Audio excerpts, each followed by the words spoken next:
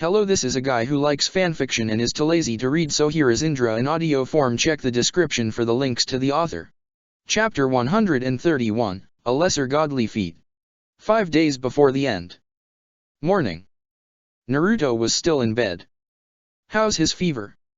Sakura asked. Hasn't gone down for the moment. Ino answered. It's been a while already. And they were supposed to find a way to deal with Nagato in less than 5 days. Neither of them were sure where he found his confidence, this time. They watched him, lying down in bed, looking sicker than he had been ever since the boat episode that only Sakura and Karen could remember. You think it's the Rinnegan? Ino asked. Maybe. Maybe not. Sakura muttered. Last time, it was his seals, runes, carvings, whatever you can call them. I don't know. This time, it was probably pushing too much chakra out in order to exert pressure. Chakra exhaustion was not the only risk that came with this sort of thing. Better to let him rest or... Yes. Sakura nodded. His chakra is close to the usual levels, so it's not anything about that, and he always recovered in a few days, before. It should be the same. But a few days was way too long, right now. They had plenty of things to prepare, too. Like the meetings with the other countries.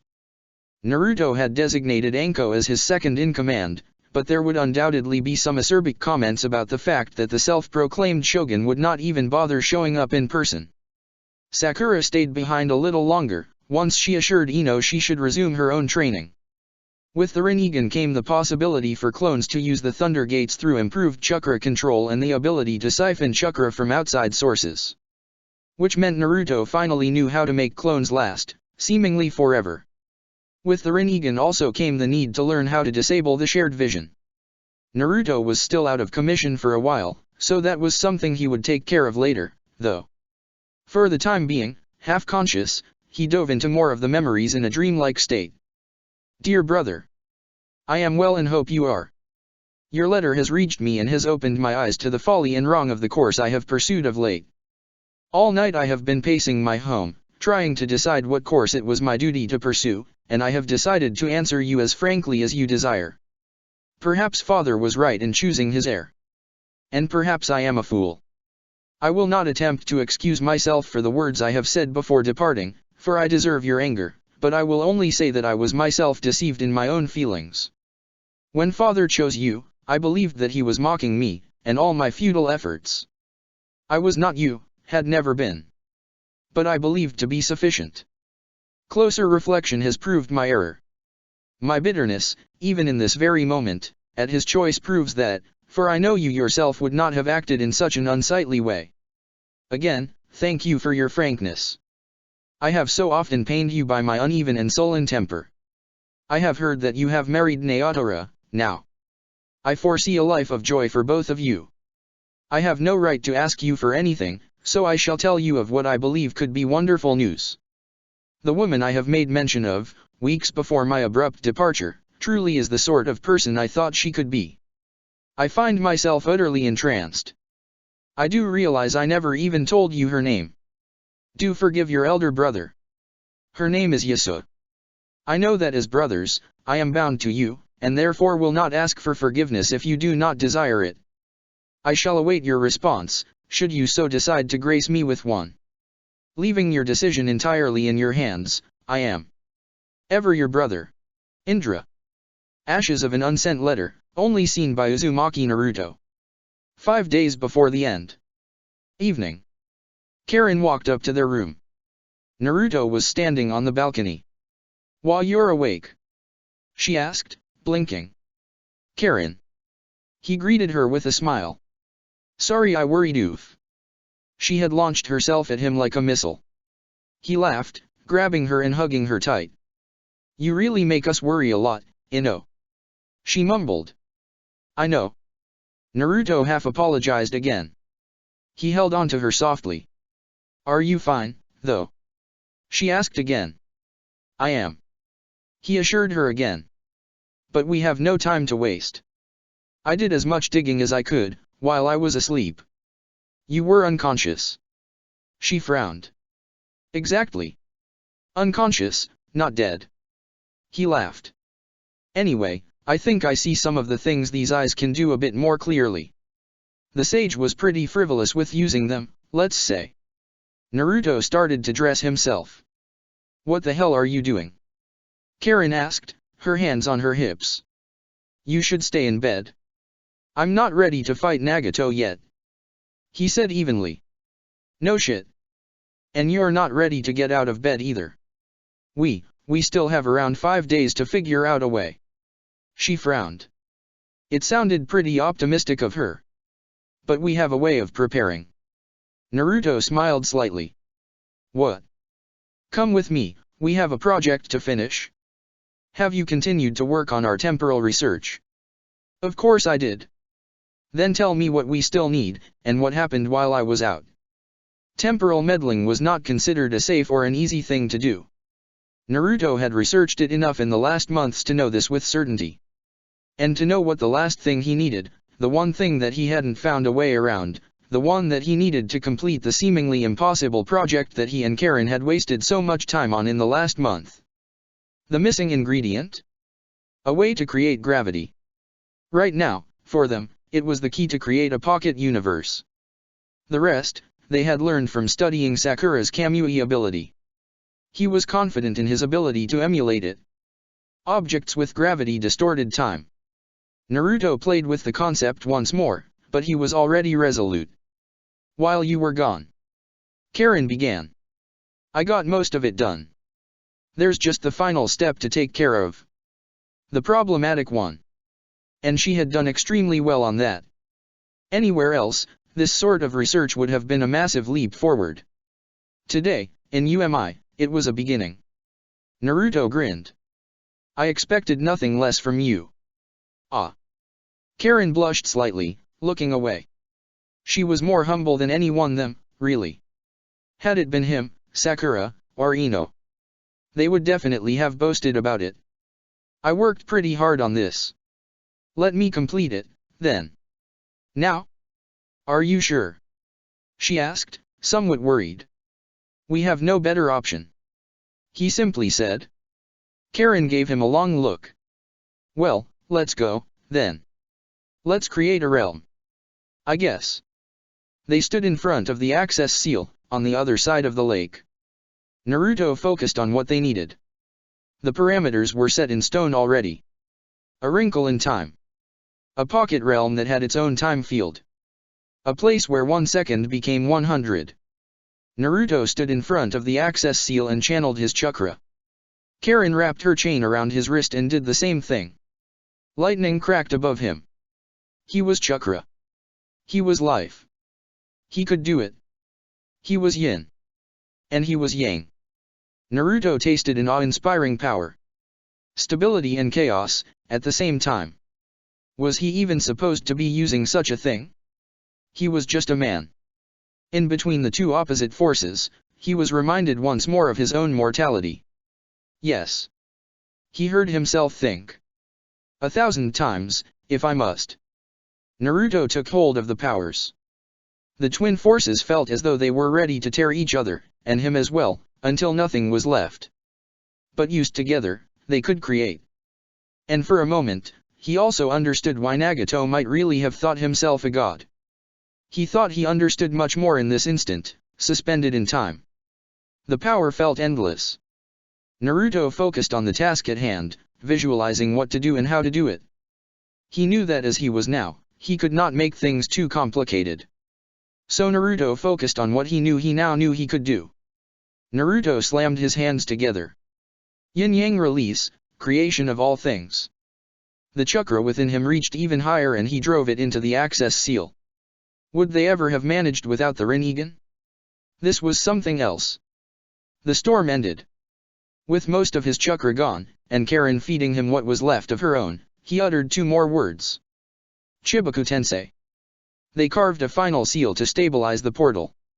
Karen helped him in, as he was wobbling a bit more than even she was. Everything felt much heavier in here. Likely a byproduct of creating a world where time flowed differently.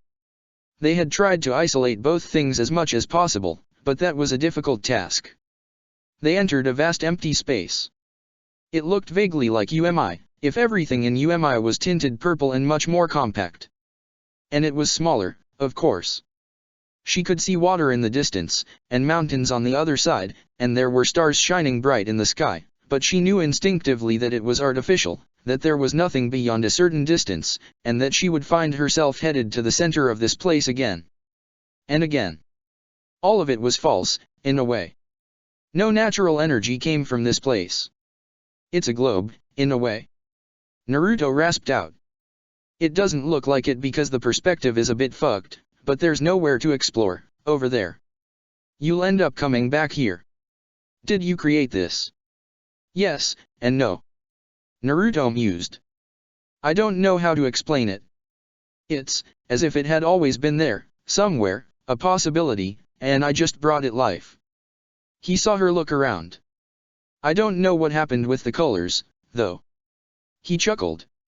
It's probably not the last of the weird things here.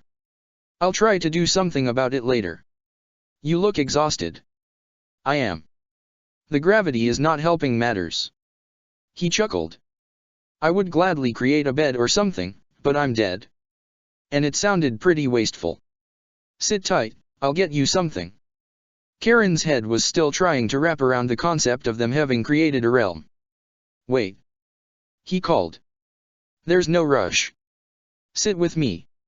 She smiled, too. They fell asleep on the floor in less than a minute. Well, at least there was no fever, this time. Naruto stretched once he woke up. It was hours later, but he had no way of telling, really. A few minutes outside of here, at most, then. Well. He began. I think it's time we get on with the program. It is. Let us gather the others, then. Yes. We're also going to need some supplies. Food, raw materials, beds. We're going to be here for a while. Karen stared. She understood what he meant, of course. How do we even exit here? The portal can be summoned, or use a gate. Naruto shrugged. He would make sure to add a few more contingencies. It really wouldn't do to end up trapped in here. They both left. Naruto stopped by Orochimaru's spire to pick up copies of whatever he could get his hands on. He left a few clones around. Clones cost chakra to maintain, and this drain was much more noticeable than the cost of summoning them. Past a certain point, time flowed faster in the pocket realm. Theoretically, they could maintain them outside of here easily. Which he would have to tell the others about. The world wasn't going to stop for them, after all. Naruto didn't find Anko right away, so he let a clone look for her. He crossed the lake in a long lightning-enhanced step. He jumped into the living room, making Sakura choke on her pipe. Served her right. She should have been training. All right. Time to move again, girls. We're becoming temporary residents in a very exclusive guest house. He called, as he gathered anything that might be of use. What did you do, now? Ino asked. Things always became stupid around him. He had been up for less than an hour. I'll show you. He muttered. Pack for a full year away, we can always come back here, but it's a big waste of time. Ino stared at him, squinting her eyes. He had to look away, or she would notice that he was trying not to laugh. You're insufferable. She bemoaned. Yes, quite. Is this your idea of a joke? Sakura asked. She was looking at the vast emptiness in front of them. What is this shit? This. Naruto laughed. Is Shade's realm. It is where we're going to spend a bit more than a year. What? Oh, come on. Compared to the boat trip, this is going to be a luxury, even. We have a bit less than 5 days left in the outside world. 4. Which is about a year and some in here. Naruto thought about it. Oh, normally you should be able to reach the Thunder Gates outside, from here. Careful when getting out, it's a bit disorienting. No. Sakura felt like crying nervously, it was obvious. Consider this payback for all the times you put us through your shit. Naruto cackled. Why is it all purple? And so fucking heavy, too. She complained. Naruto waved it off.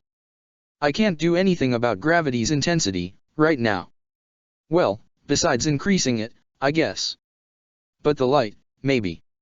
We'll see if we can expand, later on. This is the worst shit you've done to us. She raged. By far. He laughed. Help us build a livable home instead of complaining, we'll be spending a lot of time here. Anko sighed. You can go further, of course, but the gravity is going to be a fair bit stronger. Naruto shrugged. Ah. Spending that much time in close quarters with a bunch of hormonal young adults. How exciting. She deadpanned. There's an old man, too. Hanabi whispered. Sakura chuckled weakly, but her heart was not in it, for once. Naruto glared at the Hyuga. She gave him an innocent smile. Still. Ino muttered. A full year. Be a bit more enthusiastic about it. Naruto grumbled. It's the only way to prepare. He heard several sighs and rolled his eyes. Well. Hanabi slowly nodded. If it's the only way. We need to become more powerful than anyone, right? He laughed. Do you really think 1 year is enough to bridge the gap? Ino wondered. Sure. He nodded, pushing his own doubts aside. We have this too, after all. Naruto said, pointing at his eyes. You have this. Hanabi corrected him. We have this. He insisted. Explain. According to Madara's memories, and Orochimaru's meeting with Nagato, long ago, it should be possible to split the paths between ourselves. Really? Yeah. He nodded. We're 6, and there are technically 7 paths, it's almost perfect. A solemn silence spread. There had been a 7th, once. Then there was the sound of footsteps. You want to share the Rinnegan? Karen asked, having only caught the tail end of this particular discussion. Sure. Are you sure you shouldn't keep it?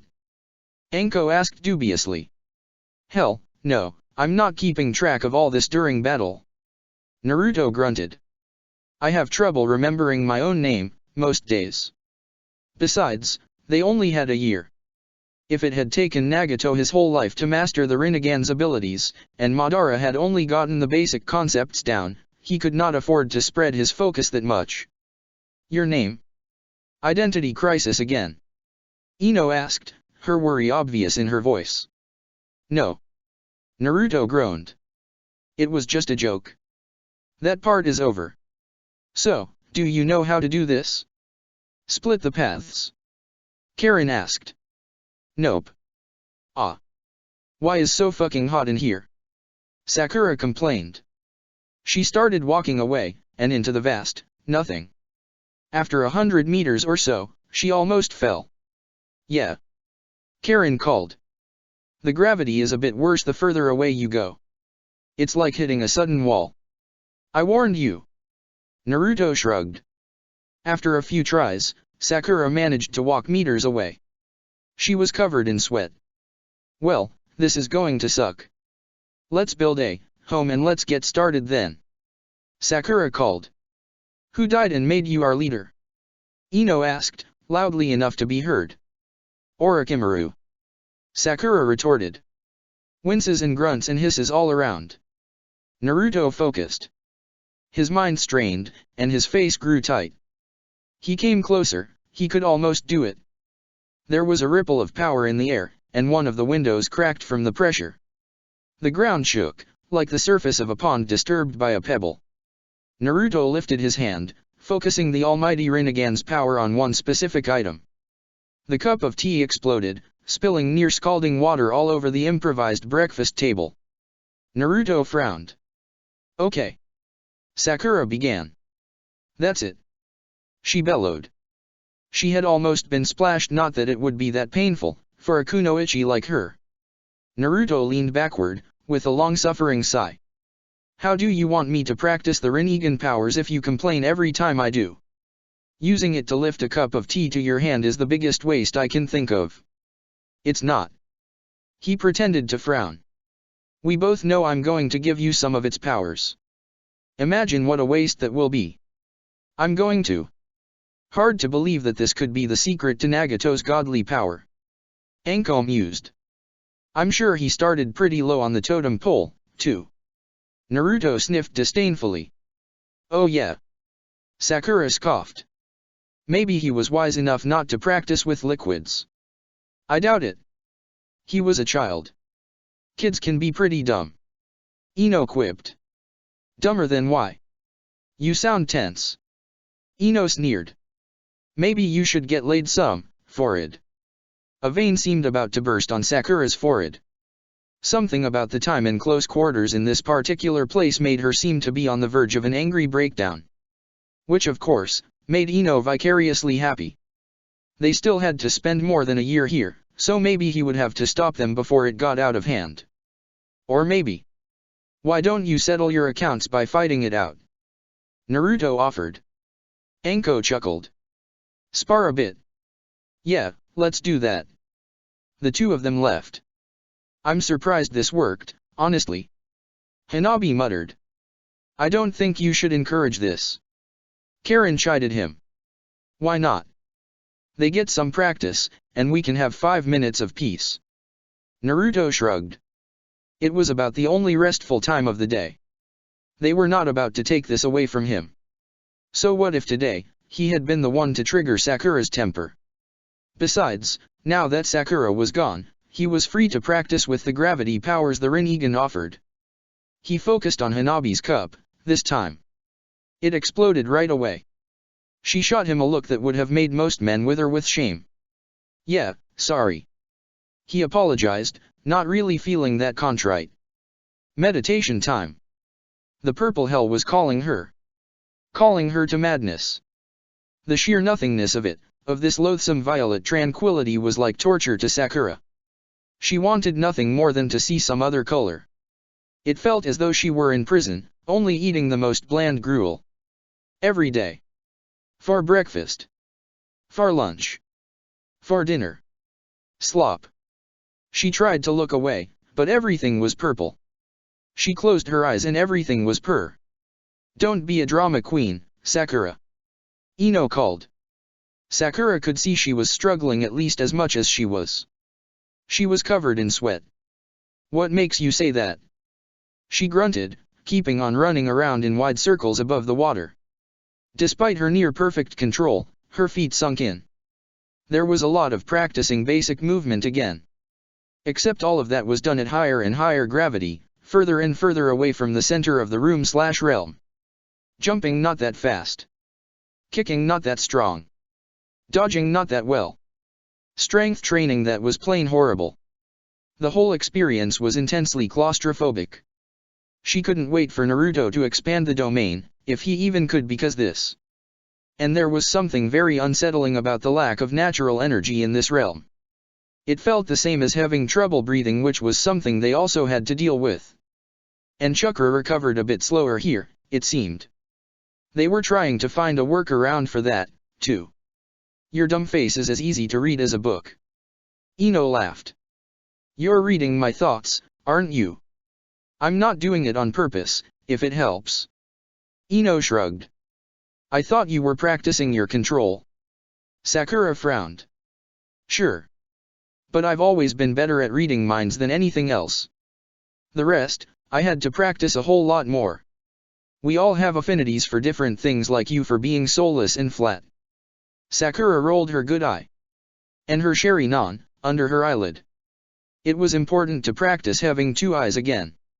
Like you for being vain and overconfident. You wanna spar again? Bring it on. Strength building. Naruto's eyes were on Hanabi. He didn't really mean to, but they were the only two awake. Close to the house, where the gravity was only much heavier than Earth, instead of crushing. They sat on the purple grass, their backs to the fire, and the fact that he actually could use rudimentary fire release now, when water and earth were still seemingly impossible, despite the Rinnegan, was a surprise. They watched the strange, fake purple clouds roll by. She was as wide awake as he was, despite the long day of training. Her arms wrapped around her knees, so close that their shoulders touched. There were plenty of things he wanted to say to her, to ask her. More apologies, for one, but he had the feeling that she wouldn't like that too much. "How are you handling it?" Naruto asked, instead. "Being in here?" she asked in return. He nodded. Hanabi smiled lightly, turning her pale eyes to the sky again. Despite the fact that there was no true day and night cycle in here, it was darker now. Had he imprinted this on this realm subconsciously? It's not too bad. It's been a while since we last had some time, she said. Naruto understood that feeling quite well. He hadn't even felt like himself until very recently. Well, then again, it's only been 1 day and a half. She amended herself. You seem to enjoy these strange colors, Naruto said, a bit bemused. Sakura hates them. We all know she has no taste, though. He chuckled. Obviously. I just like things that you won't find anywhere else, I guess. She shrugged. It looks a bit like a fever dream, too. Considering when I made it, it's not too far off. Naruto admitted with a small grin. Wanna go for archery practice? She asked. I could use some more. Naruto grinned. Sure thing. We're going to have to adjust the trajectories with chakra to compensate for the higher gravity, though, so it's going to be a bit different than outside. Do you ever not use chakra to shoot arrows? She asked with a laugh. Point taken. He grasped her hand, pulling her into a run with a small smile. She was suddenly a bit quiet. Something wrong? No. Just spacing out. Cute. He grinned. Don't call me cute. She grunted. Help me practice, since you think you are so good with a bow. Sure, sure. Speed drills. Your defense skills are lacking, Sakura. Hanabi called. I had the feeling, yes. She said very dryly. It's not only you, so let's start back from the basics, again. The Hyuga basics are not exactly a starting point for most shinobi. Well, you are all going to be able to see chakra soon enough, won't you? Hanabi asked. That makes now a good moment to start practicing. They nodded. The Rinnegan was supposed to help with chakra control and it probably did, considering the fact Naruto, out of all people, was wasting less of it now. You know the principle behind enhancing your strength with chakra, right? Hanabi asked. Sure. Focusing and releasing it with the right timing. Sakura answered. She used it mostly for speed, since it was just easier to slice through something when you were fast enough, than it was to reach someone with a slow, destructive punch. Smashing things didn't really seem like her style, either. Well, the defensive principle is pretty much the same. Sakura nodded. Okay, so. But you should layer your entire body in chakra if you intend to make any use of it. So that if the attack still reaches you, well, you don't die right away. There was a reason only Hyuga really used this. It required extremely precise control, which they would possibly attain in the coming months, once they figured out a way to share the Rinnegan. Getting started now to familiarize all of them with the principles only made sense. The first thing was to learn how to maintain a protective aura for longer periods. The second was building much larger chakra reserves to actually be able to use the eye in the first place. Naruto had been thinking a lot recently. Now that he had the time for it, and now that he had seen through some of the most important memories of his ancestors, he understood how Indra had anchored his soul to this world. Well, their soul. The process was an incomplete one. Naruto would learn what he had to in order to complete it. Never again. Never anything like Toru. Because there was no reason to accept anything less than perfection. Chapter 132, Training for the Job 4. Days went by in the strange realm. Physical training and building up chakra capacity were pretty boring, there was no way around that. Not that meditation to refine the spiritual side of it was much more interesting. Then there was learning how to project chakra outwardly for those who weren't so adept at it yet. More physical training. More meditation. To Sakura, it was no wonder that most shinobi focused on finding new ways to murder people or the flashier side of it. This was dreadful. And even recovering chakra felt exhausting, and here. Naruto knew that the way to share the Rinnegan abilities lay with the rods. After a few days of practicing, he could form them at will, and shape them, too. That's the way? Black sticks? Ino asked dubiously. How is this supposed to help us? I think I'm supposed to stab you with it. Naruto furrowed his brows. I'm not stabbing myself with your chakra rod. Ino said hotly. Naruto felt a smile twitch on his lips. I guess earrings could work too, or bracelets, bracers, rings, maybe? If it doesn't require breaking the skin. Better to have a few contingencies in case. Naruto thought. At least there's no reason it shouldn't work. You owe me real earrings. Ino said, pointedly looking away from him. He frowned. Did he? Ino continued. So, it's an internal process. Yeah. You'll have to access my chakra through these receivers. Naruto mused. Then again, what we want is to connect our chakra together, not suppress yours with mine, which is what is likely to happen if I. Naruto muttered to himself for a little while. Let's try it. Ino asked, pulling him out of his thoughts. Sure. He closed his eyes, and created a pair of bracelets made of the same black material. Ino held her hands out. Naruto thought about something. That was kinda inefficient. Wait a second. He called and thought some more. The soul flame burned for a few minutes. It felt a bit similar to the creation of all things, honestly, if way narrower in its scope. Used together, that was a lot of potential. Once he was done, he handed them to her. What did you do, exactly? There are tiny thread-like spikes that will pierce your skin, without bothering you much. He said, breathing out. So that we won't have to worry about that aspect. It should hold in place, too. Should I try, then? Yes. She put the bracelets on her upper arms. Naruto could suddenly feel her chakra. This is such a strange feeling. Ino said. Same here. He grunted and focused on the bracelets. Some of his chakra was flowing directly into her body. He knew he could overpower her own network, if he so desired, which he didn't. Connect to my mind. She did so, and he let her read through a few of Madara's memories. A few minutes passed. I see a strand of chakra going from me to you. Naruto said. That means the chakra is being channeled on the physical plane. What if you channel it through our bond, instead? It took him a bit of fumbling around, but Naruto thought he got it. Do you feel any different? He asked. No, same as before. Good. Then distance shouldn't matter either. It didn't for the bond and the abilities that came with it, so there was no reason this would be any different. Mind-based jutsu were peculiar in this aspect, when perfected. So your chakra is what these abilities are derived from. Ino continued.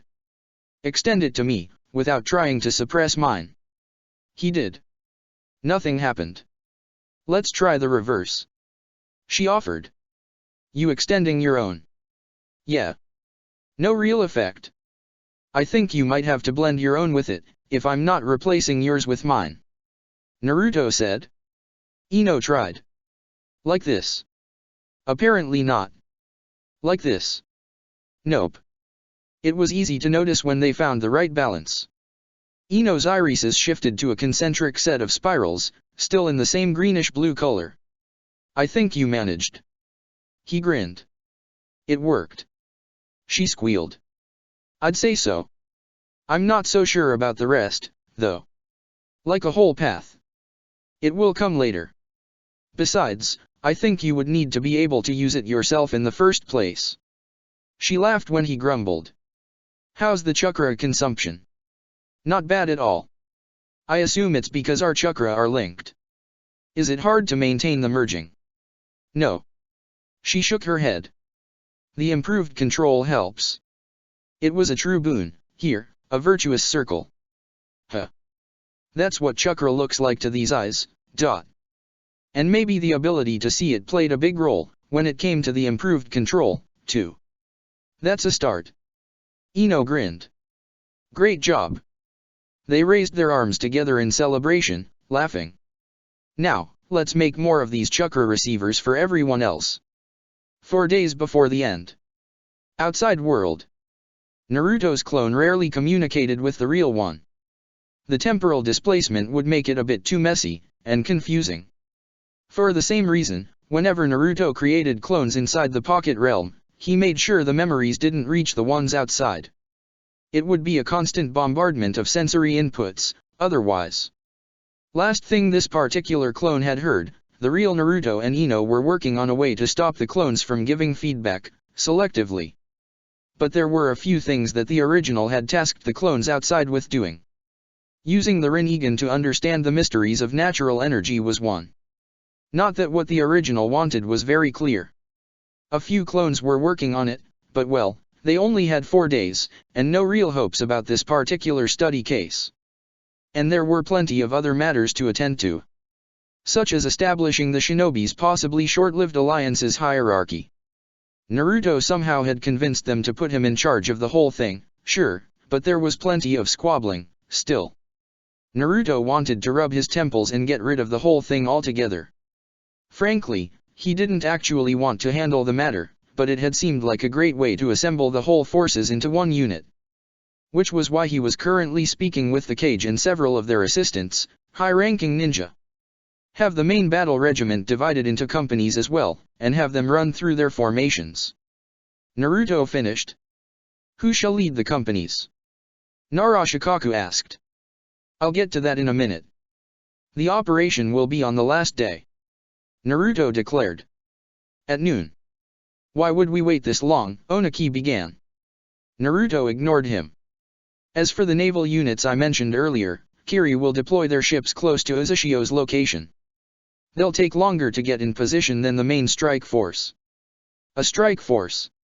Narashikaku asked. Yes. The forces gathered are mostly going to be there to allow us to get in the first place. Nagato might move the whole fortress around, and if so, we likely won't be able to follow on land and sea. I will be going myself with a few ninja of my choosing. Naruto said tersely. There's no point in bringing anything less than cage-level shinobi up there. There will be AIM ninja, undoubtedly, but I'd rather most of the forces stay to defend the villages themselves. Times like these, Naruto regretted the lack of S-rank ninja around. You mean to take us? And to order us around? Oniki laughed. That's... No. Naruto cut him off. Silence stretched over the room. The Cage will remain in their villages. Naruto finished. And so will the divisions. He almost smiled at their expressions. What? Yujito thumped her fist on the table, looking at him angrily. Why would we? Not you and I, of course, since no one can reach it. Naruto said. He saw the building outrage. Likely about putting together a global force, and not even wanting it into his own village. Nagato can't reach it, we don't need any more shinobi. We will help with any other villages, of course. Suspicion rose, but it made enough sense for them not to say anything. If Nagato decides to attack a village himself, and he probably will, even if we strike first, we will need strong shinobi there to defend them. Unsaid was the fact that he didn't really think either of them could do much about Nagato attacking. Which was why he and his friends would try to manage that particular headache. And for the same reason. Naruto continued. Shinobi will be equally allocated to each village and place that might be a target. Same goes for medical and sensory units. I'll get back to that. Silence again. Oniki was about to speak, face tight. Naruto continued, a bit harsher. You said this was an alliance, although a temporary one. Act like it. Protect the world, not just your own interests. He could see that the Tsuchikage didn't know whether his fear of Uchiha Madara or his hatred of Uzumaki Naruto was more important. Besides, we have a force of close to 80,000 men. I'm sure it's more than doable to split it in a way that makes sense. I'll let you crunch these numbers. No wonder Enko hated doing this. As for the breaching of Uzushio, the land forces will begin the artillery bombardment as soon as the rest of the strike force is in place. Naruto smiled. That's the only thing I'm going to require from Iwa, Kiri, and Kumo. Support fire during the assault. He nodded. We'll neutralize Uzashio's defenses and head directly to Nagato. The fact there were no protests let Naruto know that some of them at least hoped that he or Nagato hopefully both would die in the ensuing fight. He almost laughed. Now, I will let you handle the exact assignment of your shinobi to the unit they fit best in. Narashikaku, for one, is an excellent strategist. We have already begun. We shall bring you a list of all shinobi in our villages, then. Narashikaku nodded. Handle this internally. The whole point of leading was that he didn't want to bother with things that could be delegated. Shikaku was angry, sure, but he was not particularly power-hungry. Besides, against a shinobi like Nagato, the only thing Naruto really needed was a way to get aboard Uzashigakure. There was no way around that. The allied forces would provide a helpful distraction. And what? Oniki began, an angry hue to his face. Did you become the commander for if? It's Shogun. Naruto corrected him. And I thought I made this clear. I want peace, and I can bring it. It doesn't mean I want to babysit you. He continued. Now, Akatsuki has an army of 100,000 human-like soldiers. What? Nagato might not use them at all, in the end, but still. I would suggest you prepare to defend your villages, and the rest of the world, too. Make sure to mix up your armies and put sensible sensing protocols in place. Several units, in order to make sure none of the others are compromised. These things can change appearances. You might want to rely on all forms of tracking styles at the same time. Of course, if you're willing to let us into your villages, we could set up a few intent-based barriers, too.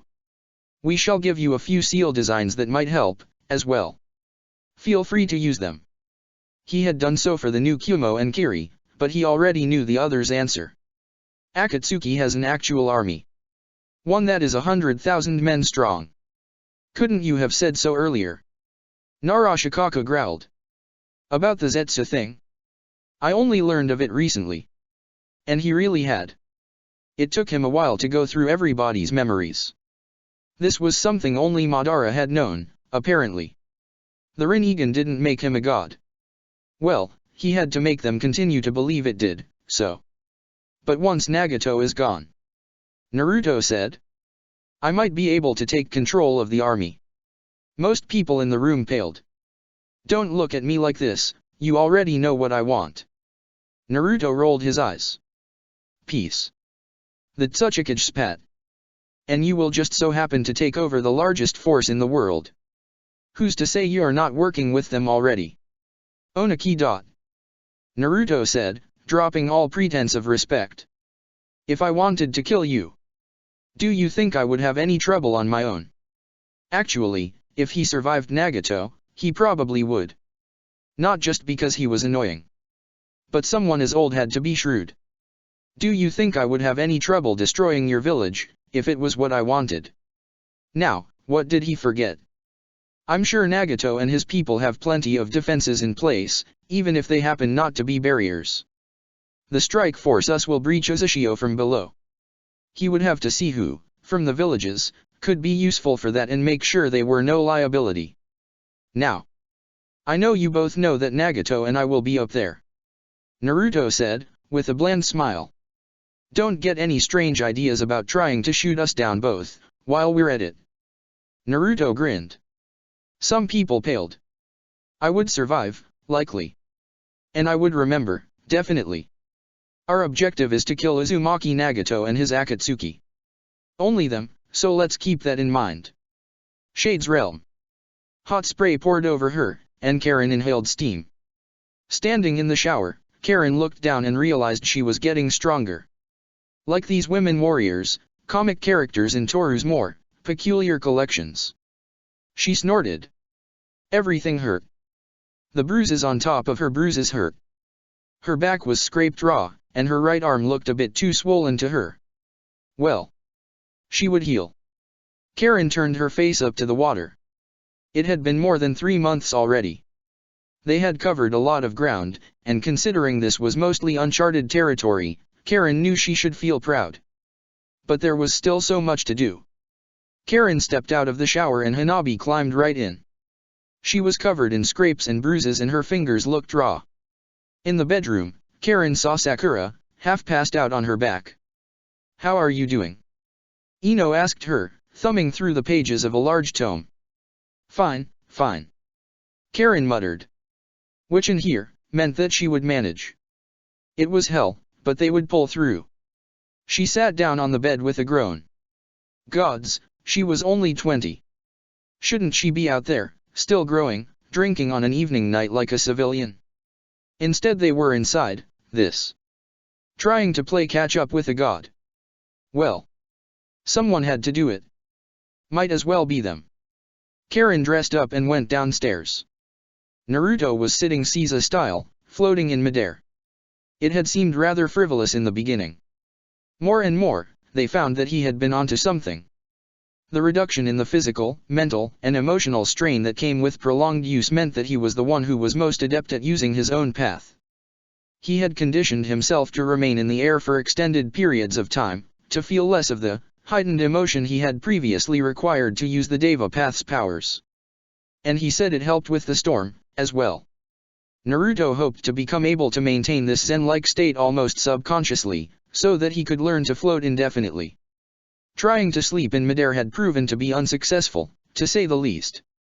And no one had really enjoyed hearing a mass of more than 170 kilos fall onto the floor in the middle of the night. Naruto noticed her coming, and settled for floating above the ground slightly. Sometimes, Karen thought he was still worried about that time he almost attacked them. Karen knew she was a bit too forgiving, but she really couldn't bring herself to care that much about the incident. Not when he was here with them, alive and well. It was entirely dark outside, which was something they had adjusted together, once they realized that the lack of a day-night cycle was playing tricks on their minds. And they had finally figured a way to make everything not purple. Though the green sunrise that Naruto was currently playing with these days was not that much better, in all honesty. Karen was pulled out of her thoughts and through the air. She squealed as Naruto caught her and brought them to the seaside. The artificial sea had been replaced by real water entirely. Waves could be simulated easily enough, with seals. He carried her like a sack of potato, over his shoulder, as he glided above the water and she tried to free herself. Karen was glad for the small moments of privacy they could get. Maybe she was a bit of a romantic deep down, because even now, for Karen, each kiss felt special. While the others were sleeping, he pulled her close. His lips were already over hers, firm and soft. She smiled, feeling a bit breathless for a moment. Right now, to her, Naruto was a bit like the green night sky above. Strange, beautiful, and comforting at the same time. And for all these reasons and many more, Karen was looking forward to seeing the world with the rest of them no matter how much she wanted to choke them, some days. It was not just him and her anymore, now. Sakura woke up at dawn. She spent the first few hours practicing kata, until she was drenched in sweat. Karen and her had worked on a seal to supplement their own chakra supplies. Well, Sakura's, mostly, since she was the only one who managed, for the time being. Once Sakura had proven she was getting pretty decent at using the Prita path, it had seemed to become superfluous, at first. Rather, it was the opposite, as it meant Sakura could pull the chakra she had previously stored much easier. She would likely not have much of a problem with her chakra reserves in the future. They were still working on a way for everyone else to actually make use of something similar. Still, today, she didn't want to waste too much chakra. Everybody was up and gathered around her. "You sure you want to go through with it?" Sakura asked Karen, a bit dubiously. "Yeah. We have a deal," she answered. Sakura shrugged. "Are you guys ready?" Nods all around. "Well, then," she muttered. Sakura focused, closing her left eye. Kamui. Before any of them could wonder if maybe she should get outside of the realm and its strange time first. Sakura disappeared. Sakura was in a plane of endless floating cubes, stretching as far as the eye could see. It was pretty cold, too. No one was around. "The hell?" she muttered. Sakura hadn't been sure what to expect, ranging from meeting Uchiha Obito himself to fighting the man she had sent food to. But nothing at all? That wasn't on the list. Well, there was a half-rotten face on one cube, which made her lips twitch in something almost amused. So Obito hadn't come here in a while, or? Sakura waited, extending her chakra into what little moisture the air had here. She felt movement and she whirled around, water blade in hand. Sasuke's brother had come out of seemingly nowhere. He wasn't as thin as she had thought he might have become, but then again, she had sent him a fair amount of rations, once she got the hang of it. "You're..." Uchiha Itachi rasped out with a cold expression. He probably recognized her, then. "You're the Kamui user." Expected someone else. She lifted an eyebrow. "I didn't expect much of anything, at this point." His voice was rough from lack of use. "Oh, I'm sure," Sakura said dryly. "You were ready to kill someone." "Anyone?" His shoulders moved slightly. The Uchiha equivalent of a shrug. "You realize that had you killed Obito, you would have been trapped in here. It wouldn't have been that long to wait to die," he said ruefully. "Besides, you're here either to take me out, or to finish me. If you can." She shook her head, bemused. He was strange, that one. "Yeah. So? Wanna get out of here or do we have to fight it out?" She wasn't so sure about her chances, but well. Itachi said nothing. It had been so long since she had to deal with someone from outside their close circle that she had to remember why he would object. "We're not trying to capture you. Otherwise I would have come with the others," Sakura began. "And things have changed a lot outside. We have the same enemy, now. The leader of the Akatsuki, Uzumaki Nagato, and his pet Uchiha. Ah, and the rest of them, too," she added as an afterthought. There were plenty of other things she would rather not explain now. She just wanted to leave. "Your brother asked us to help you." Sasuke did. This, more than anything, seemed to influence his decision. Chapter 133, A Fiery Truce. Shade's Realm. So this was Sasuke's brother. Naruto had seen him a few times before. They still did look alike, even though such a blank expression would have looked entirely out of place on Sasuke's face. He seemed to be at ease, even seated on the floor, surrounded by people he likely thought of as enemies. In a place with green skies. Considering where he had been for a while now, maybe it wasn't that surprising. What was more surprising was how well he handled the increased gravity, with only a slight bending of his neck giving away his struggle. "Did you make sure Obito won't be able to follow you here?" Naruto asked. Sakura nodded. "Erased all traces. Not that I'm sure if Kamui even leaves one in the first place." "So?" Uchiha Itachi began conversationally. "Are you planning to take my eyes?" Silence. "No," Naruto answered. "The one Sakura has been given to us by Kakashi." "I have trouble believing that," Itachi said dryly. "Oh, I expected that," Naruto answered. "Ino." She came forward, sitting herself next to both of them. "Of course, I don't have to warn you not to try anything here." Naruto looked at Itachi slowly.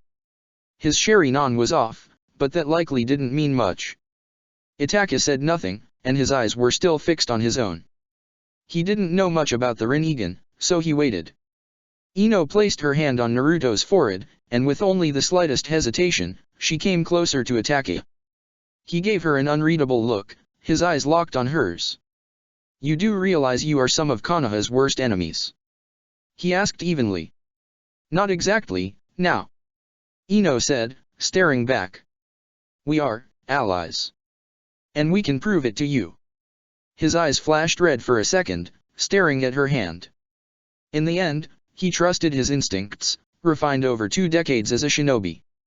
He let Ino put her hand on his forehead. All of the paths were connected, in a way that they still had not managed to make sense out of entirely. It was especially true for the Naraka and human paths, who both were linked to the King of Hell. Both Naruto and Itachi stood frozen. "Don't worry," Ino began, keeping her focus on the path. "Your souls will be linked together temporarily. You won't be able to lie, it won't kill you to try, though. You just won't be able to say it. I won't die, then." Itaka began a sentence, looking very unimpressed. His mouth continued to move, but no words came out. I assume you wanted to see if it were true. Or you tried sarcasm, maybe. Naruto guessed. Or maybe he was concerned about the gigantic, leering spectral face that had appeared behind Ino. Both Naruto and Itaka were linked to it. Itaka's mouth continued to move, but nothing happened. The only thing Naruto was sure of was the surprise in his eyes. Yes. It affects both of us the same. No lie can be spoken. Naruto said. Normally, Itaka was supposed to feel the truth of his words. His Sharingan still flashed on. Naruto wasn't entirely sure how much it could tell him here. The original Naraka Path Jutsu, the deadly one, was simply too impractical. He could agree with Ino on that. Both Karen and her had been working on understanding it. And this was the result. I am Uzumaki Naruto. I am Uchiha Itaka. He answered, just as blandly. Did you bring me here to steal my eyes? No. We brought you here because Karen made a deal with Sasuke to save you. What sort of deal? Itaka frowned. An unspecified favor, in exchange for saving you. Itaka didn't seem to like that. At all. Unspecified. Yes. Do you plan on using that later? Of course. Why did Sasuke come to you? Because he knew that we had Kakashi's Sharingan, the one thing that he thought was connected to Uchiha Obito's. Did you steal the Sharingan in question? No. Heitake Kakashi gave it to me. Why? I believe he thought that compared to Uchiha Obito, I was the lesser evil. Itaka was starting to really look displeased. He probably thought that Naruto was lying somehow, at this point. Did you kill Heitake Kakashi? I did. And I wish I didn't. Naruto sounded surprised by his own words. He hadn't really intended to say it out loud. Ino gave him a sorry shrug. Itaka paused. Why is that? Because I still cared for him, deep down. And I wish we could have found common ground. Why didn't you? Because we killed Danzo and several Konoha shinobi. Itaka's eyes were hard. Why did you? The first few were killed when I rescued Yamanaka Ino wrongly accused of killing Uchiha Fugaku. Then you really didn't kill our father? No. We believe Yakushi Kabuto did it. He would bring the topic of the Konoha shinobi back up later, Naruto knew. Why did you kill Shimura Danzo? Because he ordered Toru's death. Itaka nodded slowly, his eyes hard. He had expected it, then. And because he was the sort of man who would oppose our plans. Naruto admitted, as well. What are your plans? We aim for world peace. For a more equal world. Hopefully with minimal amounts of bloodshed. Itaka stayed silent. Through which means? Unification through a show of supreme power. Defeating a man that is widely considered a god would go a long way in that direction. Itaka lifted an eyebrow. He looked pretty sarcastic. You would lead this new world, of course. Technically, I lead the 5 Villages Alliance, right now. What? You missed a few things. I see. And you mean to go on with this forever? Itaka asked. Accumulating power for your own sake. Naruto laughed. Hopefully not. We hope to set it up, make sure it runs on its own, and move on to other things. Such as learning more about the world and its mysteries. Naruto shrugged. Why go through all the trouble, then? Well, if it doesn't hold on its own, we're more than willing to replace the problematic cage, and to destroy the entire village system to place ourselves as unquestioned rulers of the world. Reigning over humanity with an iron fist to ensure world peace for as long as it is needed for people to get used to the idea. Itaka blinked. If it comes to that. Naruto shrugged. I don't want this. We're tired of the bloodshed and war. Naruto, in particular. It had been centuries now. Itaka took a long look at him. I think. I understand. Now. What makes you think you can succeed? I have allied with a few villages. I have these eyes now, and I am the Uchiha ancestors' reincarnation. I don't mean Madara. Well, not just him. Itaka stared. He blinked, completely at a loss. Well, he muttered. I see. Do you? Naruto asked, now amused. No. Not really.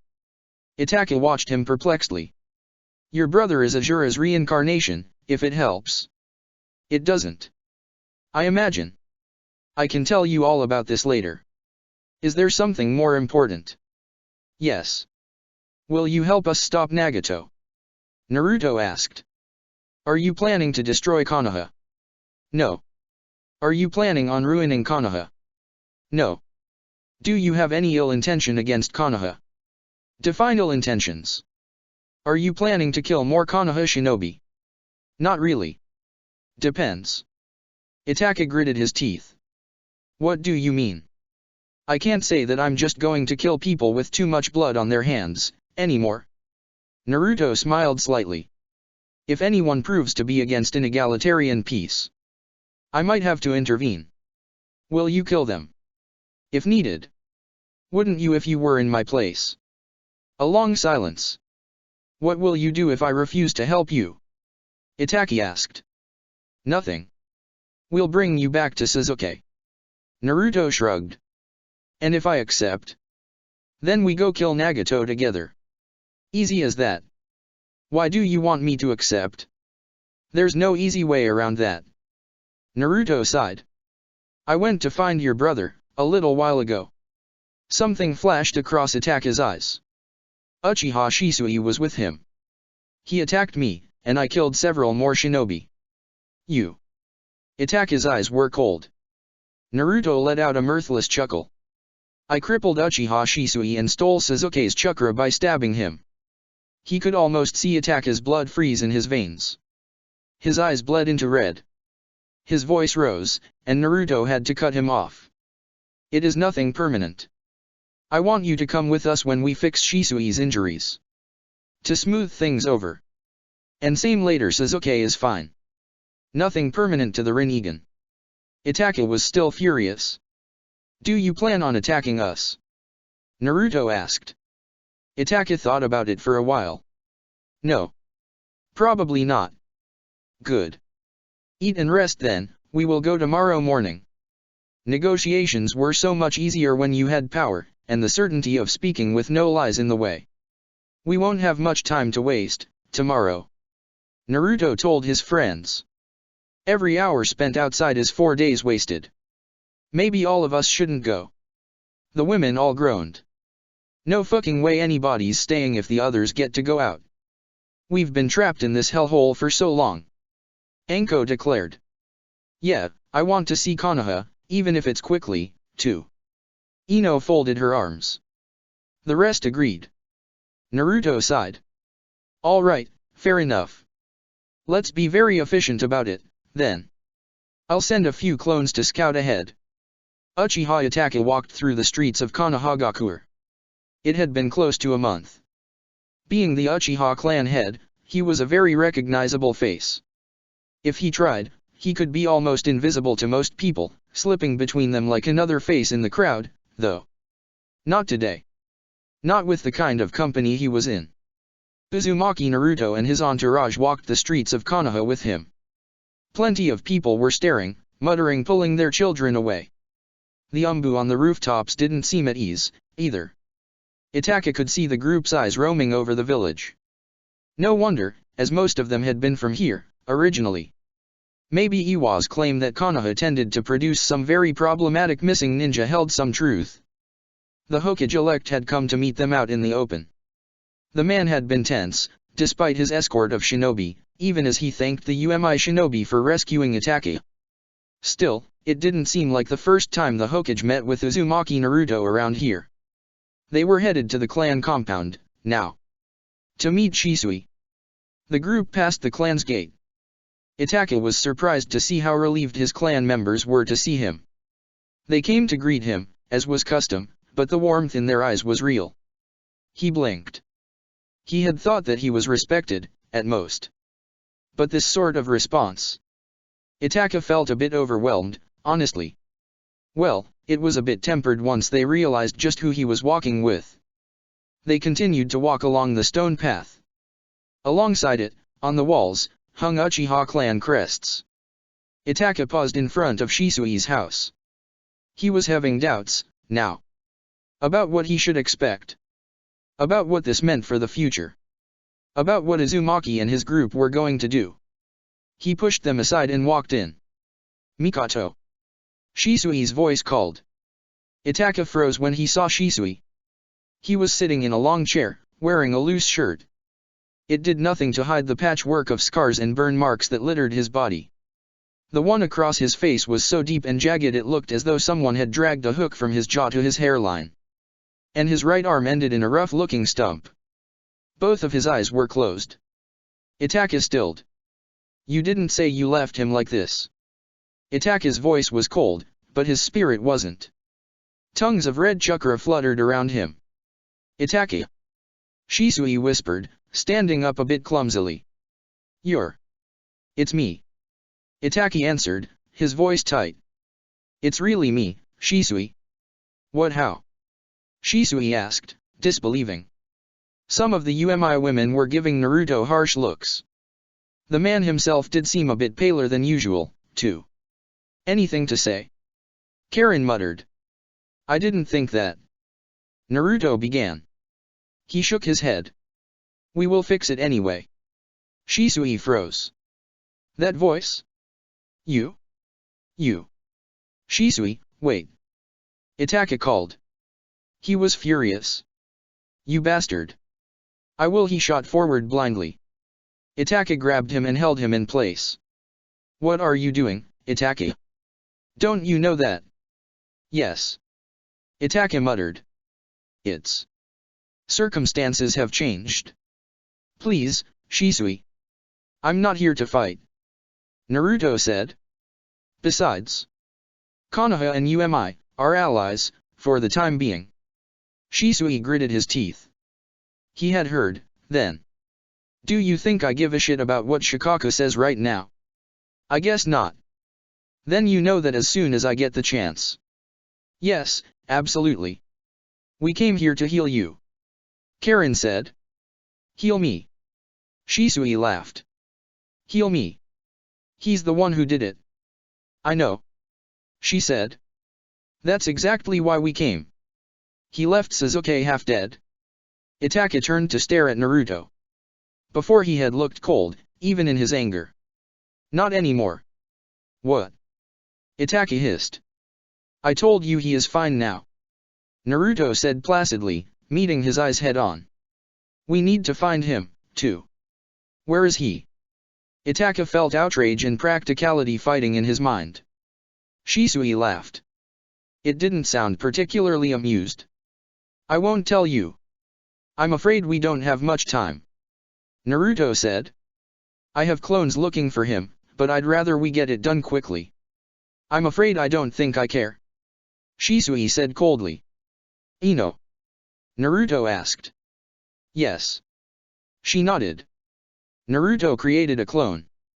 Ino reached for the clone's soul or what passed as a clone's soul and pulled it out of its body. Itaka didn't know it, but it had taken them a lot of practice to extract and show memories to someone else this way, and just as much to manage to only show some memories, instead of all of them. Ino held the purple man-shaped thing in the air, where it shaped itself in a ball, motioning for Shisui to take it. Take them. Ino said. Take what? He didn't see it. These memories take the chakra. Why should I do anything to help you? Shisui spat. Because otherwise I'm going to force this thing inside you, and it's going to be even less pleasant.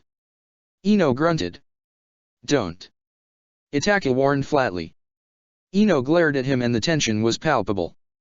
Itaka. Naruto began.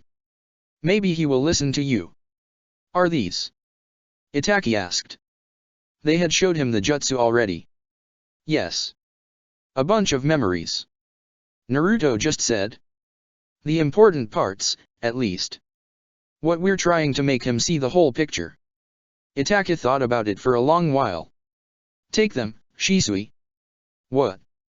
Please. No. He shot back. It's about more than just us, Shisui. Why would I listen to anything he says?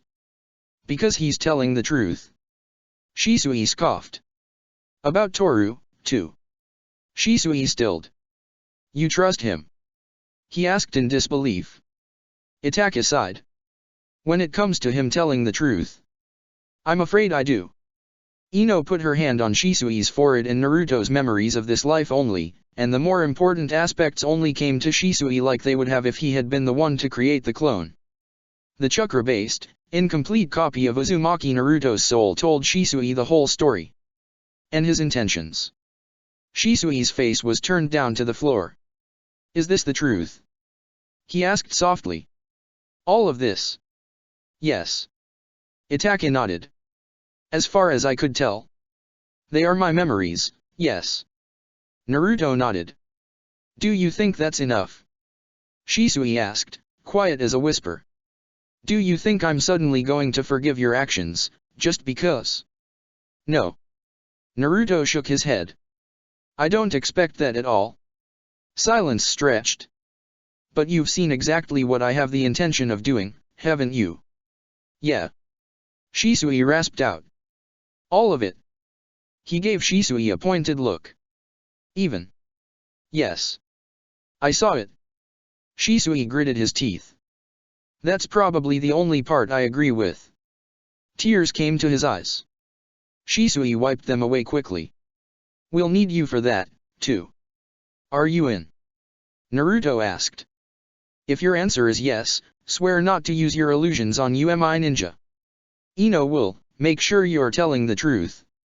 No. That's too broad. Itaka said flatly. Naruto sighed. True. Let's work on the wording together, then.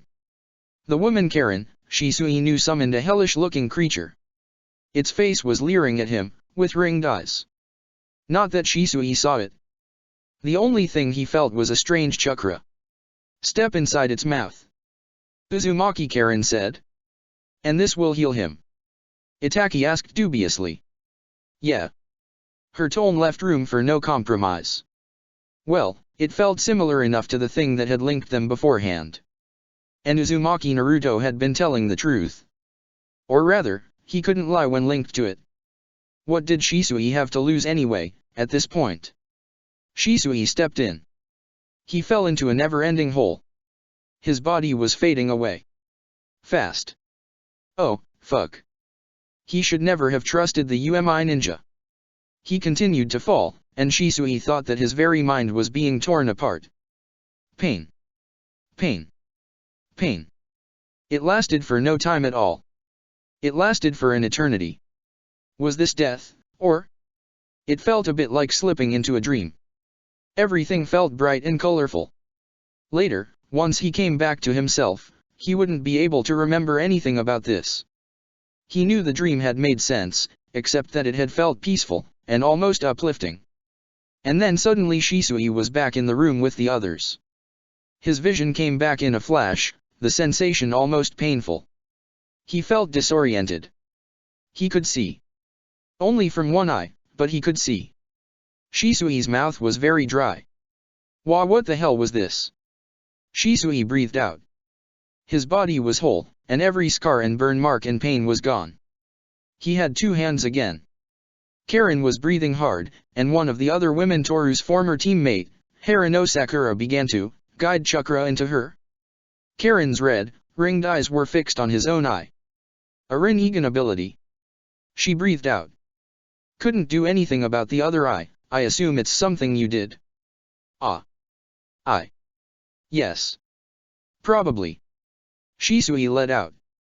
Unsure what to do, he bowed. Thank you. It was likely something to do with his Naga being a fully yin-based technique. Maybe there was a way to fix it, but he didn't care too much about that at the moment. Uzumaki Naruto stood in front of him, and Shisui tensed. No matter what the man had done, or not done, he felt very wary around him. No wonder. Uzumaki held a jar out. An orb floated within. Shisui froze. A Sharingan. No. He breathed out. Did Danzo stole Toru's eye? But you saw this already. Uzumaki Naruto said in clipped tones. We're returning this to you. I don't want it. Shisui shook. Neither do we. Uzumaki Naruto said, with the ghost of a sad smile on his lips. He would have wanted you to. Itachi said quietly. Don't do it if you don't wish to, still. And it was the truth. Shisui felt like crying, really. And when he finally let Karen transplant it, his face gleamed with tears. Land of Fire. This particular part of the Land of Fire was pretty barren. Lifeless, almost a wasteland, really. With less than 4 days before Nagato started tearing the world up, Sasuke wanted to stay relatively close to his base of operation. Not too close, or Nagato would realize he was there. Not too far, in case anything happened. Sasuke still wasn't sure what he would do exactly. Shisui sent him the important news through their shared summons, so he had heard about the latest developments, when it came to global politics. Honestly, knowing that Naruto was once more stirring trouble just made him furious. Not really surprised, though. Sasuke kept his chakra presence hidden. Which was why he was very unpleasantly surprised to have visitors. Especially the one whose chakra burned so bright it might as well have been a raging fire. Especially the man he had been talking about. You. Sasuke snarled. His hand was on his sword. Hello, Sasuke. Naruto greeted him evenly. His blood was on fire, and his sword. Sasuke froze. Behind him were Naruto's Kunoichi, and Itachi. Shisui. Whole. Neither looked entirely at ease, despite their relief at seeing him. Wa release. Sasuke called. His Sharingan saw no illusion either. He gritted his teeth. Is this one of the Rinnegan's powers? No.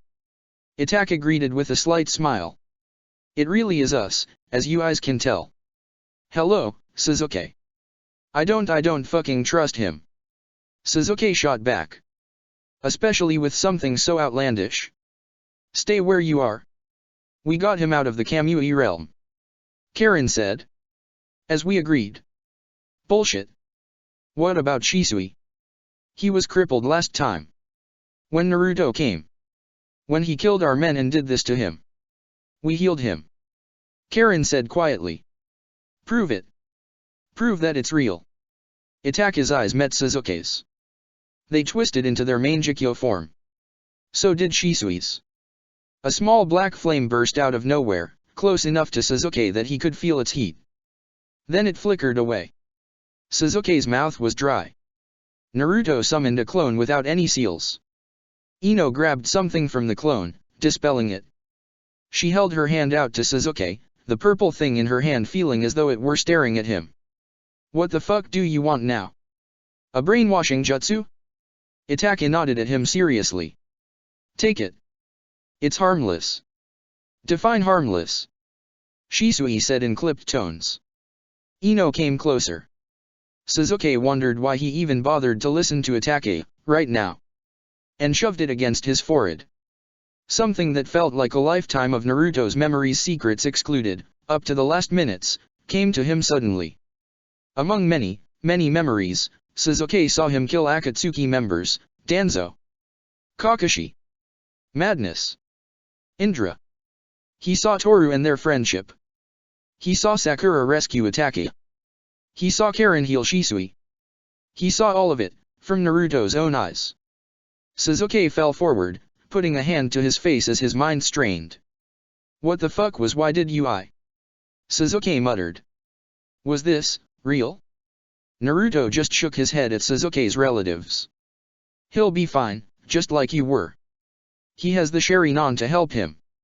He turned to face Sasuke. Are you in? Naruto asked bluntly. You probably saw everything relevant. And I figured you still wouldn't believe it if I didn't bring both of them here. Sasuke stood up. Naruto looked at him expectantly. He didn't give any answer.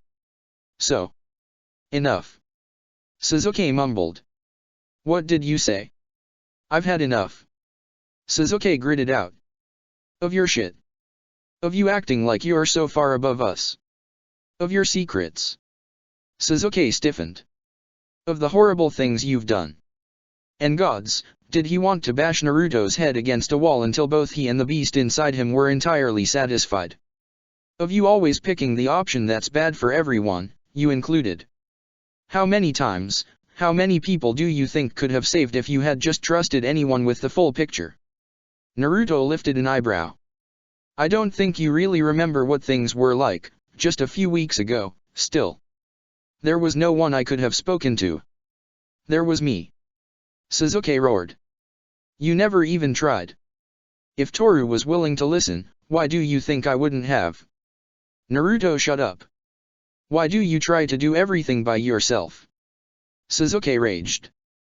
Do you think I'm so blind that I can't see that not everything is perfect in Konoha?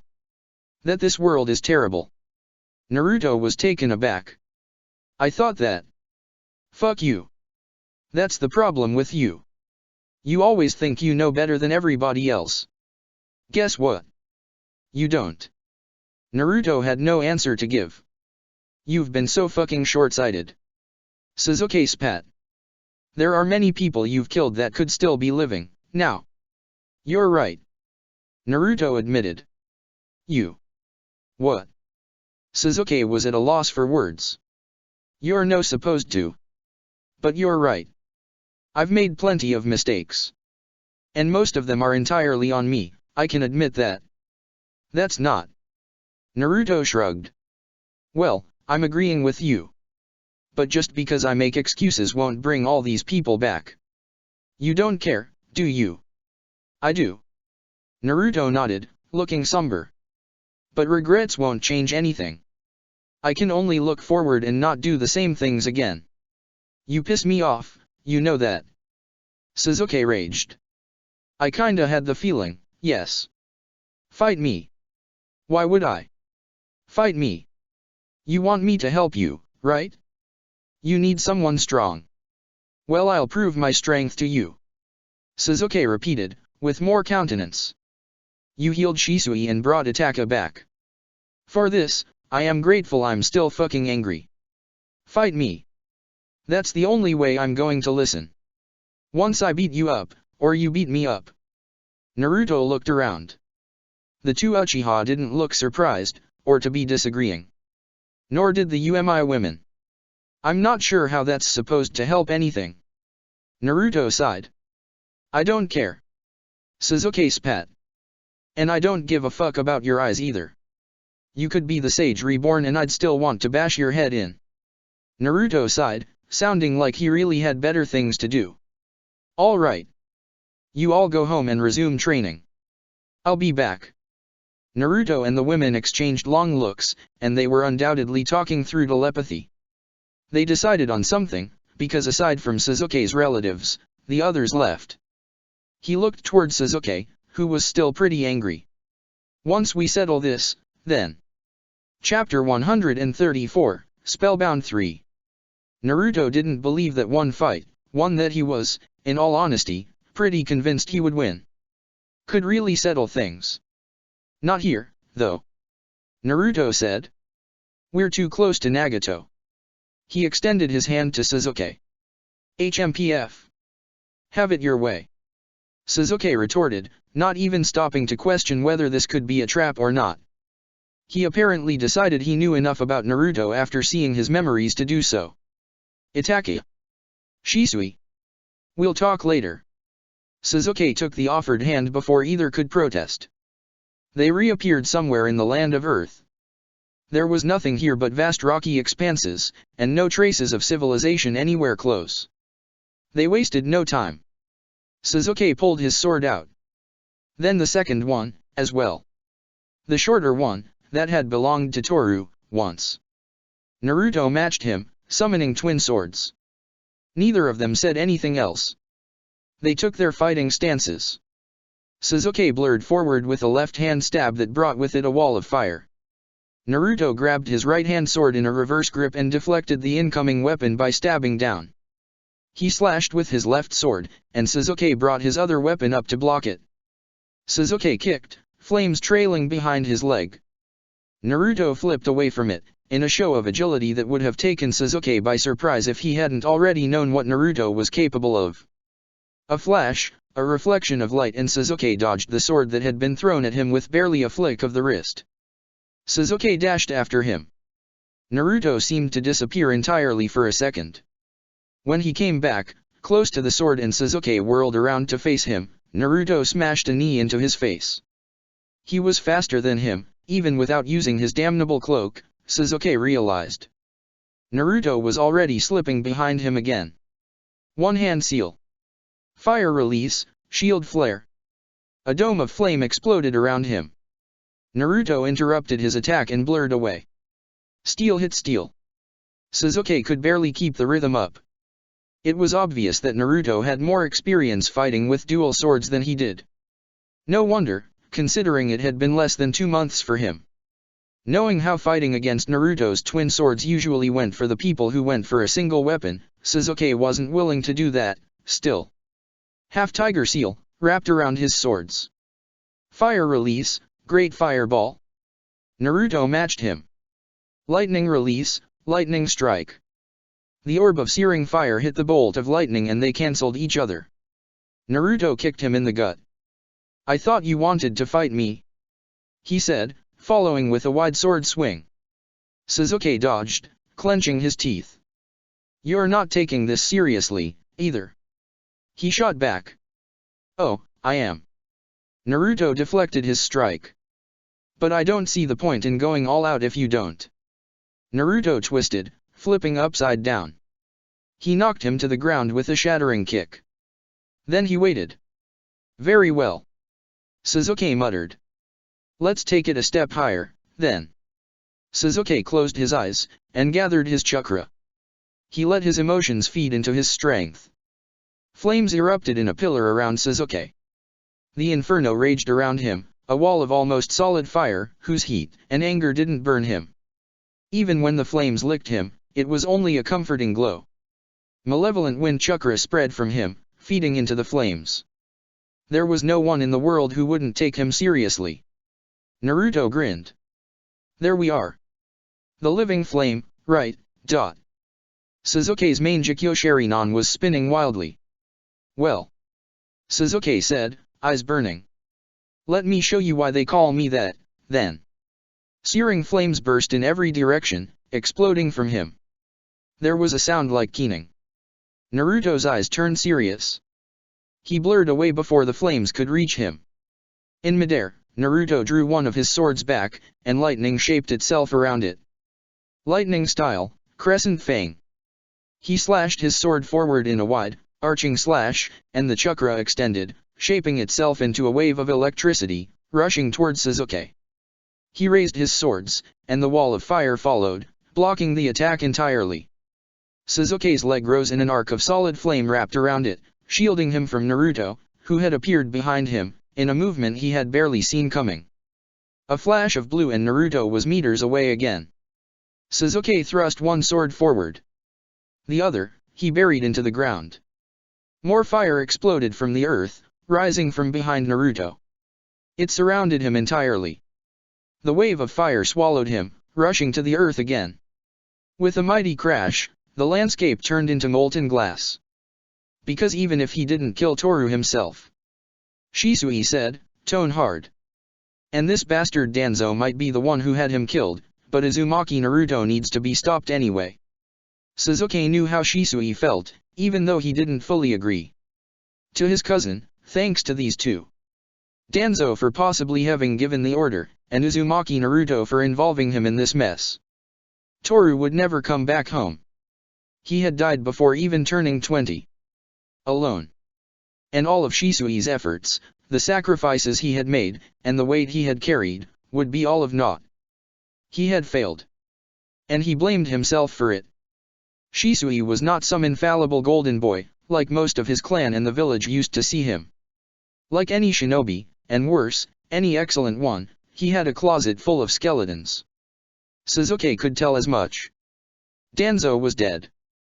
Uzumaki Naruto wasn't. To Shisui, having someone to share the blame with him was the only way he could manage to go on, it seemed. Yeah. Sasuke sighed. I know. Naruto had killed Kakashi. Maybe if Sasuke focused on that, he could bring himself to actually complete the mission that he had already accepted to undertake. But then again, he was not going to miss an opportunity to clash with Ashura.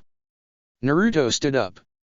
He was not entirely unharmed, but there was no worry on his face. There was a blue glow around him. Was it pure chakra, or his lightning armor? If that's your best, it won't be enough, Naruto said. He closed his eyes. When he opened them again, he was surrounded by an intense, flame-like purple aura.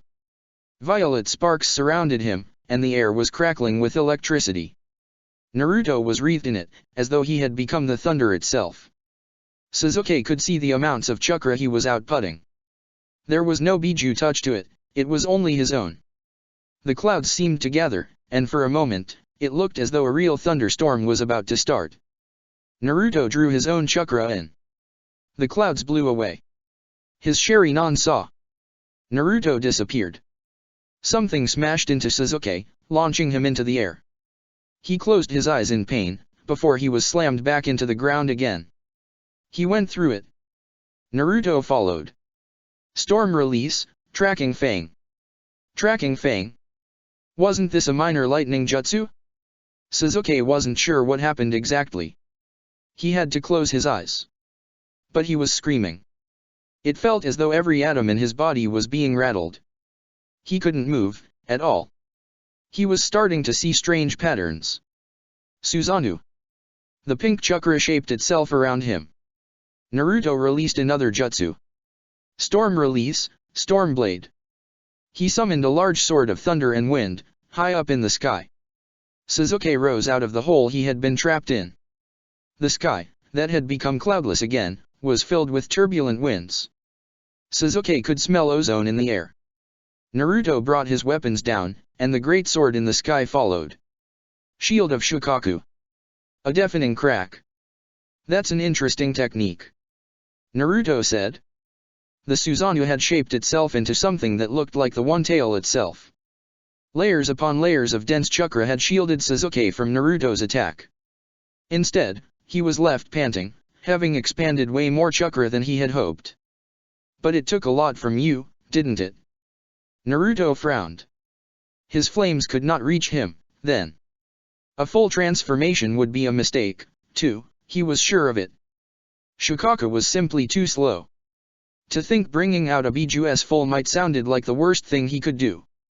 That only left one option. Sasuke stood still. Naruto watched on with renewed interest, his ringed eyes watching the entire process. He seemed to know what to expect, and so he waited. Maybe you shouldn't show me how Sage Mode works, Naruto said with a small smile. Of course would know about it already. How else am I going to beat the shit out of you? Sasuke grunted. By all means, then. Natural energy swirled around Sasuke, like an invisible hurricane. The colors became brighter, filled with colors he didn't perceive usually, even with his Sharingan. The sounds became clearer, and the smells sharper. He felt the chakra in the air. And Naruto. Naruto was surrounded by a true maelstrom of power. He was the eye of the storm. If Sasuke closed his eyes, the chakra aura almost looked like a dragon. But that was just his imagination, because it flickered, and he thought he saw a Tengu for a short instant. Sasuke barely held back a shiver. Sasuke focused, and blended in his own chakra, the natural energy, and Shukaku's. So you don't need the toads themselves, then. Naruto cocked his head. Either Orochimaru's info was out of date, or you're better than Jiraiya. Was that so obvious? Sasuke shot back, ignoring the ice pit forming in his stomach upon hearing his late teacher's name. I thought that each summoning clan had their own version of it. Naruto shook his head. Apparently it's pretty much all the same. Naruto paused, before grinning. Good. Sasuke opened his eyes and they were golden. The Sharingan's tomo still swirled inside them, he knew. Fire spread around him. Turning from red to orange. From orange to white. Sasuke's form danced with flames, white tongues of fire flickering up and down across his body. The fire shaped itself around him, in a humanoid shape that shimmered around him. It flickered. It covered him entirely, flickering, sometimes hovering a bit above him. All of his power was focused into that smaller form. He wouldn't be caught by Naruto's speed. Not like last time. White flames. I thought only Yujito. Naruto muttered. No matter. Their chakra coiled inside them. They blurred forward. Kakashi-sensei is a fucking dick. Naruto muttered. I thought you wanted to train hard. Sasuke shrugged, bending over the tall grass once more. What is weeding gardens supposed to teach us, exactly? Naruto grunted. Patience? I have no idea, really. Sasuke admitted. Regret, I'd say. Toru said quietly. He didn't want Kakashi to hear. Knowing the man, he probably heard them anyway and found it amusing. Someday. Naruto muttered dangerously. Someday I'm going to make him regret this. I'm sure you will, Naruto. Sasuke rolled his eyes. I'm sure you will. A bit faster, boys, we're not paid on an hourly basis, this is a fixed price contract. Kakashi said from where he was perched, reading through some undoubtedly unrelated scroll. Besides, we still have some dogs to walk. Well, I say we but I mean you. You know what? Sasuke said quietly. I'm in. Whatever it is you're planning. Same here.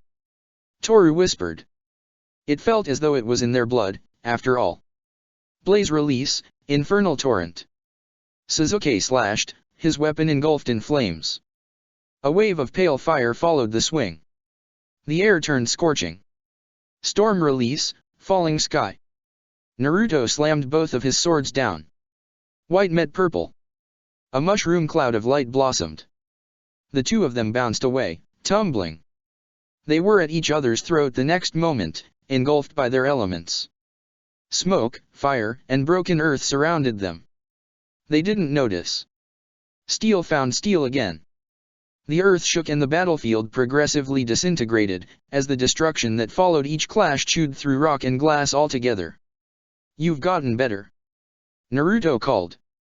He spun, weaved, and danced around Sasuke's sword strikes, seamlessly. His movements were swift, sure, and graceful at the same time. So did you, asshole. Sasuke shot back. If we had fought earlier on, maybe you would have stood a chance. Naruto laughed. He was the one with the Sharingan, but it didn't feel like it, today. Even Naruto's more half-assed strikes were enough to cleave through a grown man like butter. Where was the Sarutobi boy who did his best not to crush anyone's skull with his staff? Oh. Do you think I'm not good enough, now? Sasuke ducked to avoid having his head taken off by an offhand blade swing he had barely seen coming. The air crackled. Naruto was still faster, this much was clear. Sure seems like it. Naruto answered. Sasuke threw a blaze-enhanced sword at Naruto. Chakra gathered into his hand. It blended with white tongues of fire. Blaze release, raisin. Rising dragon. Naruto spun and his kick smashed into his chin. The jutsu faded away. Sasuke weaved hand seals. Blaze release, multiple fireballs. 3 gouts of white fire escaped his mouth, aimed at Naruto. Sasuke saw Naruto go through a hand seal sequence, chakra held in its focused form Toru. The process was completed 3 times, before the fireballs even reached him. Storm release, faded lightning. Naruto shot 3 beams of violet electricity forward. Each was faster than Sasuke could even see. With a terrible tearing sound, they went through each fireball, detonating them. 2 swords flew at Sasuke, who was forced to dodge them. They released flashes of bright light, and Naruto pulled himself to them. There he was, in midair, holding a single Otaki, from which a ribbon flowed. Sasuke recognized this weapon. Naruto had carved through Shisui's face with it, after all. And cut through his arm. He barely noticed the hand seals. Storm release, vacuum blades. Naruto slashed left, then right, before slamming his sword down with a downward strike that sent Sasuke hurtling down to the ground. Then the air seemed to displace itself and he was pulled up again. What? Only a partial Susanoo had saved him. Lightning kick. Sasuke still slammed into the earth after this, and Naruto was already upon him. Naruto twirled his sword in front of him, the ribbons twist making it look like a full circle. He darted to Sasuke in a zigzag pattern, leaving only flashes of purple electricity behind him. A diagonal strike. Cross slash. A wide swing from behind. Upwards. Left and downward. From behind. Falling. Sasuke lost count. It was a flurry of slashes, each of them carrying Naruto's dangerous elemental chakra. Sasuke's Susanoo was breaking. It felt like facing a storm god. He reached inwards at the same time Naruto brought his sword down one last time. Storm release, blinding pillar. A large ribcage shaped itself around him, and the white fire turned back to orange again. Shoulders and arms shaped themselves around the ribcage. Naruto's blade slammed into him. The Susanoo held. Naruto dashed away from it. "You're fast. Much faster than I am," Sasuke admitted. "But you can't attack from far away." Naruto just lifted an eyebrow. This might have been true, in the past. "I want to see for myself, then," Sasuke said between clenched teeth. "Is this a fight or a dick-swinging contest? Enough fooling around. Fight seriously." Naruto shrugged. "Suit yourself." Sasuke kept throwing his mousy-haired classmate strange looks. He wasn't the only one, as he noticed the Yamanaka girl did the same. Did she also get the same sense of familiarity Sasuke got whenever they were close? "Why do you keep looking at him like this?" Toru asked, scrunching his eyebrows. Sasuke almost jumped. "I don't know. He's weird," Sasuke replied. "Weird how?" "You're the one staring at him." Toru frowned. "Don't you get this weird feeling when you look at him?" Silence. "Are you in love with him or something?" Toru cocked his head. "What? No. Hell no," Sasuke hissed. "But since I beat him, I get this sense of, I don't know. Like I know him. Well, he is our classmate. Not like this." Sasuke threw his hands up in frustration. "Like what, then?" Toru squinted his eyes, trying to look thoughtful. He mostly looked the exact same way he did when the sun was blinding him. "Forget it. What's his name, anyway?" "You don't know." Toru grinned. "Do you?" "Of course." Toru smiled proudly. "'Cause I listen." "Tell me, then." "Sarutobi Nabaro." Toru nodded. "You should pay more attention to what Fugaku-sama says during our lessons." Yeah, I know," Sasuke muttered. "Nabaro, then." He would remember the name. Sasuke's Susanoo extended his hand, and Naruto paid attention.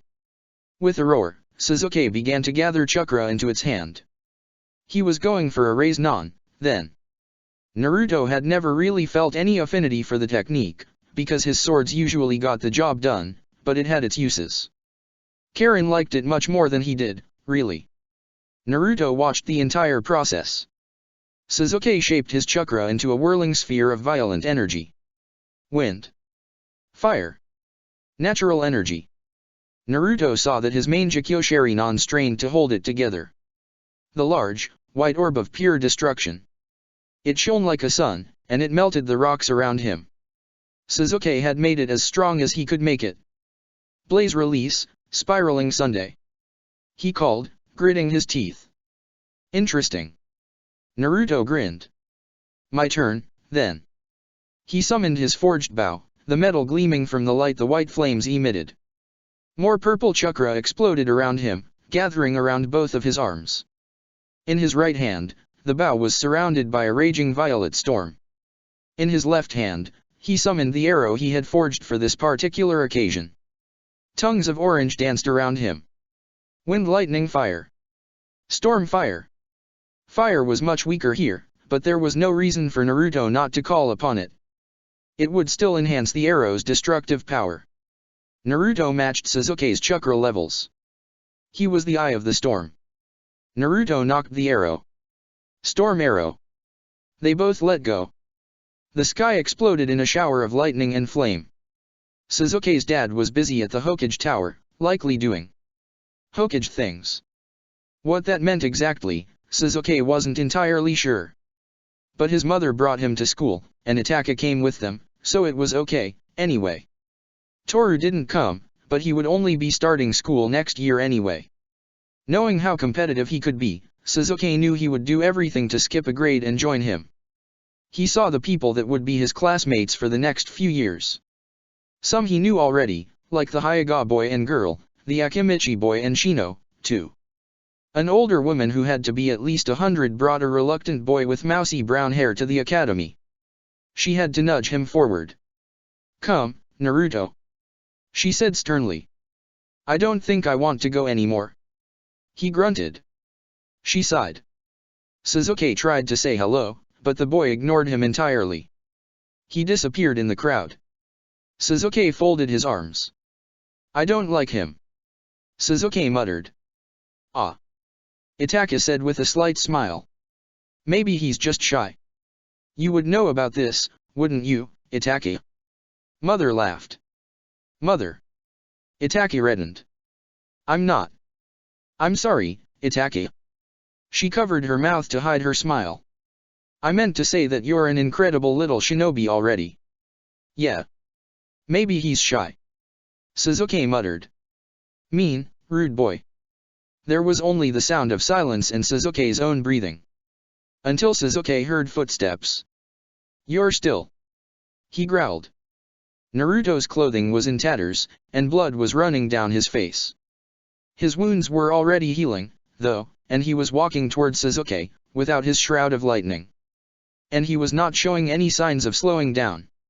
"Stand up, then," Naruto called. "If you really insist on having a clear winner." Sasuke did so.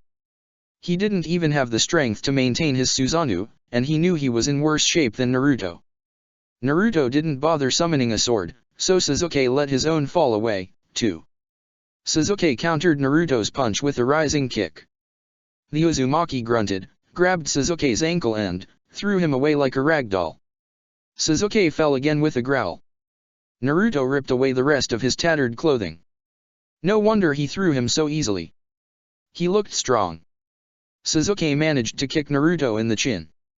Naruto countered with a haymaker that made him see stars. Then a kick. An uppercut. Naruto grabbed his collar and head-butted him.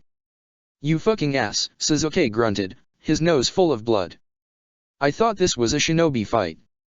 Naruto cackled. Sasuke deflected the next punch and landed one of his own into Naruto's gut. Naruto grinned, something that looked eerily similar to Sarutobi Naruto's boyish grin, the one that had come out from time to time, and more often as time passed. Despite himself, Sasuke couldn't help the rising feeling of nostalgia that rose through him. "You can't win," Sasuke growled. "Not today. Save that until you win, I'd say," Naruto said evenly. Naruto crouched, his leg extending behind Sasuke to trip him. Sasuke countered it with a knee strike to the thigh. "Not bad. How many years has it been since we fought like this?" Naruto asked, in between two strikes, looking to be enjoying this. "There was last time," Sasuke growled. "The time Naruto had killed several shinobi, and I did not forget," Naruto muttered. "This wasn't a proper fight." "And why not?" "Because you lost." Sasuke shook his head, trying to push down on his rising anger. "You're right on one thing. It feels different, this time around. I wonder why."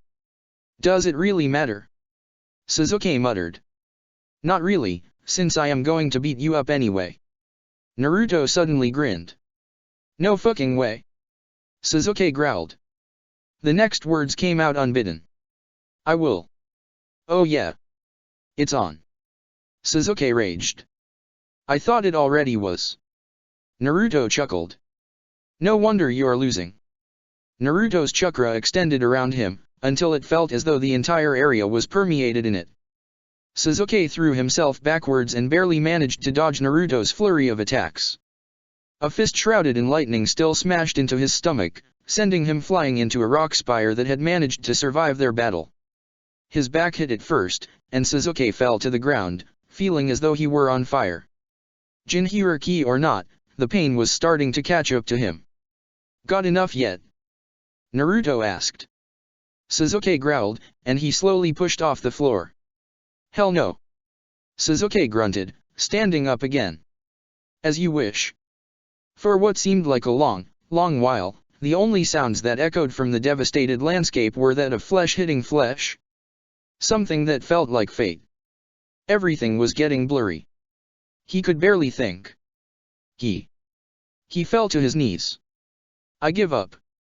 Suzuki wheezed, every breath taking way too much effort. Fucking finally. Naruto was only lightly out of breath, by now. Did he go all out at any point? Suzuki didn't know much about his Rinnegan, but he'd wager that he didn't. Wait. Had he even used it? They didn't say anything for a long, tense while. His mouth was dry, and his heart was still thumping.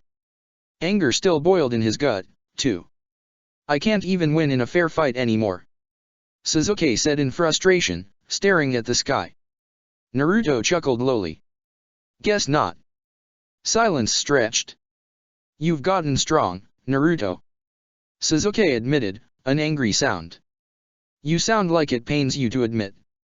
Suzuki gave him a dry look. It rankled. "You too," Naruto said, sitting down. "By the way, remember that time in the Chunin exams?" "Yeah. I do remember," Suzuki said. "What about it?" Naruto gave him a wink. "I went easy on you." Suzuki stared at him for a moment. He turned his head away before Naruto could realize he was chuckling.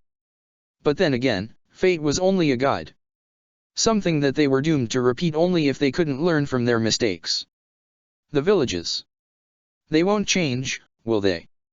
Suzuki asked at last. Probably not. Suzuki stayed silent. But Naruto continued. We're both in places where we can do something about it. I can see the value in that, now. Naruto took a long breath. I'm sorry, for everything. I know.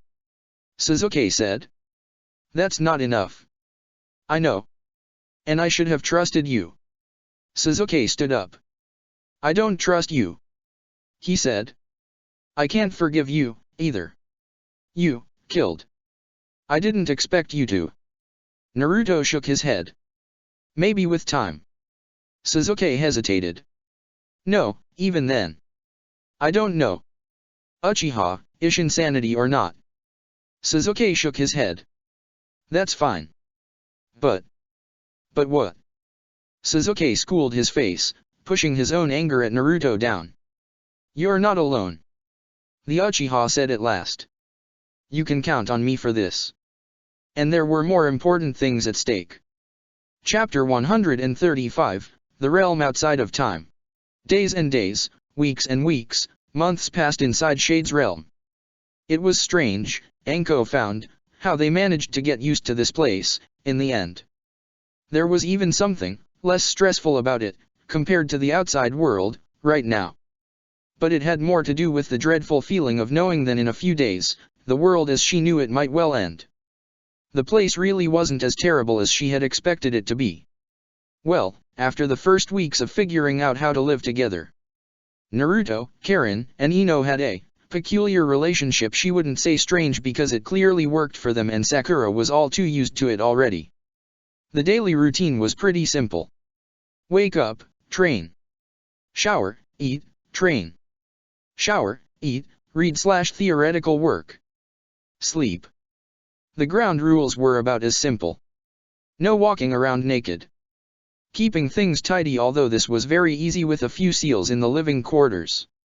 Privacy wasn't really a problem, past the first days where they were simply too tired to bother expanding the house. Not that they were too big on it, at this point. Again, seals were very convenient. It had surprised Anko, but it turned out they could get along well for close to a year, and still like each other. Despite their occasional bouts of naivete about the world and their more annoying moments of thinking with their genitals, they were nice to live with. They were almost endearing, really. And they pushed each other to their limits and beyond every time they trained, which was something she could respect. Though all this time spent in isolation was likely also making them rub off each other, not necessarily in the most optimal ways. They took some of the other's best and worst traits. And it was likely worse for those who were bonded. It might allow for a better connection to the Rinnegan itself, sure, but there was no way Anko was willing to touch that. If it took a few more chakra rods and didn't work as well over long distances, well, so be it. Right now, Naruto was training, and Anko, who was more experienced when it came to actual practical fighting, gave him a few tips, here and there. At this point, though, there was not that much she could tell him. He was much stronger than she was, and far less wasteful than he had been in the past. Gravity control allowed him to move with an otherworldly grace. He could fight in more acrobatic ways, thanks to it. Sometimes it was subtle, staying within the realm of plausibility until you realized that someone this heavy simply was not supposed to twist so easily in midair. Sometimes it was more in your face, and he seemed to forget that most people didn't sit in midair. Their plan to focus on a path each with the exception of Karen and Ino, who were sharing some aspects with each other, had borne fruit. Anko would never be able to make use of Kusanagi, which was probably lost in space. But with the Azura Path's weaponry, combined with her snakes, she really didn't see the need for it. Naruto paused after a flurry of kicks, his legs still extended. Something up? Anko asked. You could say that. He was still processing something. Undoubtedly some information a clone had relayed. Things got a bit strange because of relativity. Tell me. Naruto sighed. There are 3 Uchiha at the door. Ino, nearby and in the middle of more endless speed training, blinked. What? He paused. Well, metaphorical door. They are waiting in the land of fire. A clone is talking to them. I'll tell you when we're done talking. In a day or so, hard to estimate. Land of fire. So, what do you want, exactly? Naruto's clone asked Sasuke, who still looked to be a bit tired from the battle. Maybe if he hadn't been impulsive enough to go for an actual fight so close to the day of the battle against Nagato. Uchiha Shisui was apparently willing to put their differences aside for the time being, but he definitely was tense. Still angry, too. Uchiha Itachi looked the same as he always did. Unreadable. You have the Rinnegan, Sasuke began. I noticed. And Indra's memories. Which means? Sasuke continued, with a glare. That you can read the stone tablet in. Yeah. It's been messed with, by the way. Don't know by whom, but I wouldn't trust anything that's written on it. What? Yeah. At some point between Indra's time and Madara's time. Which narrows it down to a span of close to 1,000 years. Sasuke cursed. But I can tell you what it says anyway. Naruto shrugged. For real? Sasuke gaped. Of course. Aren't you the one who said no more secrets, or something to that effect? I never expected you to actually listen. That's fair. Naruto nodded. Let me write it down for you. No need. Sasuke retorted. Bring us inside your room. You know about it. Stupid question. What do you think? Sasuke shot back with a glare. Itachi told me, and I saw, more of your memories than you intended. Sasuke paused, looking away with cheeks that were slightly red. Way too much, by the way. Naruto shrugged. Sorry, we're still working on isolating memories, even now. We only have 2 days left. Sasuke said tightly, unwilling to waste any more time. To prepare for Nagato not to crush us, we want in. Inside your realm, pocket space, whatever. Naruto lifted an eyebrow. He thought about it for a little while. I'm fine with it, but... Are you sure it is a good idea, considering everything? Of course not. Shisui said frostily. That was a different sort of anger about him, now. Not as raw, not as full of hatred. But none of us is strong enough. We simply don't have a much better option. Besides, if we're going to be working together, we'll keep away from you. Itaka simply said. This sort of neutrality had to be cultivated, Naruto knew as much, now. Yeah. I've already seen enough of. Sasuke shivered. Yeah. For a lifetime. Naruto's lips twitched. Will you keep your word? Shisui asked, looking at Naruto with a pointed glare. Will you keep yours? Naruto shot back. I don't have much of a choice, do I? Shisui gritted out. Ino had made sure his covenant would be binding. You accepted? Naruto shrugged. He nodded, more seriously. And yes. I will. It's a promise. Care to make it a binding one with your Yamanaka's help? Shisui asked. If you want me to, I will do so. Naruto nodded. Shisui went utterly still for a moment. Sasuke was looking at both of them, trying to figure if it was going to erupt into a fight. The silence was heavy and thick with tension. All right. Shisui finally nodded. It wasn't trust, far from it, but a willingness to work with them. Good enough. I'll do so once we arrive. Naruto nodded. It changed nothing, to him. That's it. Yes. I planned on doing so anyway.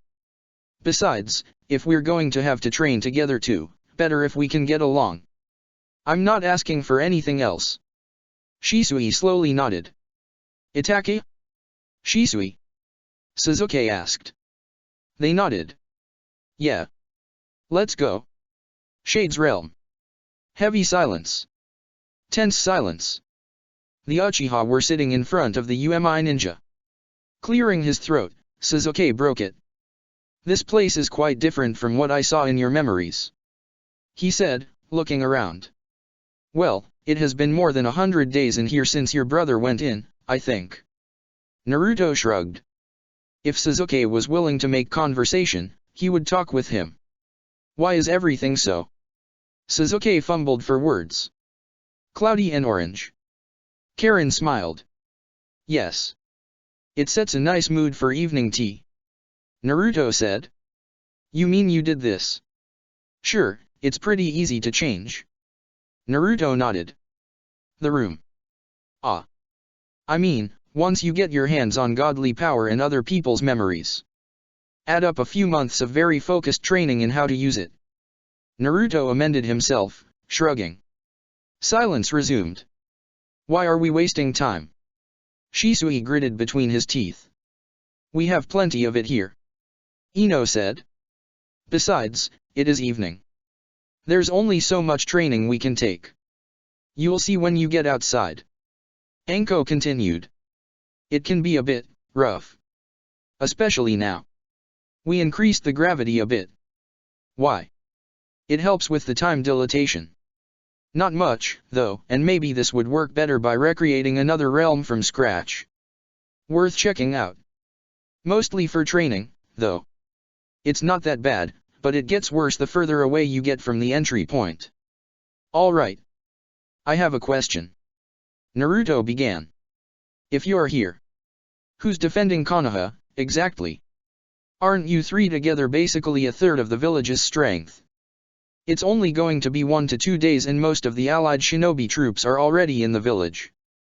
Itaka said dryly. Besides we'd be split up and against Nagato, I don't think there is that much we could do alone, right now. I didn't take you for the betting type. Naruto lifted an eyebrow. Do you really trust a madman's word, though? What if he attacks earlier? Shisui said something rude about madmen. Naruto ignored him. Then I guess the world is doomed, either way.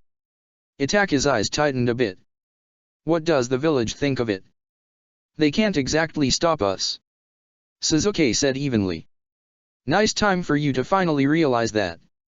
What was that? Shisui almost jumped to his feet. Naruto shrugged. Just saying. Ino glared at him, elbowing him in the ribs. Yes, yes. We will be warned if anything happens, hopefully in time. We can warp with you there, then.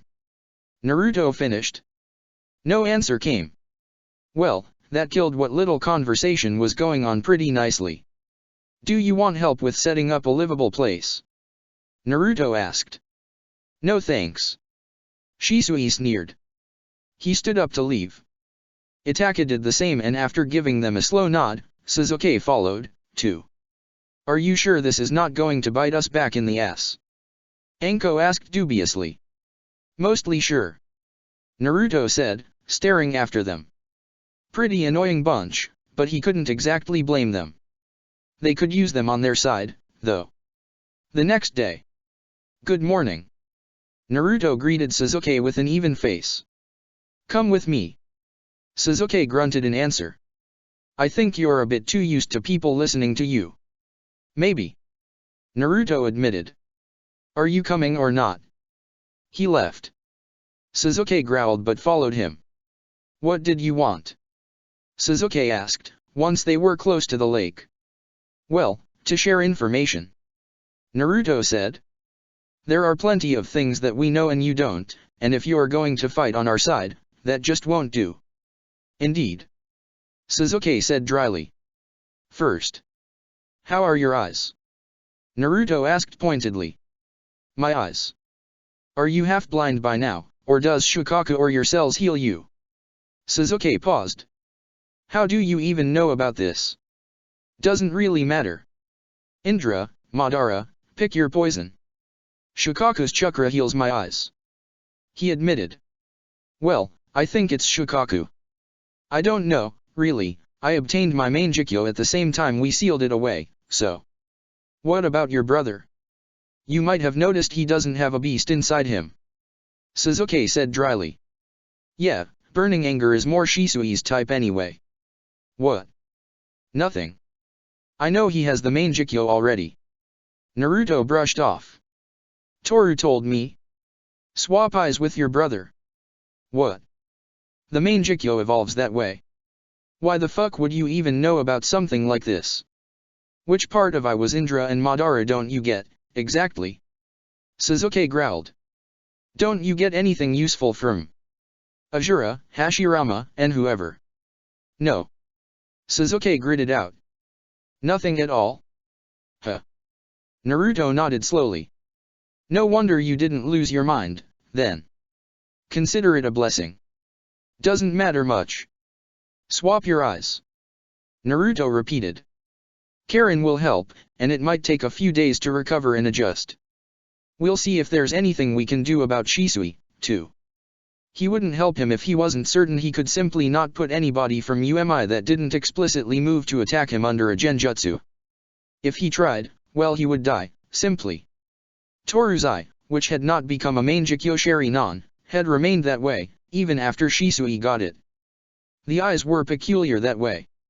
What do you gain from it? Sasuke asked dubiously. Well, we get to study the eyes, first of all. Naruto shrugged. There are plenty of questions we don't have answers to. Not fully, at least. Like what happens if you take your eyes out and Karen heals you, using the King of Hell. Do two pairs of the same Sharingan now exist, or can only one pair stay? We know the eyes regrow from Shisui, but aside from that, I'm not very comfortable with the topic. Sasuke growled. Fair enough. Naruto shrugged. That was the same reason he didn't bother asking Sasuke why nobody had taken their dead father's eyes. Too blunt. But considering it seems to be the Uchiha brain, a strange term that activates the eye, it should be possible for Shisui to regain his main Jikyo. Which, we will need for what we have planned. Yeah. I get that. Sasuke nodded tightly. That's probably the only reason Shisui accepted to come. I know that much. You're still going to have to learn to use the other paths on a basic level, you know that. Sakura asked Naruto.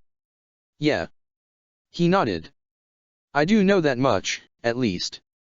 Good. But you learning their intricacies will make all of this much easier anyway. Some things went as planned.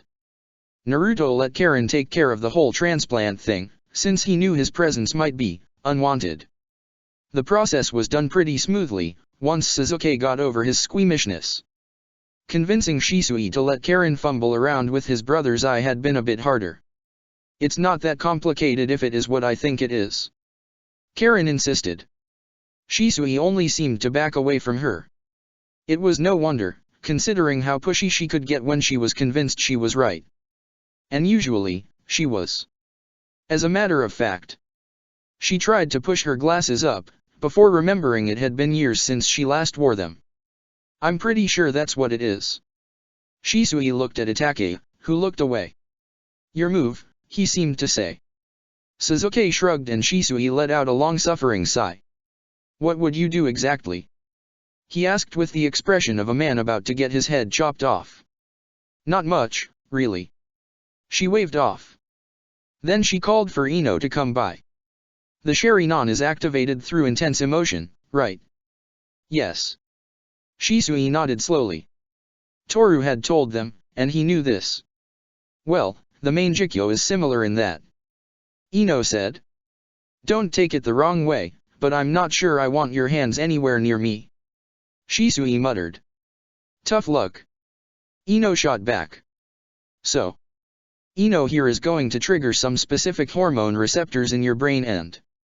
Karen trailed off. Maybe we're going to need Sakura, too. Ino finished. Yeah. They called for her to come. Okay. What the hell are you doing? Shisui muttered. And if you're communicating telepathically, I can't hear. It's not much, really. Karen cut him off. All right, don't move. Ino almost slapped her hand on his forehead. Sorry. She apologized. I just came from a higher gravity area. Shisui just grumbled. Karen held back a sad chuckle. He really looked like his younger brother. Sakura put her hand close to Ino's. Now. This might be a bit unpleasant. Ino said. More than this whole oh gods. Shisui sounded shaken. Now guide his chakra through the optical nerve, Sakura. Karen muttered. No, it's a bit higher, Ino. Relay what I feel to Sakura, it's going to be a bit more precise. A bit of blood was running down Shisui's cheek. The whole process didn't last too long. The two women released Shisui, who stumbled. That was fucking unpleasant. He growled. Ino shrugged. We warned you. Try it, now. Karen said. Shisui's eyes went from pure black to a 3, Sharingan. Then they morphed a step higher, and the chakra became denser. Main Jikyo Sharingan, in both eyes. His left eye twisted into something else, a complex eternal main Jikyo. Huh. Karen breathed. That worked. You mean you weren't even sure of it? Shisui asked hotly. Mostly. That's not exactly how I pictured a team reunion. Suzuki muttered to Sakura. No. She lifted an eyebrow, a bit sarcastically. Sakura had always used sarcasm as a defense mechanism, and he realized how guarded she had become over the years. Not with her friends, though. There, Suzuki knew it was all in good fun. The scars that Sakura bears, the ones that used to make her self-conscious, she now carries with pride. Suzuki knew that Karen could heal both the scars in her arm, too. It didn't feel like Sakura wanted to, though. Sakura had become strong, just like Kurane-sensei had said she would, if given the chance. Probably not in the way their late teacher had expected, but strong nonetheless. And Suzuki felt fierce pride for her, even though he didn't agree with a lot of the things she had done.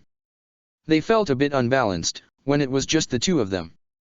Like a picture that was too heavy on one side. Two people were missing. Some things didn't. Who the hell do you think you are? Shisui roared. Me. Anko boomed in return. Who gives a shit about that old rusty Tonto? I did you a favor. It was not even a gift or anything special, so who cares? A favor? You call this a favor? I have half a mind to.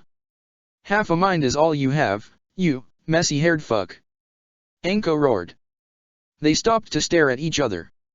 Both started to smile a bit. Oh, hell no. Naruto grunted, palming his face. Why him? From what he knew of both of them, it might as well have been love at first sight. Is this how Anko felt when we were dancing around each other? Ino asked Naruto quietly. Most likely. It's a bit, Naruto shook his head. Like seeing your older sister flirt with a guy? Karen asked, watching the show with a wince. Maybe for you. Naruto nodded. It was hard to see Anko as a big sister when he had lived so much longer. It was not just a sibling thing, though. Watching Izuna fumble had been endearing. Maybe it's because it's Anko. Sakura frowned. Do you think Orochimaru? Stop. Karen raised her hand. Whatever it is you are going to ask. Don't. Sakura glared at her. Men or women? She asked. For Orochimaru, I mean. Stop. Ino shook her head too. Please. Why not both? Hanabi asked with a slight grin. Naruto hid his own. They shared a quick look. Stop. Karen was starting to look pretty green. At the same time, you mean? Naruto piled on, with a carefully blank face.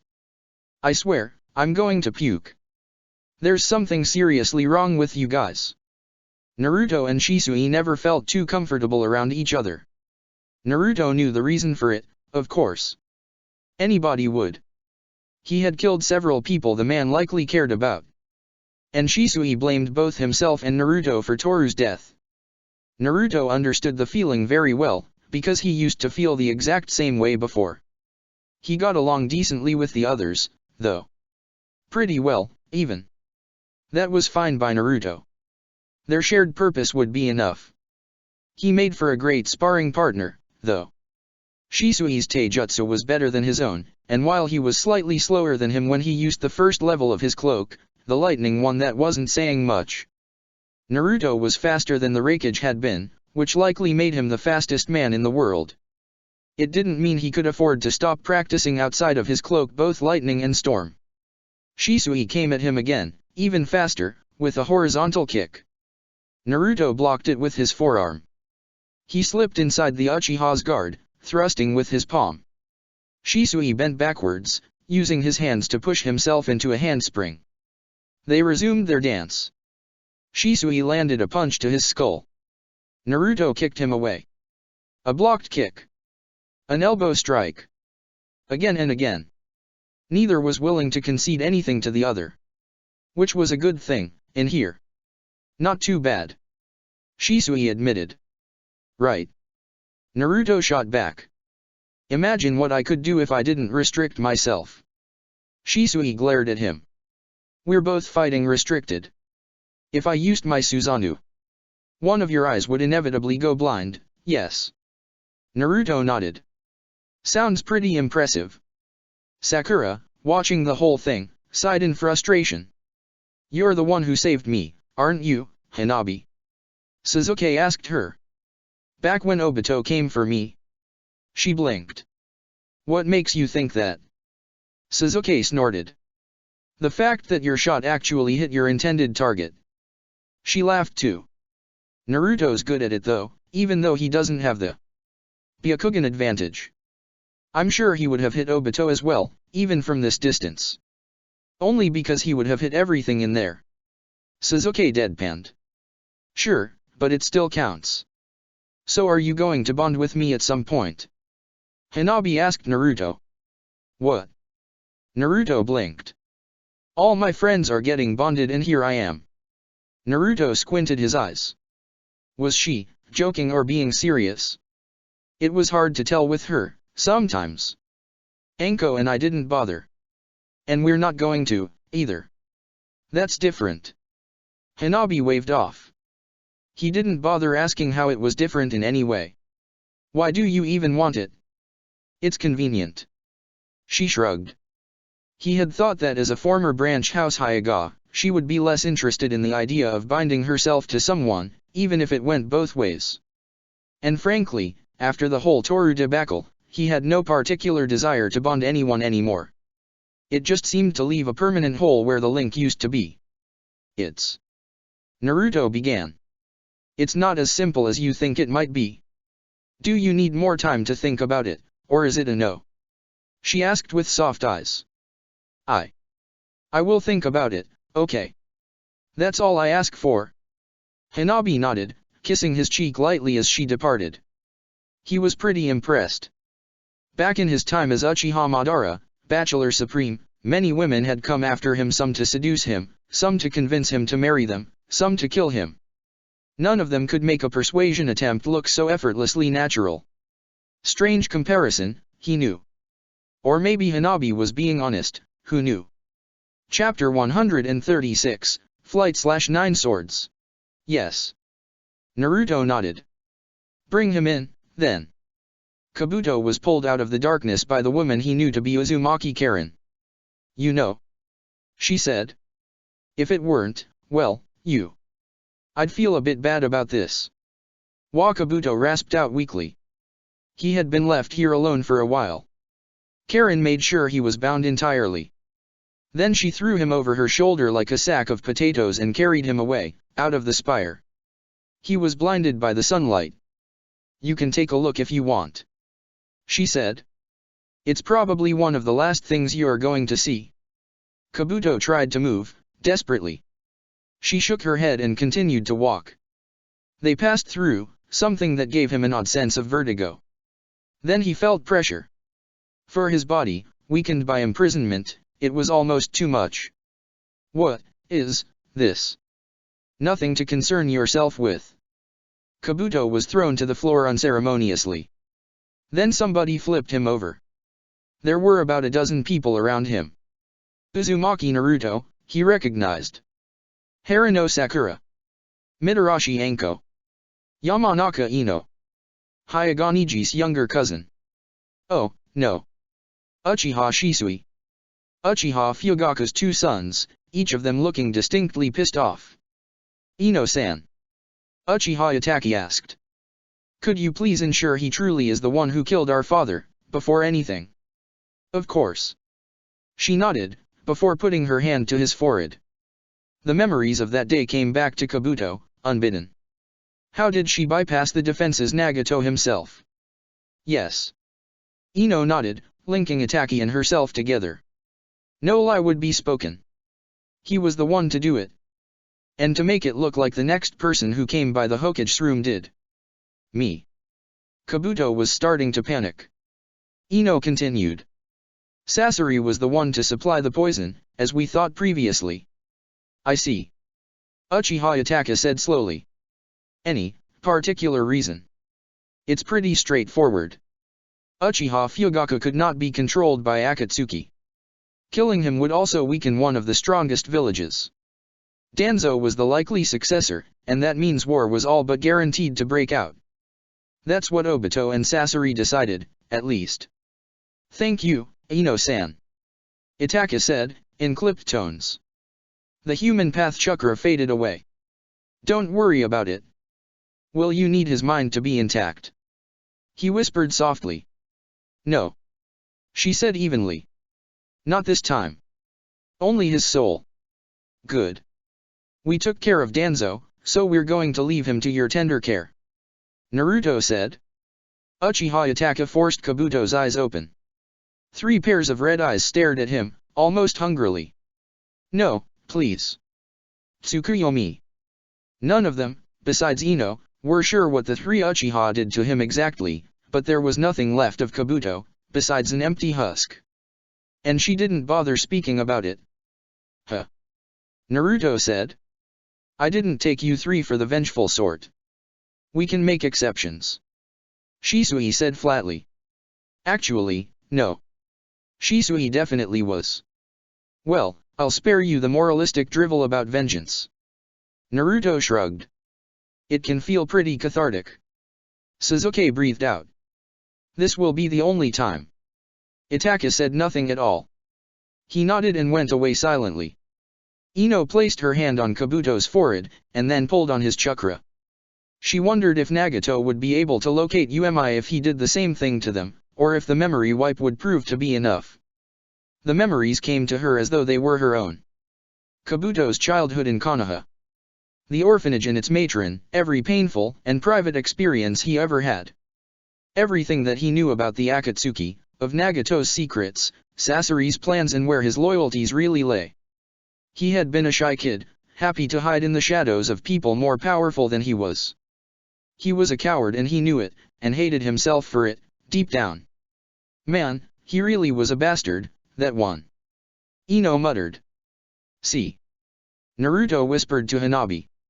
Now that she has Kabuto's life experience, is she suddenly 40 years old magically? Hanabi pretended to think about it. Naruto began to nod slowly. I guess she is, then. Hanabi finally decided. He growled, and she just stuck her tongue out. Did you learn anything important? Naruto asked Ino, instead. Not much we didn't know, honestly. Nagato does have an army of Zetsu that he plans to use to weaken the villages, as we thought. And he really intends to wait until the last day to attack. Why is that? Any particular reason? No. Ino shook her head. He truly believes himself to be invincible. That's his way of offering mercy, and a chance for the Jinhuriki to give themselves up. Naruto shook his head. Well, he would have been right, in normal circumstances. He muttered. But we're here. Yes. Ino smiled at him brightly. We are. What else did you get from him? A lot of information about Konoha, at least Danzo's and Sasori's spy networks. Lots of medical knowledge, which Karen might find more useful than I. More info about Akatsuki's inner workings, but Nagato has never been too forthcoming with this guy. That's good enough anyway. Naruto nodded. The sound of steel hitting steel. Followed by a grunt. And a shout. Sasuke thrust his sword forward, and Naruto deflected it with his own. There was a grinding sound and sparks flew. Naruto slashed up with his left hand, and a pink spectral arm shimmered into existence to stop it. Behind Naruto, 5 swords shaped themselves out of chakra and fired off toward Sasuke. Sasuke dashed away to dodge them. One twisted in midair and grazed him, though. And that concludes it. Naruto laughed. You lose this one. What? Sasuke growled angrily. How does this even count? First blood is first blood. Naruto shrugged, sitting down. You accepted the conditions. You Sasuke grunted but admitted defeat. This time. Naruto paused. There's something I need to give you. He said. Huh. Sasuke frowned. What do you mean? Naruto summoned a glass dagger. Sasuke stiffened immediately, reaching for his sword on instinct. Naruto noticed it. I can't blame you, really. Naruto chuckled. Then he stabbed himself in the gut. What the hell? Are you still fucking insane? Sasuke roared. No. Naruto grunted. I awakened the Rinnegan when I used the dagger, full of your chakra and blood, on myself. Chakra was pumping into the weapon at a quick pace. There was only so much it could handle, though, and soon enough, it was full. With a grunt, he pulled it out. Are you out of your fucking mind? What's the point of this? Take it. Naruto breathed out. Why the hell would I take it? You've seen why. Stab yourself. It should make you stronger. Our chakra mixing together is supposed to bring us closer to the sage. Naruto explained. Or something. Which part of this makes sense? Are you all this crazy in UMI? It worked for me. I'm not fucking stabbing myself with a dagger covered in your blood. Naruto frowned. And why not? Because gods. Sasuke palmed his face and let out a frustrated noise. Well. You decide. Naruto stood up, leaving the dagger next to him. I thought it would even things out, some would. He couldn't do much about the people he had killed, though. Sasuke just grunted something rude after him. Well, the rest was up to him. Oh, yeah. Aim for the gut, if you choose to do it. Once Naruto understood more about natural energy, courtesy of Sasuke, he understood why Orochimaru had told him it was a risky idea to have clones siphon natural energy. At some point, knowing himself, he was bound to have ended up as a stone statue. Even though he could not really use it himself, it gave him an idea. A few of them, really. Hopefully, it wouldn't come to that, but... Preparing for the worst, Naruto began drafting plans for 9 swords. He would create them as soon as they were ready. What are you working on, exactly? Ino asked Naruto. A metal ball? Naruto smiled. That's what it is, basically. Is there any point to it, or is it just to throw at the back of Sakura's head? Why not both? Ino laughed. It doesn't feel like anything special, though. Because it's not. It's soul-forged to be lighter and more supple than metal, but it's mostly for experimental purposes. Give me some space. Ino called, climbing into his lap like a particularly long cat. He chuckled, burying his head into her neck. Start from the beginning, then. Sure thing. Naruto nodded with a smile that she felt in her hair. All right. You know how I can manipulate gravity now. Yeah. Of all the things that come with the Rinnegan. Well, in simple terms, electromagnetic forces are way stronger than gravity. Sure, so. Well, that's the thing. Technically, gravity doesn't push or pull, not really. To simplify, we say that gravity's effect is a pull, but it's a bit trickier, really. It does so in one direction only, because that's where the mass is. Like Earth pulls you toward itself. It doesn't push, though. But. Yeah, exactly. Naruto nodded with a grin. I can push things away. Which likely means the Rinnegan itself doesn't just influence gravity, likely. Ino mulled it over. Electromagnetic forces, then. I would assume so, yes.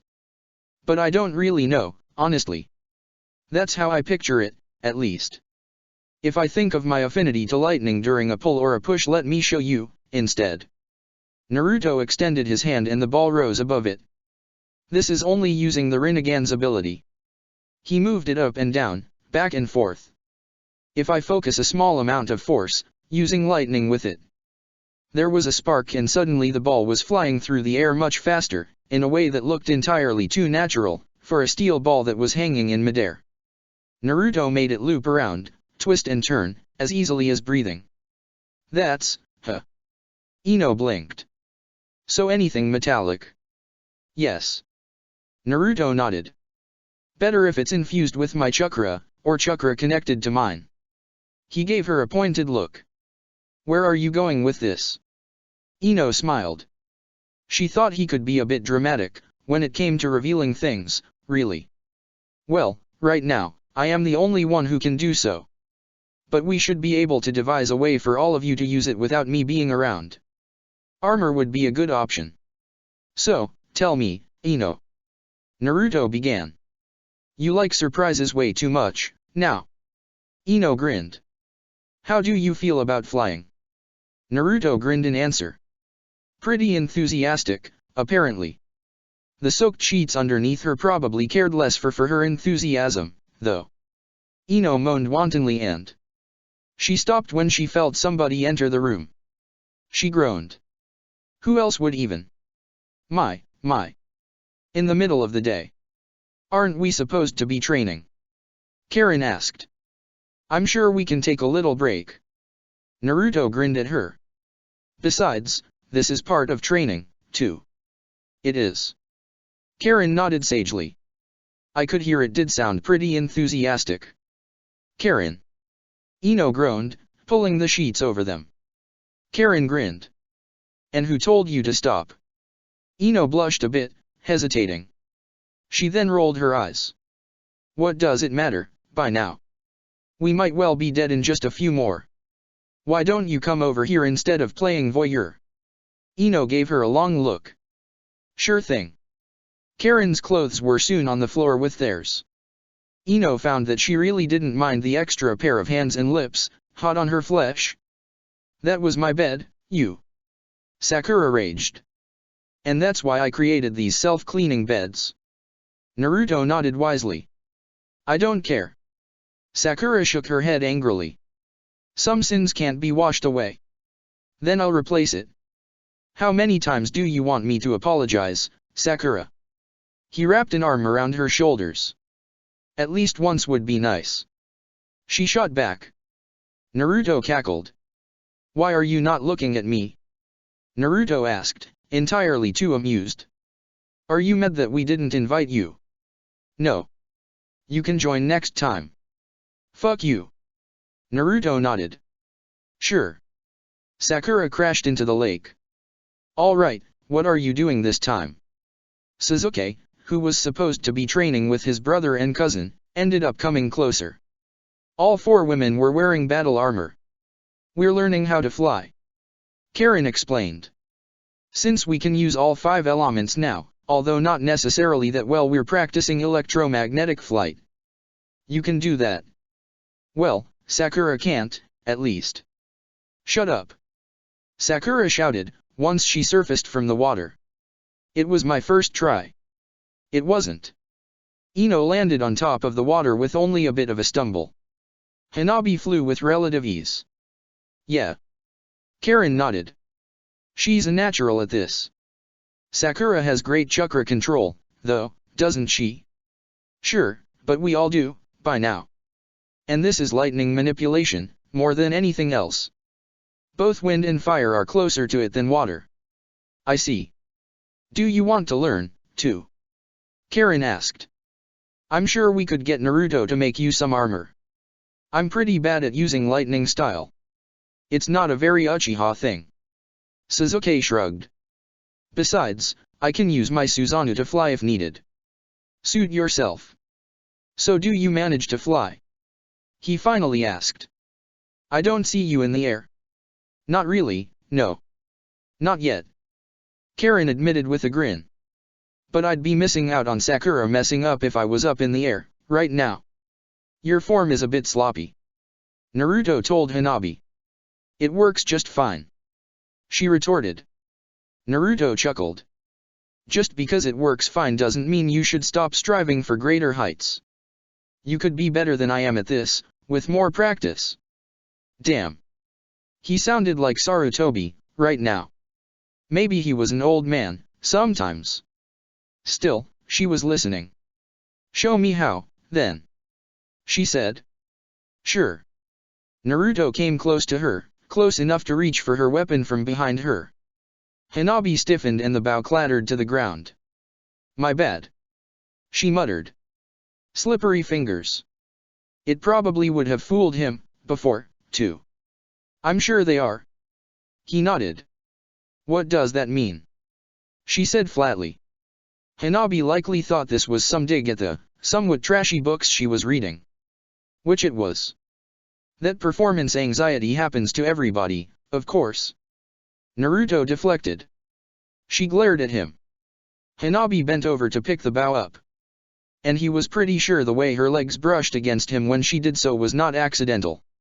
She was a bit more forward than he had thought. Oh, my bad. She muttered. Care to help me out, then? Ah, yes, to help a student in need. Sure. He smiled. His hands grabbed hers and he adjusted their position. Ah, yes. She breathed out. I think I can see how that might be better. It should help with the draw. Naruto smiled. Hanabi did not move his hands away.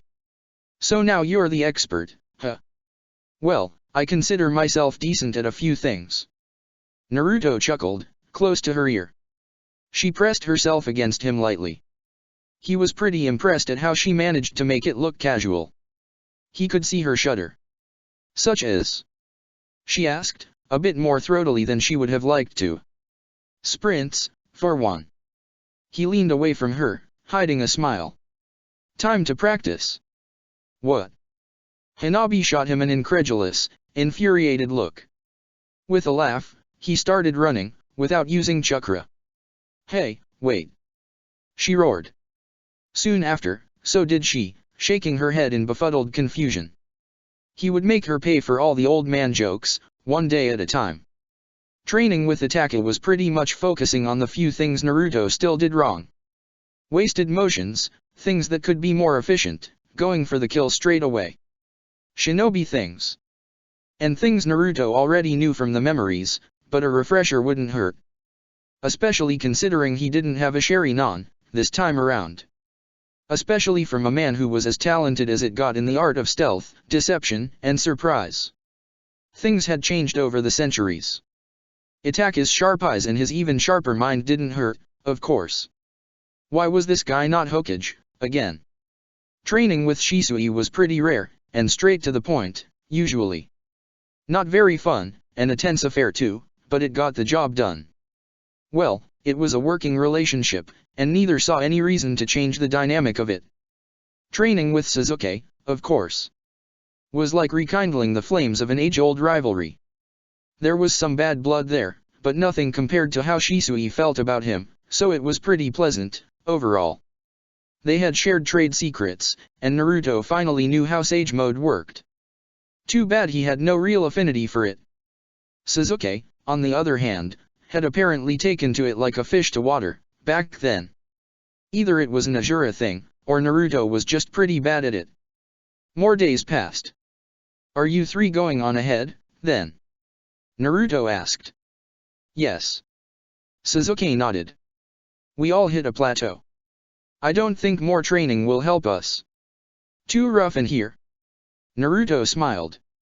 "Also that." Sasuke chuckled a bit. "I feel as though we're having trouble seeing things objectively. It's already been too long." "I can understand." Naruto nodded.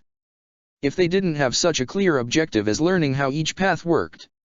And also, I want to spend some time with Hinata, my mother," Sasuke said more somberly. "In case." Naruto had no good answer for him. He just nodded. "A clone will take you close to Konoha, then. We'll meet very soon, well, soon for you," Naruto said. "We will come find you when it's time." "Sure." Sasuke hesitated, looking as though he wanted to say more. But he didn't. They were shinobi. Enemies, friends, that was a shifting notion.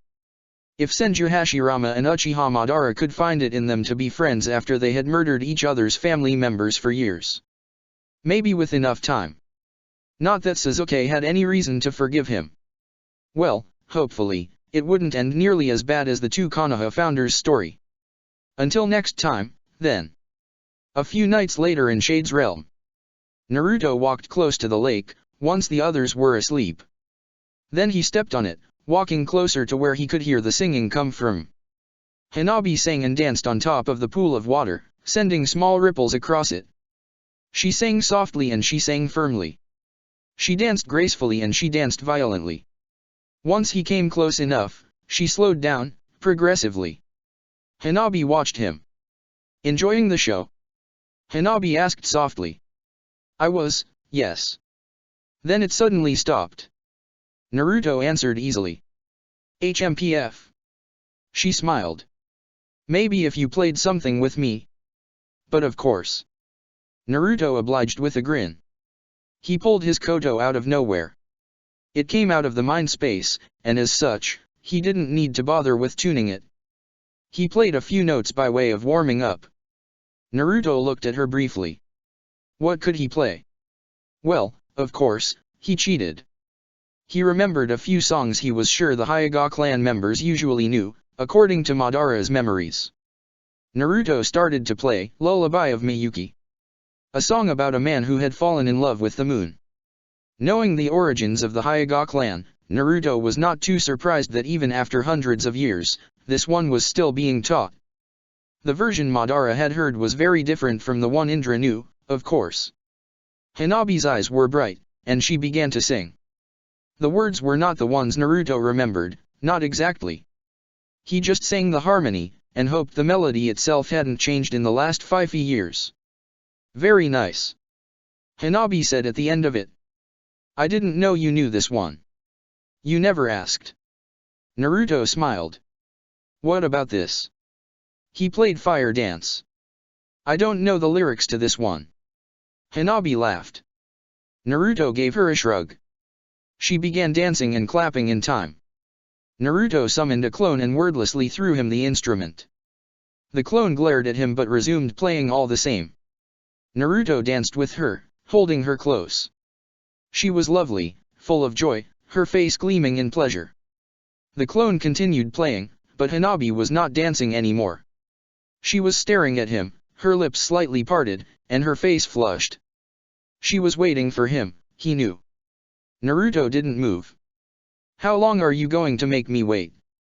Hanabi finally asked. "I'm not making you wait," he said, staying where he was with a soft smile. He saw what she wanted in her eyes, had seen it for a long while, really. Is it about? Is it about the others? She asked. No. He chuckled. Of course they knew. It's not this kind of relationship. Besides, if it's you, well, they would maybe moan a bit, but they would accept it. They already did, honestly. Even Ino, who had told him to fix this shit with Hanabi, one way or the other. Then is it about me? Do you not find me? No. It's definitely not about you. Naruto cut her off. But don't feel that you have to. We are not going anywhere without you. A soft smile spread upon her lips.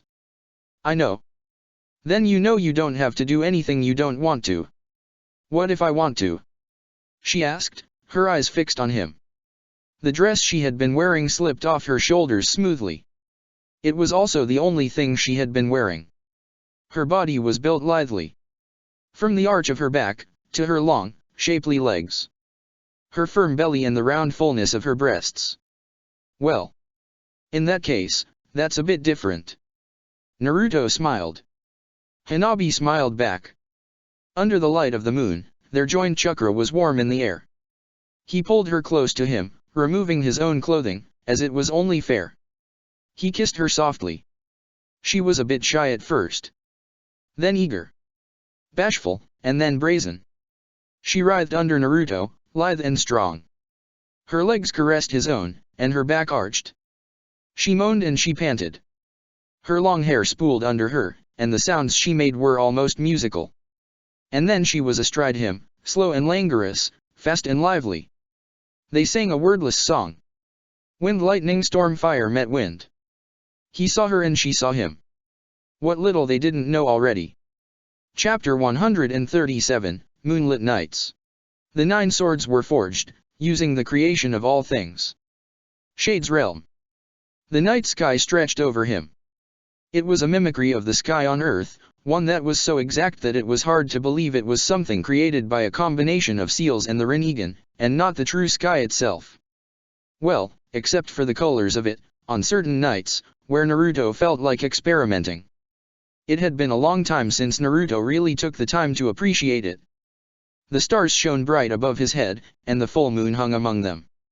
Naruto was sitting on a hill overlooking the lake, and the light that came from the heavens illuminated it. They would fight soon. This was the last night, in the outside world. Early in the morning, they would have to be there. Well. Soon was relative. That was still close to a month for them, if they stayed here until the last moment. But there was only so much more training could do, at this point, anyway. He felt presences before he heard, before he saw them.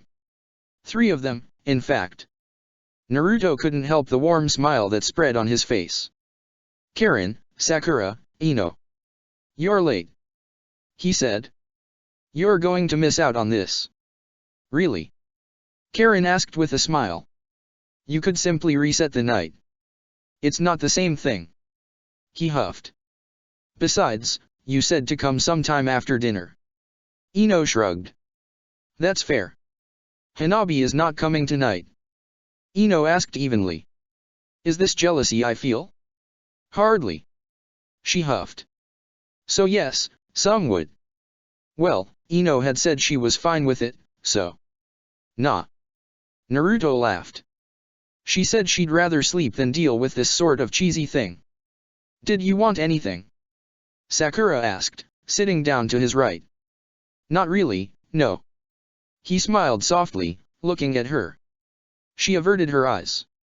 Karin sat down to his left and Ino in between his legs, her back resting against his chest, sinking into him. Karin snuggled against him and he wrapped an arm around Sakura. She stiffened, but got closer. Tomorrow is the last day. Naruto said. Outside, I mean. Worried? Ino asked. I think I'll be fine. He said with a smile. Are you? Yes. Karin answered. Sure. Ino nodded. Kinda. Sakura admitted. Even you? Naruto asked. She huffed. Do you think I'm some sort of sociopathic, Wall? Naruto pretended to think about it and she punched his shoulder with a laugh. Well, we don't know what tomorrow brings, she said with a seemingly casual shrug. That's true. We don't. Naruto smiled. It's part of the fun, I guess. Never found a real answer. Well, does it matter? Karen huffed. I know what I want from tomorrow, anyway. Oh? Pray tell. Ino grinned. Well, I want to spend it with all of you, of course. Ah. My heart's going to melt. Ino laughed. Her eyes were crinkling up, though. What can I say? Karen grinned too. I just love you guys. Ino laughed in delight. I love you girls too, Naruto said with a small grin. Karen and Ino snuggled closer. Well, aren't you coming, for it? Ino asked with a frown. Sakura snorted. He does not mean this kind of love. He does, though. Karen weighed in. Sakura froze. Ino continued, with a darkly amused gleam in her eyes. Naruto rolled his eyes, knowing what was coming. You'd rather spend years watching from the sidelines rather than admitting that he loves you. Loves me. Sakura repeated numbly. Nah, it's, not like this. Naruto rolled his eyes. Ino, don't be so pushy. What would your mother think, if she knew you were roping people into joining a harem? Don't bring my mother into this. And it's not a harem, she said hotly. Okay, Hanabi, whatever helps you sleep at night. Naruto chuckled. It's my harem. Karen contested. Mine, if you must insist. Ino shot back. Oh yeah? Didn't really see you act so bossy yesterday. Shut up. Love. Sakura repeated. And you made Sakura short-circuit, on top of it. Karen chided. After all this. Love. Sakura mumbled. What else do you call it? Ino rolled her eyes. Sakura looked at Naruto for an answer. Is this the truth? She asked softly. Naruto shot Ino an exasperated look. Then he turned back to Sakura and his gaze softened. I do love you, yes. He said easily, as though he were talking about the weather. Sakura looked like a deer. One that didn't belong to the Nara, and that found itself in front of a particularly hungry Akimichi. Does this really come to you as a surprise? Naruto's brows furrowed. Kinda, yeah. Sakura muttered. I thought you were not the only emotionally stunted person in the group, dear. Ino snorted, looking at Naruto. He ignored her, because he had gotten much better at the feeling stuff, anyway. Shitstirrer. What did you think I thought of you besides being my dear friend, I mean? Naruto frowned. That I was a good right-hand woman, a trusted lieutenant, a useful weapon, I don't know. Sakura muttered. Well, perish the thought, then. Naruto grinned. Though of course, we're just talking about feelings here. I don't expect anything to change. You're my friend, before anything. Oh, poor of you. Sakura deadpanned, regaining some of her bluster. Only 2, 3 women? How will you manage, I wonder? I shall keep a tight hold on my ravenous lusts, of course.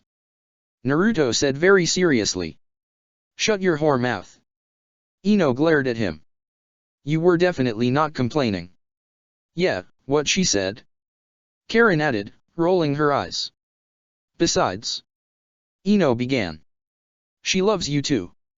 I think you better stop it here. Sakura hissed dangerously. What did I tell you about reading my thoughts? Stop broadcasting. Ino deflected. Not that it meant anything at this point, she was basically a magnet. How I feel is none of your, Sakura continued. I knew already. Naruto admitted. Sakura's mouth slammed shut. She alternated between glaring at him and Ino. Karen hid a chuckle, out of politeness. What?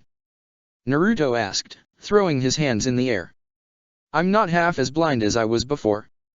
Prove it, you ass. Sakura grunted. Naruto gave her a dry look. Sure. Now, I can't pretend I'm an expert. See? Sakura jumped on her way out. But I noticed a few things.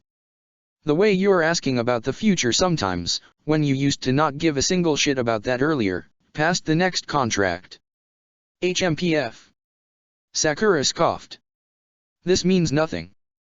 I'm just more optimistic. I know. Naruto nodded. But you asked what I thought about kids, too. Out of curiosity. I hate kids. Fair enough. You don't just stare at my body anymore.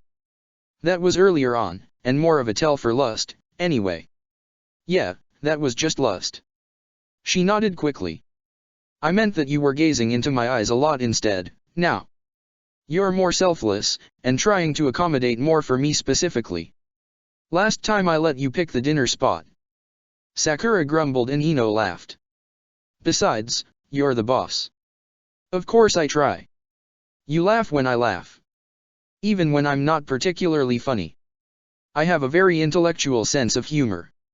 You actually talk about how you feel with me. You share more with me than you do with Ino, I know, because she tells me everything that's not private. Hey. Ino interrupted. In the Yamanaka clan, we used to believe in openness. Don't use it against me. Are we in the Yamanaka clan? Karen mused. Did I mention that you're more optimistic lately? Naruto continued, unimpeded. And that's not just a friendship thing in this case, I'm pretty sure. All the good vibes in UMI are getting to me. We're not even in UMI. You took care of me when I was feverish, with the others. Sakura stiffened. It was a nice thing to do. I wasn't as unconscious as you thought I was. Naruto said with a fond smile. But those were very sweet words. I wouldn't have expected them from you. Sakura turned cherry red. Ah, fuck. She muttered. Sakura avoided looking at Karen's cheery smile and Ino's amused grin. Make me some space, then, you lunk. Sakura mumbled, wiggling closer against him. He could feel her smile against his chest, and the way she wrapped her arm tightly around him. No fucking though, thank you. She said at last. I can be patient. Asshole. Konoha. Suzuki sat with Hinata, on top of the Hokage monument. They were not the only ones here, far from it. But there was enough room for it to still feel intimate. He knew that Shisui and Itaka were standing somewhere, talking in low tones, as well. Hinata was really starting to show, now. Suzuki looked at Hinata through the glow of the lamps people had brought here. She was smiling softly, as always, but he could see the worry in her eyes. She didn't voice it, not tonight. Hinata was looking at the stars through the light of Konoha, but Suzuki couldn't muster the will to look away from her. Do I have something on my face, maybe? She asked demurely. No. Suzuki said with a small smile. I didn't ask before. Hinata began. Because you seemed pretty happy to see me. Not that I'm complaining. Suzuki chuckled. For Hinata, he had been gone for a day or two. For him, it had been months. Of course he might have seemed over-enthusiastic. You want to know about Hanabi, right? Yes. Hinata smiled. How is she? Strong. Suzuki laughed. I don't mean just physically.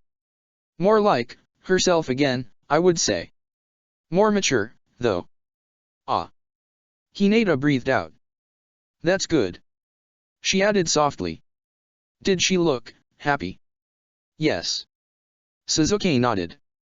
A wide smile stretched upon Hinata's lips. She looked radiant, under the moonlight. He felt something in his heart clench. I was hoping we could meet. Hinata mused. All three of us. Once this is over. Once this is over. Suzuki didn't dare voice his own fears. There was no need for that tonight. She saw it. Suzuki, we're all with you. Itaka.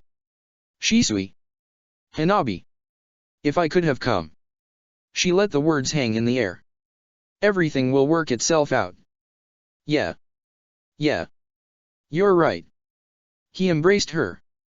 Uzushiagaku coast. Hyagahizashi set off.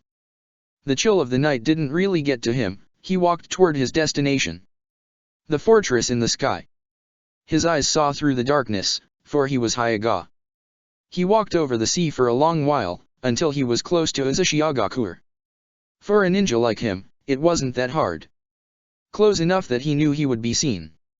He didn't know where Niji was exactly, but he was sure that he would find him. Hisashi waited. Something yanked him up, and soon he was rising through the air. The next moments were confusing, and he thought he went through a barrier. He met a man, but had no memory of it. When Hisashi found himself on his feet again, he was in the middle of a white palace. He was terrified, even though he wouldn't say it. Every step felt as though he was crawling through water. Even the sound his footsteps made in the wide, echoing hallways sounded too loud to him. But he had been brought up. The entire building was white, covered in intricate markings that he couldn't even begin to guess the meaning of. The vaulted ceilings were so high that the place felt open, almost. There was a staircase leading up on one end of the room. It led to a gigantic door. One that he knew he could not push open, from its sheer weight. He could barely see through the walls, laden as they were with chakra. But he didn't have to. The doors pushed themselves open, silently and smoothly.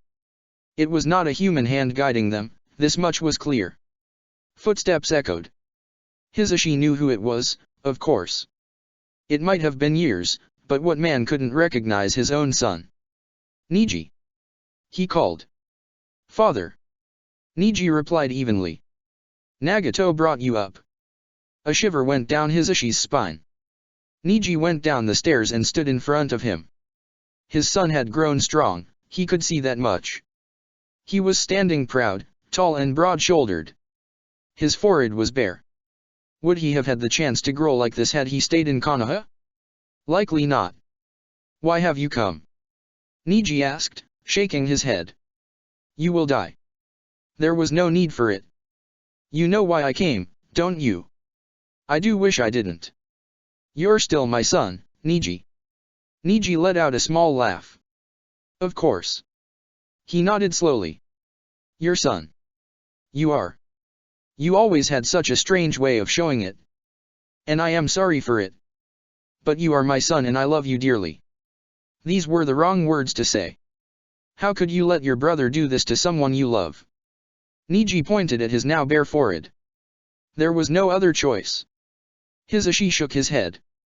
Niji was about to retort angrily. But I understand your feelings, my son. Oh, do you? Hisashi gave him a pained smile.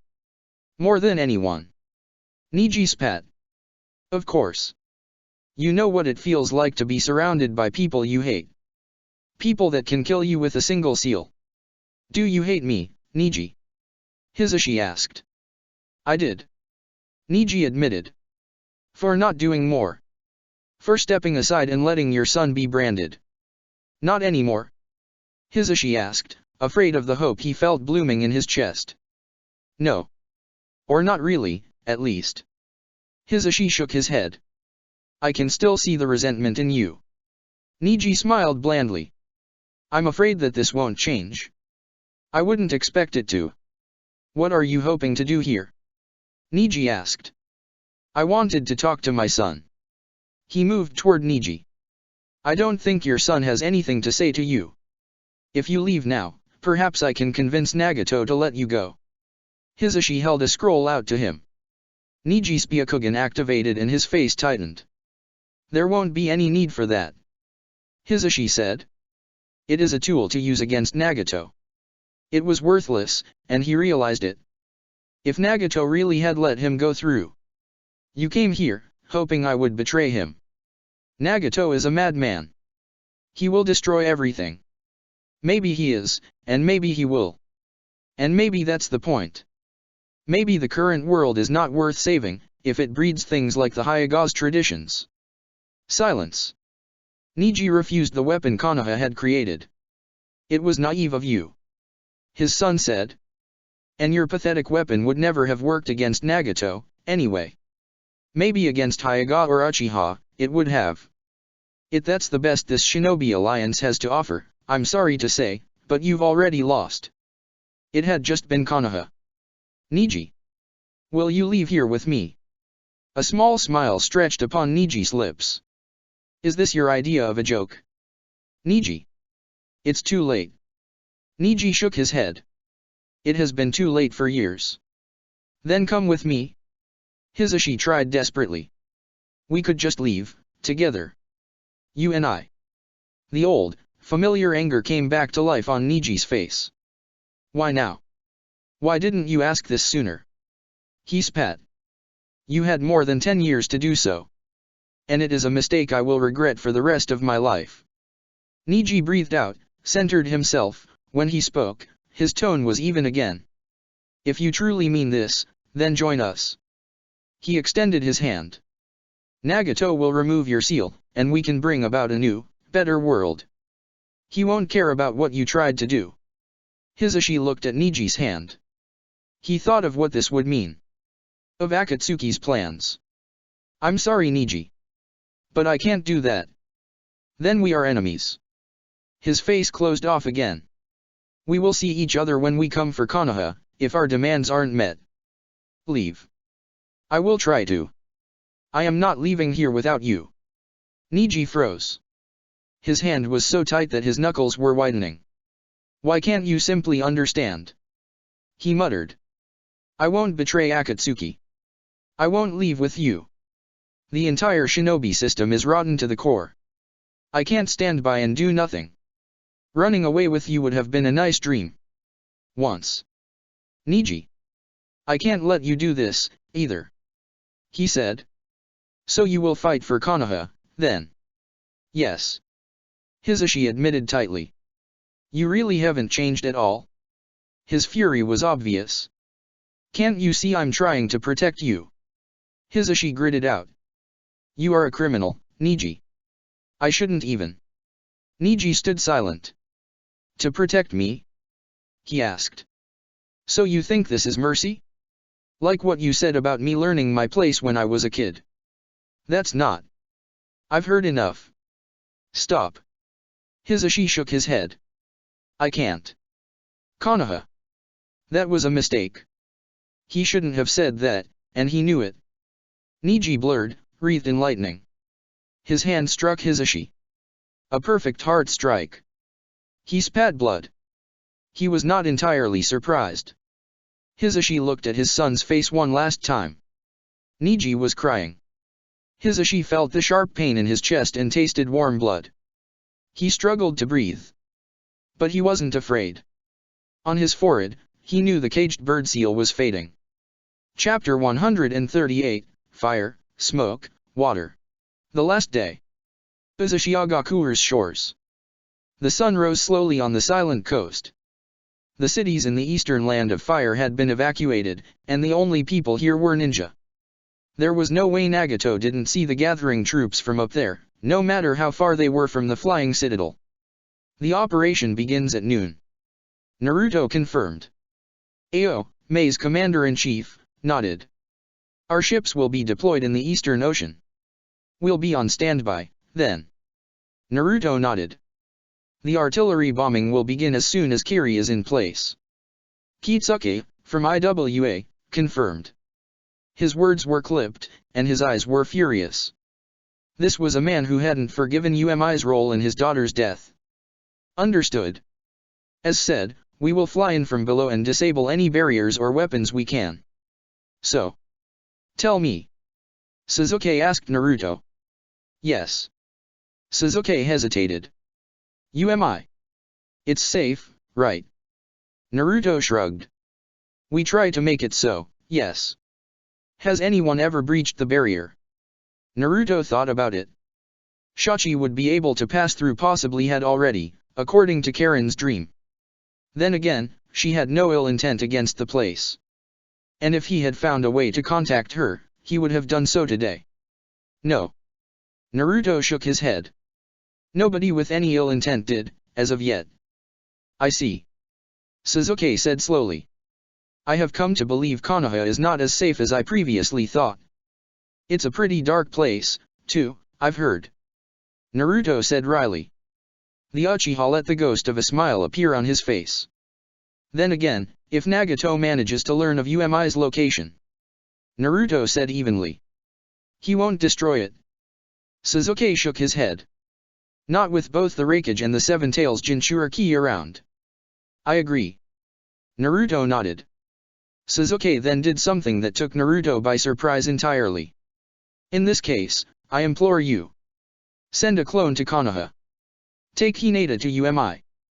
Keep her safe, until we manage to get all of this fixed. Protect Hinata and our twins. Could have told me way earlier. Considering how tight the village's security is going to be today, it's going to be a pain in the ass. Don't implore me. Naruto rolled his eyes. She won't be too happy about it, if she's anything like Hanabi.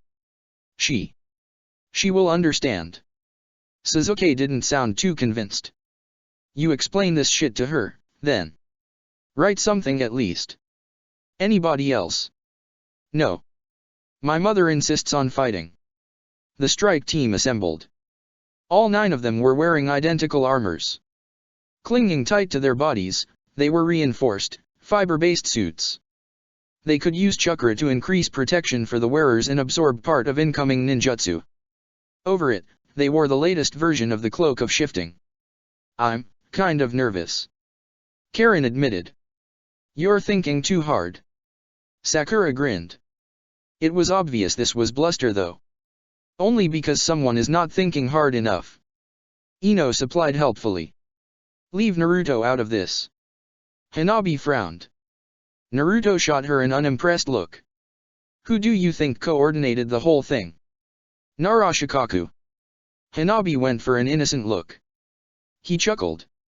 Fair enough. But I wasn't going to bother with the actual coordination. That's what underlings are for. Underlings, huh? Sasuke growled. Is that what you think we are, as well? I would never dare. Enough. Don't run yourselves ragged before we are up there. Itaka cut them off. Are you talking to anyone in particular? Sasuke asked him with a frown. I wouldn't dare. Itaka said. Naruto hid a chuckle. The ships are almost in place. Anko said, looking at the horizon. Are you ready to go? Does it matter? Karen asked with a grunt. We're going either way. Objectives simple. Get in, find the Gadamazo, stop the fortress, kill all remaining Akatsuki members. Not necessarily in this order. Anko put her hand in the middle of them. What are you doing? Sakura asked. It's a Sunin thing. Anko answered. It's a team hand stack. Good for camaraderie, teamwork, all that shit. So? Naruto asked. If it's good enough for sensei, it's good enough for you. Anko glared at Naruto. With a sigh, he put his own hand above hers. Sakura slapped his. Karen put hers above it, followed by Ino and Hanabi. Sasuke did so with a shrug, Itaka with a long-suffering sigh. One man was missing, though. Anko gave Shisui a pressing look and with a sigh, he put his hand with the rest of them. Naruto made a whip-cracking sound with his tongue. It echoed loudly and Shisui glared at him, harshly. Naruto cleared his throat. Now that you're finally full-fledged, real shinobi, things will only become more difficult. We're not fucking UMI ninja. Sasuke groaned.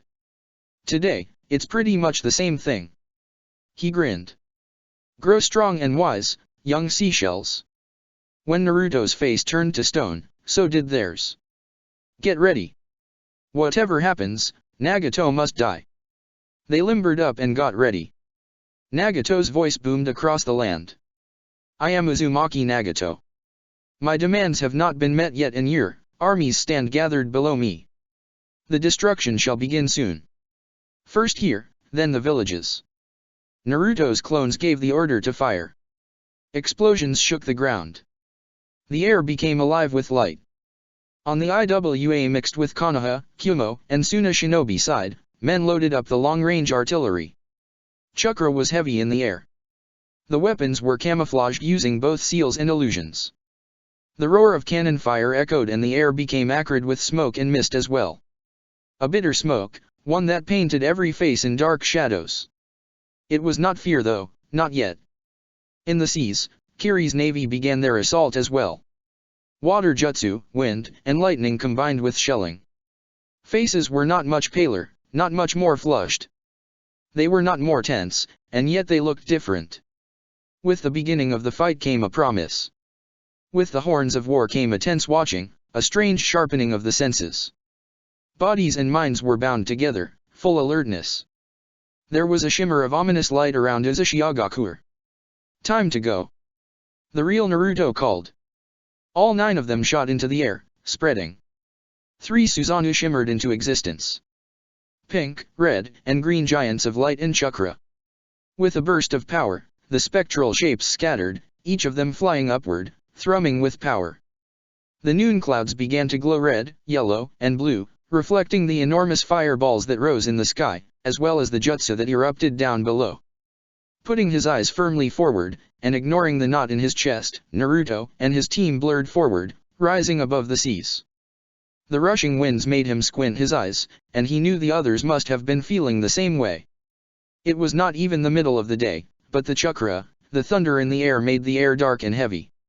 Like a cloudy autumn evening, where the skies shone orange, forlorn. On the coast. Tenten tried to keep her mind on the target, even as the heat started to become too much to bear. Iwa's artillery was powerful. And wasteful, too. Too much chakra was needed to operate them over such a long distance, and a large amount of it just turned to pure heat. If she had it her way. Sweat trickled down her face, and she wiped her eyes with her sleeve. There was nothing she could do here but load more weapons, ensure they were not jammed, shoot. Lee and Guy-sensei had been sent elsewhere, along with some of the allied forces. And she knew that Niji was up there, somewhere. Fighting for the opposite side. But she couldn't focus on something like this, right now. Now when they had a seemingly unbreachable fortress to breach. None of the projectiles seemed to do anything. Whatever barrier ninjutsu the Akatsuki were using, it was definitely working. Projectiles broke apart once they reached, and jutsu simply faded away, once close to Uzushiagaku. Was this something Nagato had done, or was it what the Uzumaki clan had done beforehand? All of it, whether talking about Nagato himself, or his now mostly gone clan, was shrouded in myth. The only Uzumaki she could say she had known, if barely, was Naruto. And it was hard to think this polite young boy was the one currently flying straight toward the danger. The one who was commanding the divisions, with clones in several places at once. The one that had killed 2 of Konoha's strongest shinobi. And white creatures began to emerge from the beach. What the hell? Someone roared. They're coming. Men started to rush toward them, weapons drawn. But Tenten could see that this was not it. Some shinobi were fighting among themselves, as well. They had been warned about the Zetsu, shape-shifting creatures. Call for the censors. Somebody screamed. Gather them. The air was heavy with tension, and blazing fire from the fighting. Bodies littered the ground, some from the treacherous white creatures, some from the explosives, the poisons they were carrying. The sky seemed painted red from here, crackling and burning with a constant roar. The smells were something she would unfortunately not forget, she knew. Tenten saw a man stagger up, face and beard bloody, followed by another of these shapeshifters. Her blade flew and struck true. The bearded man died, all the same. An explosion pushed her away, and when she slowly rose up, her ears were ringing. Ah! There were men running toward her, and she had a feeling they were not coming to help her. Lightning struck, seemingly from the sky.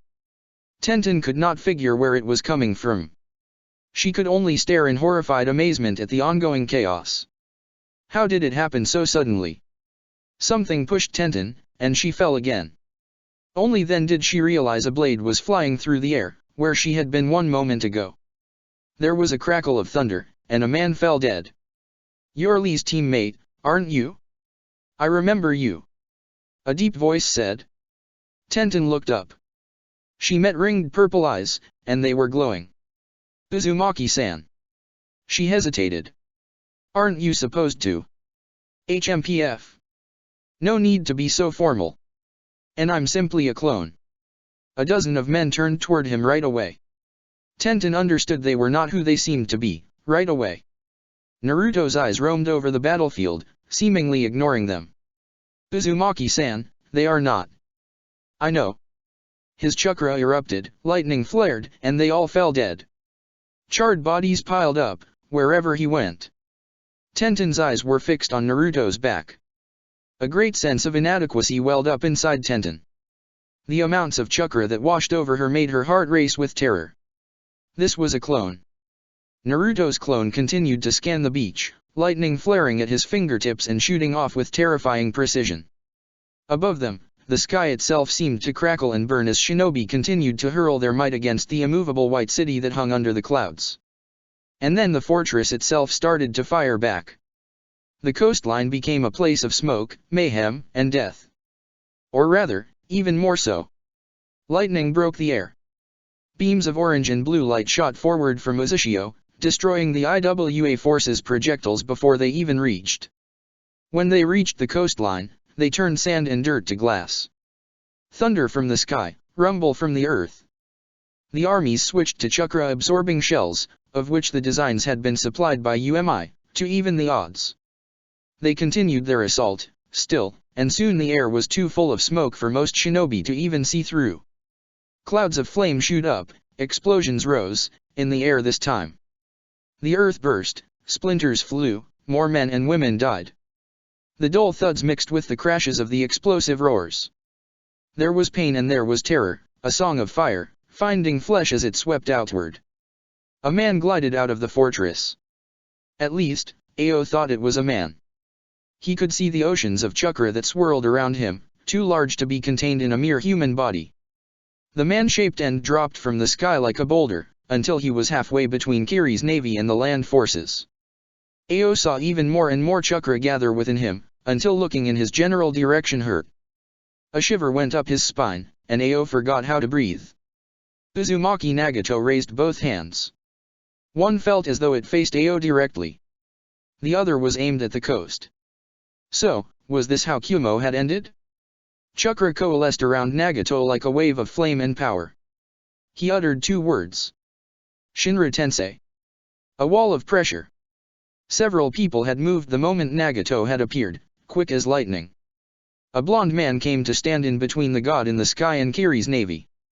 The same words came out of his lips. Shinra Tensei. The pink, red, and green chakra-clad giants fell in front of the land troops. Shield of Shukaku. Yada mirror. Deity and beast reflection. Light bloomed, chakra flared. Power that seemed so far beyond human. The pressure abated. And the end didn't come. Chapter 139, Castle in the Sky. Nagato smiled. Uzumaki Naruto. Uchiha Sasuke. Nagato said, his arms folded. I see that the rumor about your eyes was true. He hovered in the sky, seemingly unconcerned about the fact that some of the strongest men and women in the world were surrounding him. Uncaring, when it came the armies that waited for his next move with bated breath. I thank you for bringing yourself to me. Nagato nodded. Even to Naruto, his power seemed to be limitless.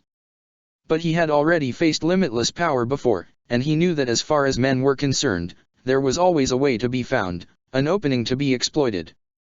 They just had to find it. We didn't bring anyone to you. Uchiha Shisui spat. Ah. Yes, the illusion weaver. Nagato smiled, and looked him in the eye, seemingly unconcerned. You may try your sleight of eye. Hopefully you are better at it than Obito. From his pinched expression, Naruto knew Shisui wouldn't try it right now, and he was right in doing so. Now. Whether you came here to deliver Uchiha Sasuke to me, or to try to stop me. Nagato began. It is very much the same. Shisui and Itaki attacked, moving like a single unit. The green Suzanu's spear thrust toward Nagato, and the sword of Totsuka fell upon him from behind. Sasuke summoned two toads that Naruto had heard about, but never seen in person before. Sensei's allies, again. Nagato nodded. Sasuke stiffened. Nagato extended both hands, one toward each Suzanu's weapon. Shisui's weapon reached him. And so did the sword of Totsuka. Instead of sealing him away, as Itaki had intended, it faded away when Nagato touched it. Fuck. Naruto thought, discarding several plans at once. The toads croaked, a strange sound that raised Naruto's hackles. Even so, he called his bow and in a burst of power, he released what looked like a storm arrow, but truly was something he had created in order to seal Nagato away. Demonic illusion, toad confrontation chant. Sasuke called. Nagato grunted. Before the arrow reached him, he lifted one hand again. Shinra Tensei. The barrier of gravity shimmered into place around him. And it stayed there, seemingly impenetrable. Already. Naruto thought. They had feared this. And expected it, too.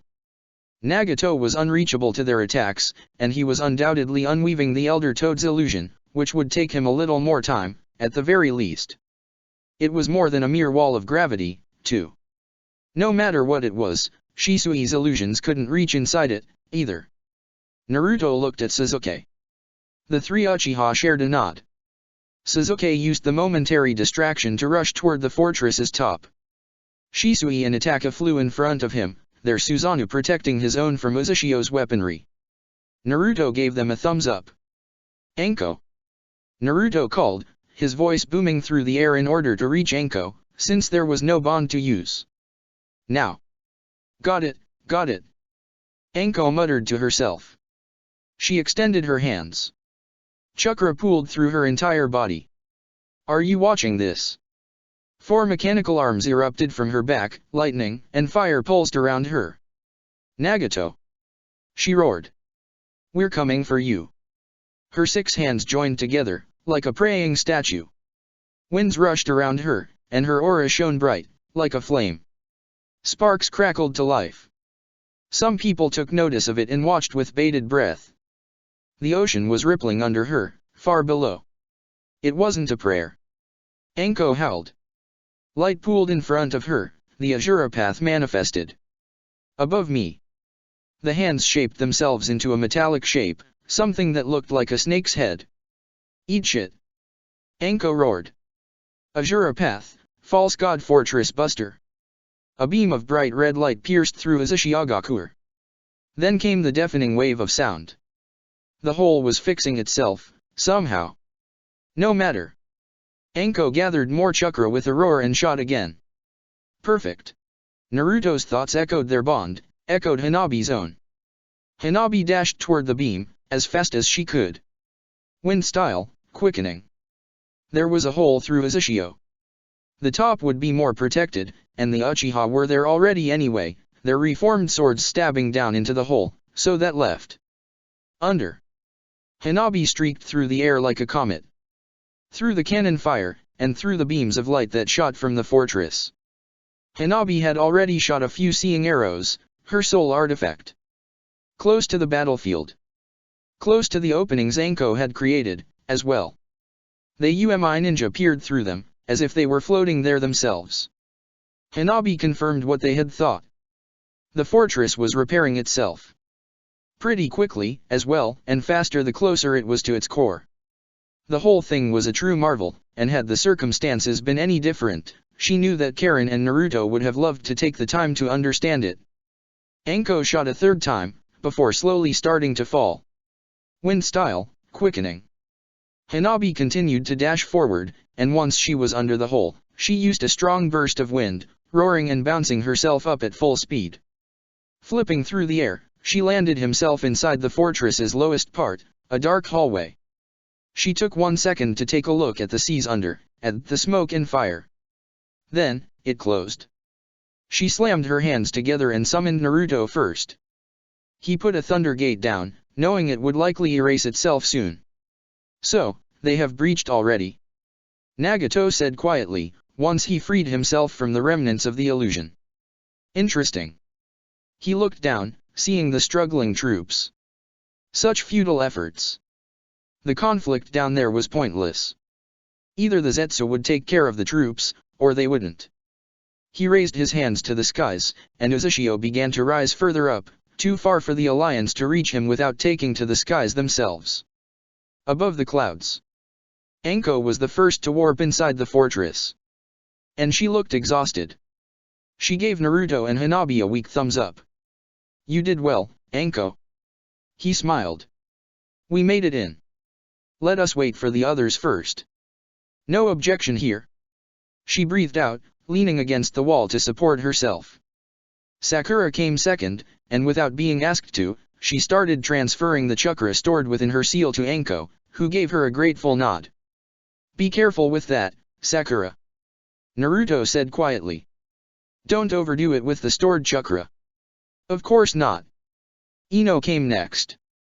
Did the three Uchiha make it on board? Yes. Hanabi shook her head. I caught a glimpse of Sasuke flying in, covered by the others. And Nagato. He freed himself shortly after that. Then we should hurry.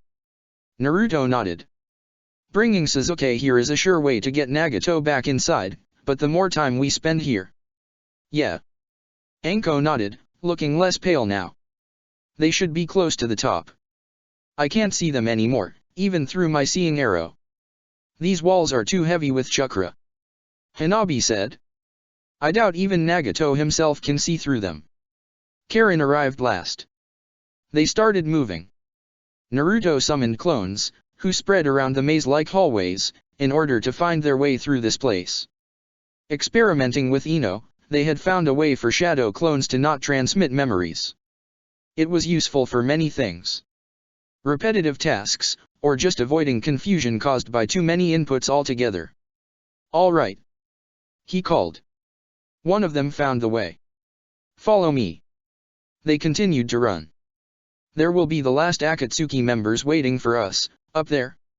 Sakura said. Most should be manageable, now. Splitting in two groups was a good thing, considering what we're facing. The enemy will have to split their forces as well. Anko nodded. Yes. Hanabi nodded. Besides, Sasuke carries a second chakra receiver currently. Oh. Naruto lifted an eyebrow. He accepted the communication link, too. Well, I think he trusts me. Hanabi shrugged. So he will send you a warning in case of trouble, Ino began. And I will summon the three of them out of the way with the animal path, yes. Hanabi nodded. Perfect. Shall I summon Sasuke alone right now? No. We still don't know how to reach the Gadamazo, better to leave Sasuke with them, maybe the Biju will feel its pull. Let's not summon them unless they call for it. Anko answered. Sasuke will tell you. Unless someone gets to him before he can warn me, of course. Hanabi finished. Sorry. It's Sasuke, anyway. Hanabi said with a small smile.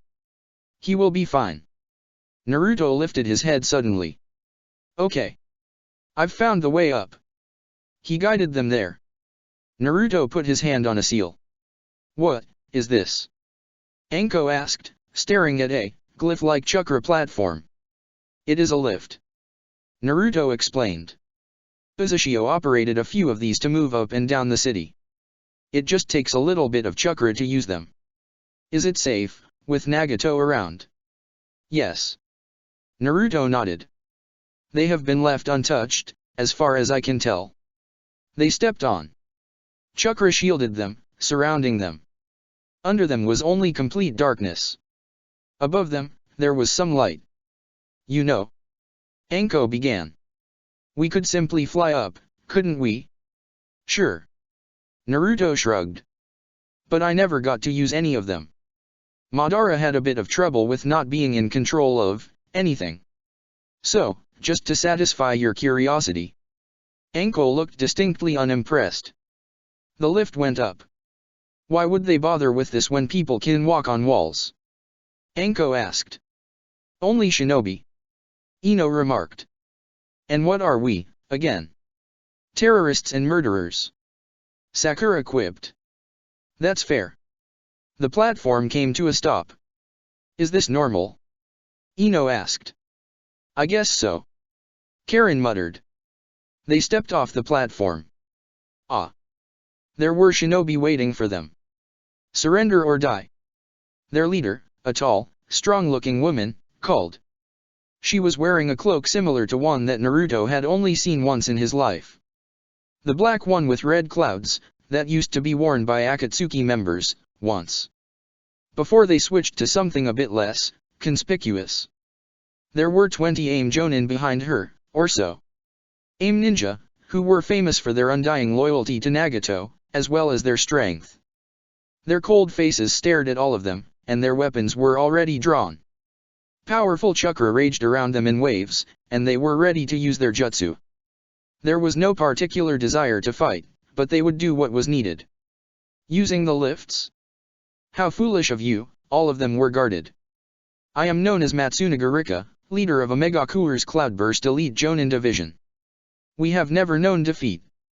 Naruto and Anko shared an amused look. Ino chuckled. Well, nice to meet you, Matsunaga Rika. You're about to experience something new. Naruto greeted her. He raised a hand. Kneel. Uchiha Sasuke ran, followed by his brother and cousin. They had managed to crawl through the hole on the upper wall of Uzushio just before it closed. They dispelled their Susanoo. Are you alright, Shisui? Sasuke asked. It was more taxing for him, because only one of his eyes had reached the Sharingan's final stage. Yeah. He nodded with a small wince, wiping the blood coming from his right eye. Let's get going. Which way? Sasuke asked. Naruto shared what he knew of Uzushio. Itaka began, at the same time he started moving. The Gadamazo is likely close to the center, if it powers the whole thing. Nagato will undoubtedly come for us, and so will his remaining men. Well, sounds ominous enough. Let's go. Shisui shrugged. Let us. Do we stay inside the walls, or? Itaka's Susanoo manifested a red, shimmering fist in the air.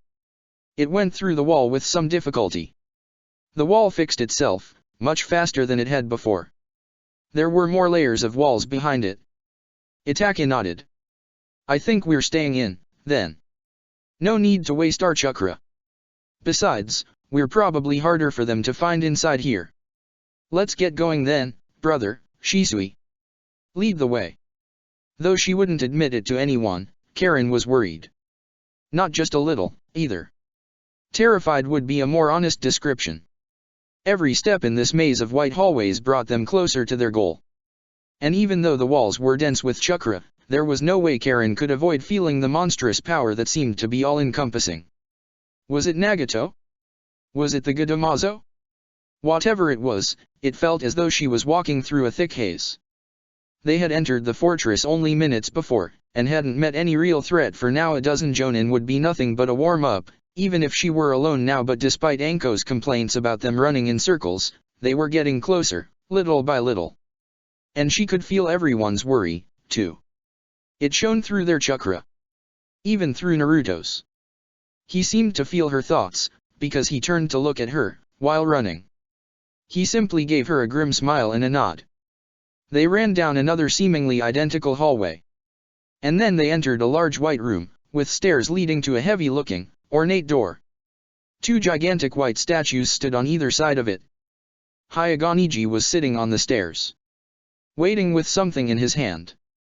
Confident, aren't you? Naruto asked him, lifting an eyebrow. Could he kill him before Niji could react? Niji said nothing. His Byakugan was activated already, the veins pulsing as he took them in. So you really did awaken the Rinnegan? He said, jumping down from the statue and coming down the stairs. I did. And you shared it with them, too. Sorry, we're full already. You can't join our very secret Rinnegan squad. Niji snorted in amusement. What's it going to be, then? Naruto asked. I'm afraid we don't have much time to waste on you. I wouldn't dare to hold you back for long, I assure you. Niji smiled flatly. It's me you want, isn't it? Hanabi asked. Niji gave her a long, considering look. What if it is? You guys go on ahead. Hanabi muttered. Nah. Anko shook her head. That's stupid. We can take care of him together. Easily. Niji scoffed. He lifted his hand. In it was a chakra receiver. As Naruto had thought. If I send my chakra through this, Nagato can come to us, right now. Most of them stiffened. You may. Naruto said quietly. But who's going to defend the Gudamazo, then? If it's in here, Suzuki will find it. If not, well, we'll get the info from Nagato. Niji laughed as if the whole idea was ridiculous. None of them attacked. I see that you understand the bind you are in, he said. The three Uchiha up there might prove to be too much, depending on who will face them. Niji smiled. I have utter faith in Nagato, anyway. He can handle you by himself. And whether you go further or not doesn't matter, far from it. I think we'll have to see about that. Naruto said. Go on. Hanabi will remain here, though. No. Naruto said firmly, Karen echoing the sentiment. I guess we're taking on Nagato and you right now, then. Call him here. Naruto. Hanabi said quietly. While I really appreciate this. And she did, it was clear in her eyes. I want to fight him. Bad move. Sakura shook her head. Not as much as letting Nagato come here. She shot back. More shinobi started to file into the room, coming through the same door Niji had used. They waited for his command. Niji spread his arms mockingly. What is it going to be? You really are a drama queen, still. Hanabi shook her head. What better chance to prove that the ideals the Hyuga tout are flawed? He asked. Hanabi scoffed. If you think there's any part of me that thinks the main house is in the right, you have the wrong person. Fair enough. Niji shrugged. His eyes turned cold. I'll give you another reason, then. I killed my father. What? Hanabi asked dangerously. Uncle. Hyuga Hisashi came here, yesterday night. Niji looked at her, his face betraying nothing. And I killed him. Hanabi shook her head in disbelief.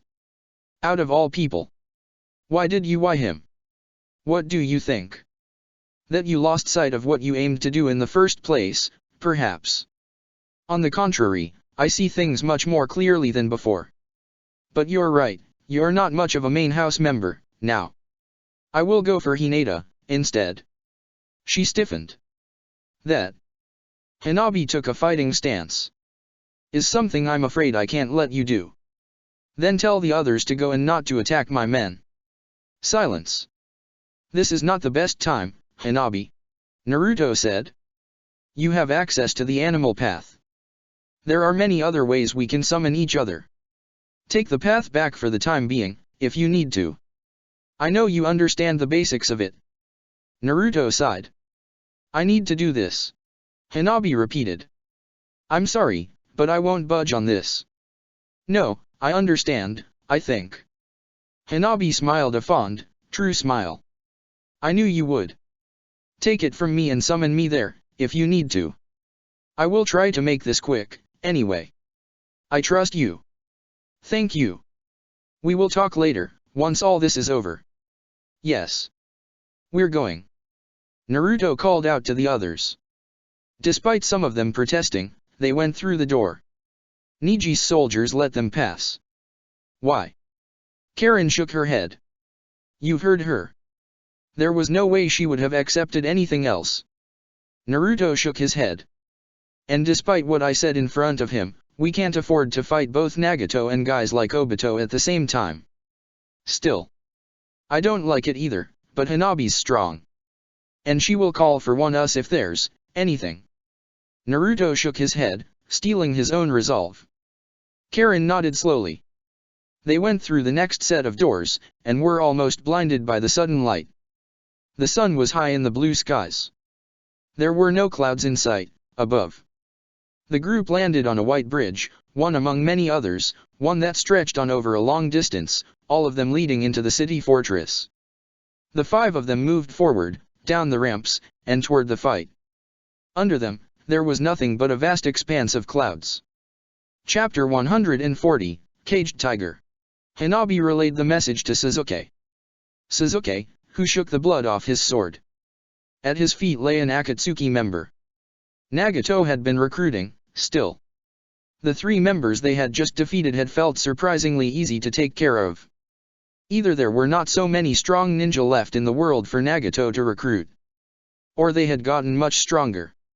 Either way, they were not the first or the last shinobi they were going to kill on their way. She says she will take care of her cousin, he said to Itake. Niji, then. Good. Itake nodded. With a few hand seals, he set fire to the 3 corpses. They had been running for a while now. This pace was huge. Well, I would have loved to fight Niji myself, Suzuki said. And show him what I thought of his win, back in the Chunin exams. It was not to be, though. That time you got all of us in trouble with the Hyaga. Shisui asked with a small grin. Yeah, I do remember that. And you had to choose the time I was the proctor, of course. It's all smothered fire, by now. Suzuki waved off, his cheeks slightly red. He was better than you, back then. Itake smiled. No shame in admitting it. He wasn't. Both Itake and Shisui shrugged and Suzuki gritted his teeth. Focus on the way instead of jokes, Itake. The sounds of flesh hitting flesh. Shin against shin. The 2 Hyaga landed again. You have improved, Hanabi. Niji recognized with an expression that was stuck between utter confidence and disappointment. But not enough. I was wrong to think that such a short lapse of time might prove to change anything. I can admit it now. And if you really think that way. Hanabi smiled. Then you have lost your touch. Your eyes have become less sharp than they were back when we were kids. Niji frowned. It could not be considered a true glare, but something about the words had definitely rubbed him the wrong way. Is this what you think? He asked quietly, soft as a whisper. It is what I know. Hanabi shook her head. Maybe you really should have stayed with the Hyaga. Niji shook his head. I had hoped that you might be something else, compared to the rest of them. I would say I am. Hanabi smiled thinly. And you're very talkative today. Heavy heart. Niji scoffed. Certainly not. Maybe this is just pent-up anger, then. Hanabi pretended to think. You did have a little something against me and my sister, back then. You hid it well, though. Niji's eyes turned sharper still. Don't fool yourself. I have moved past that a long time ago. I don't think you ever did. Hanabi smiled. I still see an angry man, right now. You left years ago. Let it go. Niji glared at her. Such foolish words. Niji lifted his hand and the shinobi behind him jumped into position. Let's see how good your eyes are, then. Niji smiled. He made another sign, and the ninja behind him, who had been waiting, attacked. Their swords were unsheathed already, and they didn't bother with jutsu. Their single goal was to kill her, wasting no motion in order to do so. There was a sound like screeching, maybe something that was closer to howling. She saw surprise in Niji's eyes. Hanabi moved. Every single shinobi that had moved was kicked, thrown, or punched away in a blink. The billowing wind around Hanabi fluttered away. Will that do? She asked evenly. Niji said nothing. He took a fighting stance. Let us see, then, shall we? Yes. Hanabi grinned darkly. Let us see. Niji blurred forward with a palm strike. Hanabi blocked it easily and countered with a rising kick. They exchanged a quick look. Niji's other hand blocked her leg. Palm met foot. A claw attack missed an eye. Knee met knuckles. Hand deflected hand. Knee against foot. Palm hit 2 fingers strike. Niji adopted a familiar position. With a scoff, Hanabi did the same. They both fell into the stance they had practiced over and over again, when they had been young. Each of them envisioned themselves at the center of an 8 trigrams circle. 8 trigrams, 64 palms. Niji announced, voice clear. 8 trigrams, 64 palms. Hanabi said, and the disgust in her voice was clear. They leaped forward. 2 palms. 2 palms. The strikes cancelled each other. 4 palms. 4 palms. Hanabi was just as fast as Niji, now. 8 palms. 8 palms. And holding both the Rinnegan and the Byakugan, her eyes perceived much more than Niji's did. Even if he did manage to land a strike, she would nullify it by releasing her chakra at the point of impact. As an exact inverse to Niji's strike. 16 palms. 16 palms. Their chakra and their fingers clashed, and neither of them gave ground to the other. 32 palms. 32 palms. The two Hyaga were perfect mirrors. 64 palms. 64 palms. Hanabi landed a strike. Niji didn't. He scoffed in annoyance, and pushed himself further. Hanabi had expected it. 128 palms. 128 palms. Niji ended the dance with a double palm strike. Hanabi ended the dance by dodging it and kicking Niji in the teeth. Niji skidded backwards. TCH. He wiped the blood off his lips. You got a strike in. These weak strikes wouldn't even have passed my armor. You're such a hypocrite. Hanabi spat, cutting him off entirely. What? Niji blinked, taken aback. He couldn't even see it, then. In every way. Hanabi shook her head. The 64 palms is a representation of everything wrong with the Hyaga. And that's even more true when talking about the 128 palms. What do you mean? 64 strikes. Just to disable a foe. She spat. When a single one could be debilitating, or lethal. So what? This is just showing off. She shot back. That's the only reason such a technique has been created for. Showing how much better than anybody else the Hyaga think they are. Niji said nothing. And by still using such a pointless main house technique without understanding that. Hanabi chuckled. You're proving you're just the same as the rest of them. You're simply trying to provoke me. Niji gritted out. I won't fall for it. I was not.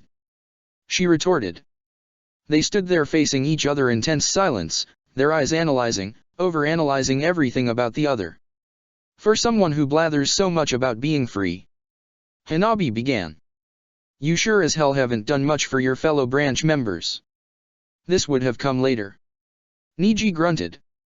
Once you have destroyed everything there still is to destroy. We have freed 24 of our clan members, now. And more will come on their own, before we go for the rest. What have you done? You seem to forget why you are free in the first place. Niji chuckled, dark and low. I don't. Hanabi shook her head. And for this you have my thanks. Don't thank me yet. Niji chuckled, with a dangerous promise in his eyes. You've proved you're finally strong enough to fight me. I will stop going easy on you. Hanabi laughed. Going easy on me? Did you think that I wasn't holding back, too? Do not get carried away, Hanabi. I could tell you the same damn thing. Niji. Hanabi spat. Show me, then. I let you live last time. Not today. She roared. You let me. He growled. Of course I did. You're still a slave to others' will, Niji. His eyes tightened.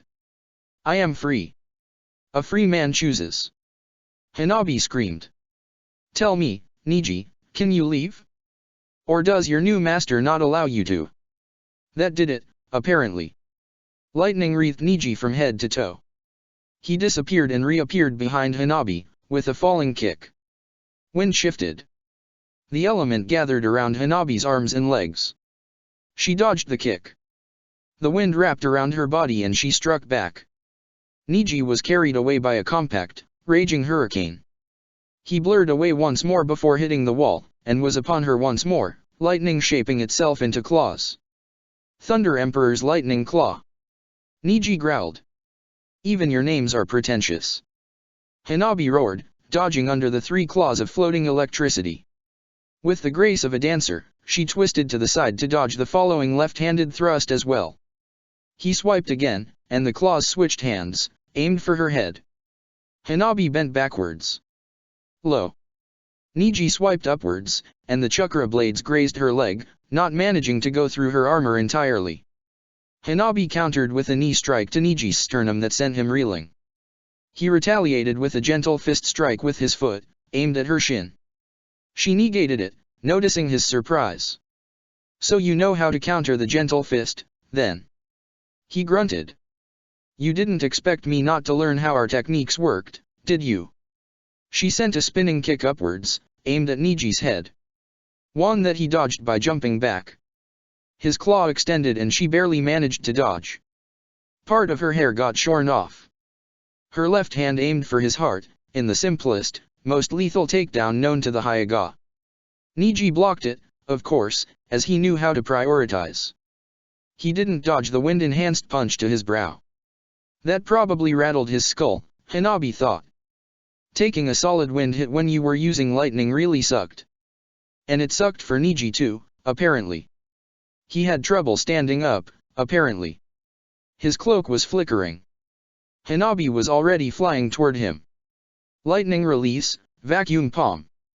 He called. Enhanced by lightning, the attack had too much piercing power. Wind style, revolving heaven. Hanabi transformed chakra and expelled wind through her every tenketsu, and she began to spin in midair, shrouded in deadly rotating blades. Her momentum carried her to Niji still, and he was forced to dash away. You've become much stronger, he admitted, noticing the gouges that went through the floor, where she had passed. And you've stagnated, haven't you? He gritted his teeth. I haven't, he retorted. Now, the Rinnegan has shared it with you. But you're not using it. I assume you either haven't mastered it, or can only use one of the weaker paths. Hanabi lifted an eyebrow. So Niji knew this much about the Rinnegan? Well, she wasn't going to give him much more information. It's the animal path, isn't it? Niji shot.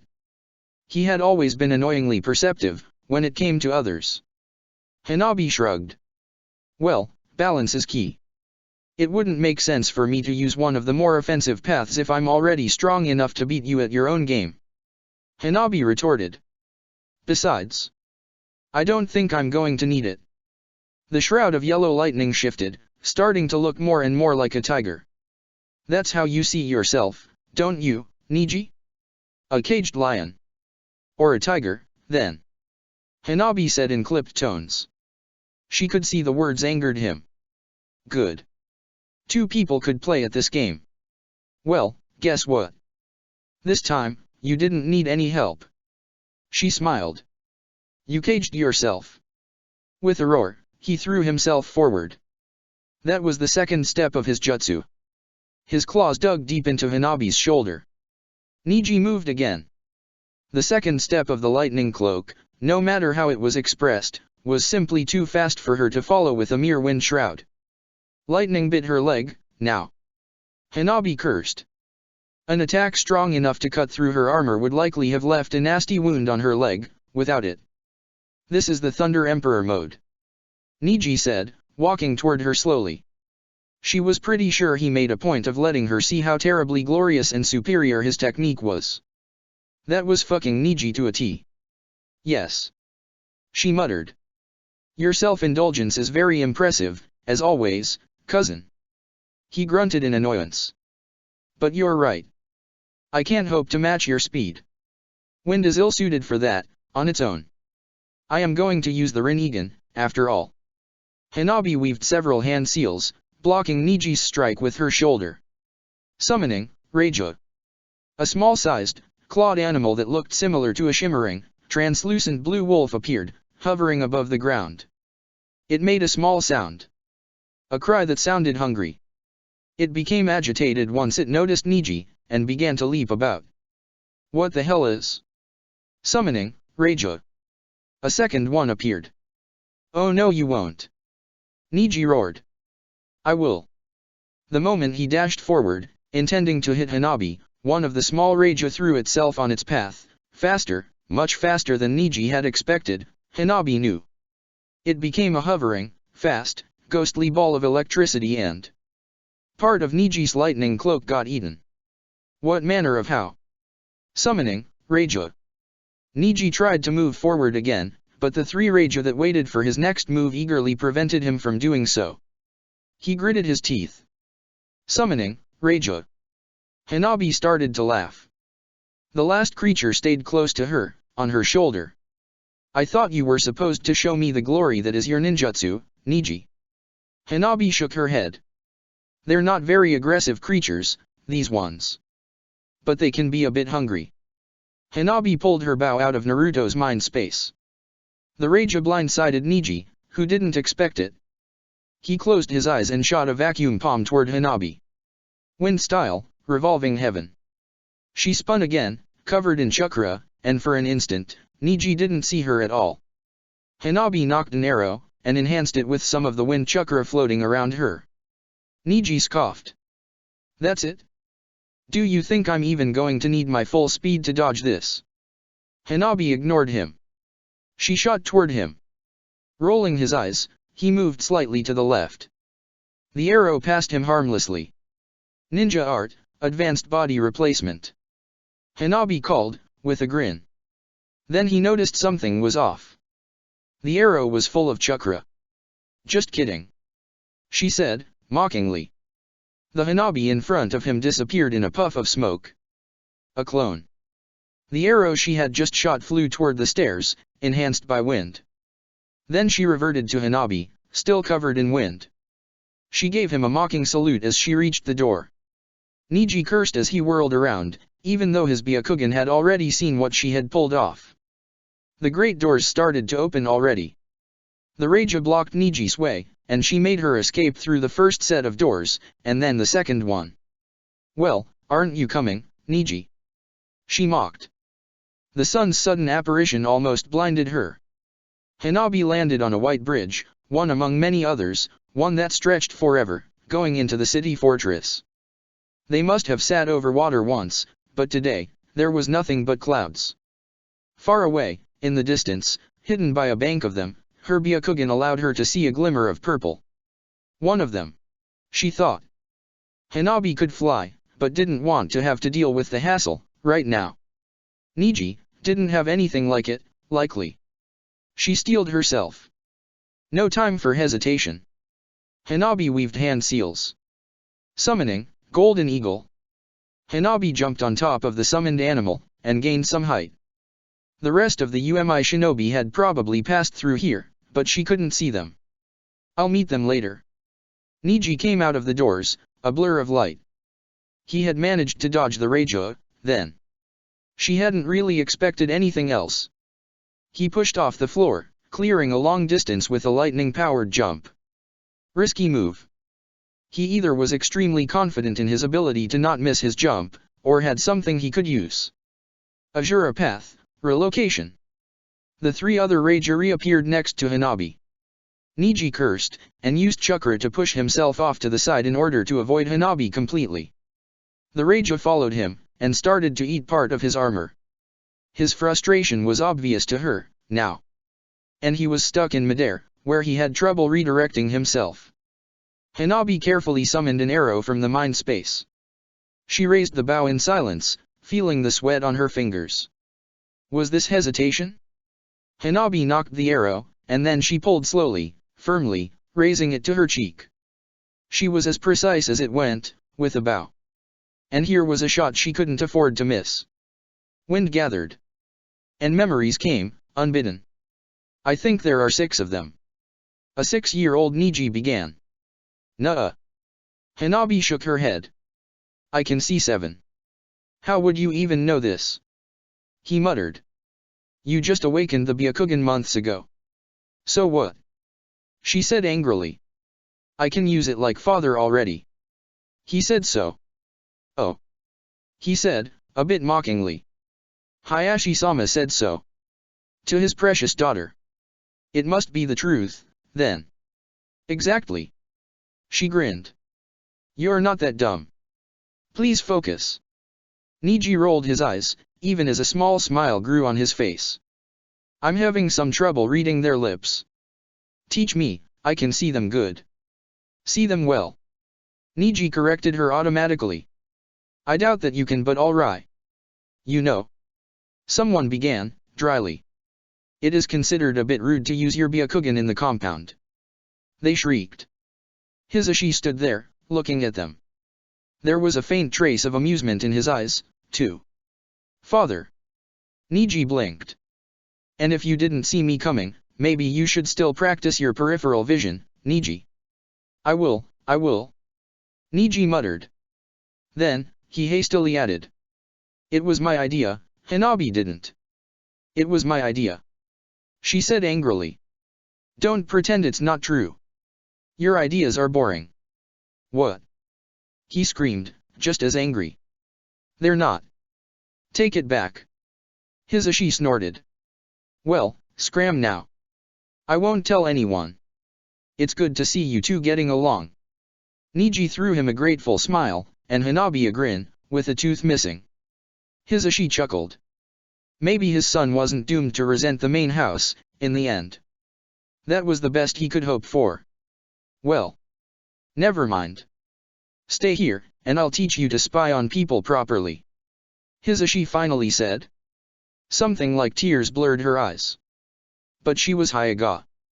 Hanabi could see through something like this easily. She let the arrow fly. Wind style, great arrow. The arrow flew through the clear blue sky. Hanabi jumped from the eagle, falling through the skies. It was a perfect shot. And still, she could see Niji react. The arrow flew extremely fast, sure, but he was faster. He pushed against the air again, aiming for the bridge, and narrowly dodged the arrow by twisting around it. He didn't notice the arrow itself held a tiny chakra receiver. Hanabi had prepared for this. She knew Niji and his fighting style all too well. Hanabi had anticipated Niji's dodge. She had also calculated the trajectory her next move would require and pushed off the bird, placing herself into position. The arrow reached what she estimated to be Niji's blind spot. Hanabi lifted her hand in a half-seal, ignoring its trembling. Summoning, arrow split. Through the use of the animal path, the arrow released another, one closer to a living thing, through its receiver.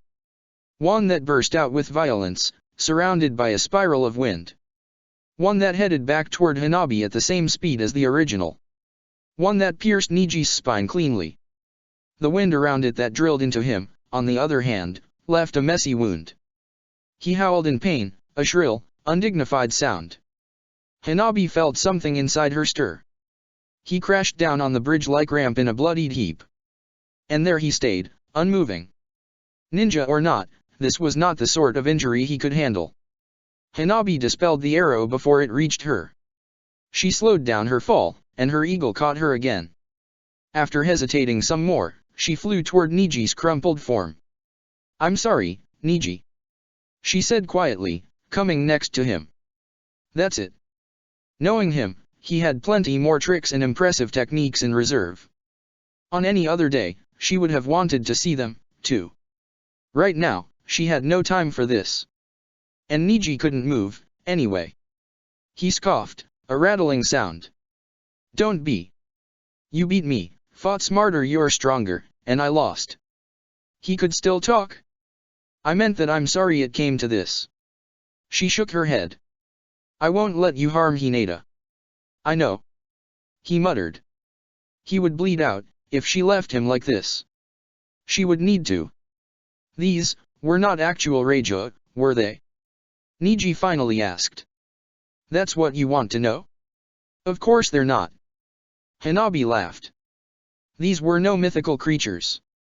But with the creation of all things, creating a small, mostly physical animal whose sole purpose was lightning chakra absorption, proved to be very doable for them.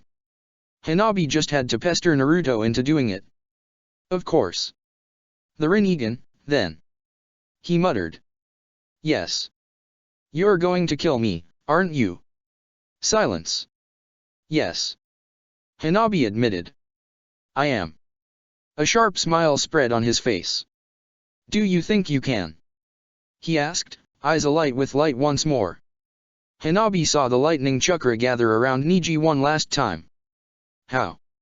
His body rose stiffly, as though he were a marionette whose strings were being pulled. Because that was what he was doing, essentially. Using lightning to force his body to move through specific patterns. Niji's eyes were clear, though. Let's see it, then. One last step. The aura around him shaped itself into a tiger one last time, and he stepped into a gentle fist stance, crouched to spring. That was too fast for her, she knew. There was no way. There was no time for doubt. Hanabi breathed out. She settled into a gentle fist stance as well, and wind gathered around her in a whirlwind. Hanabi pushed her control over chakra to its limits. They moved. Father, I have heard that uncle has 2 children. Niji said with a big smile. Hisashi blinked. He does. And they are about your age, yes. I wonder what they're like. You will meet them soon enough. Hisashi simply said. Really? Yes. Hisashi nodded tightly. You may consider them your sisters. Both of them. It is your destiny to protect them. Of course I will if they are my sisters. Of course. Back then, Niji didn't understand the forlorn expression on his father's face. But maybe he understood it a bit better once he was branded with the cursed seal, weeks later. They passed each other. Hanabi could swear that she saw the ghost of a smile on Niji's face. She stayed upright, and she heard Niji fall. When she turned around, he was staring at the blue skies. It had been a perfect heart strike. He wouldn't last for long. She came next to him. Not bad. He muttered. Not bad, at all. Goodbye, Niji. Hanabi whispered through her tears. She shaped a blade of wind in between her hands, and then she thrust down. Check the description for the links to the author.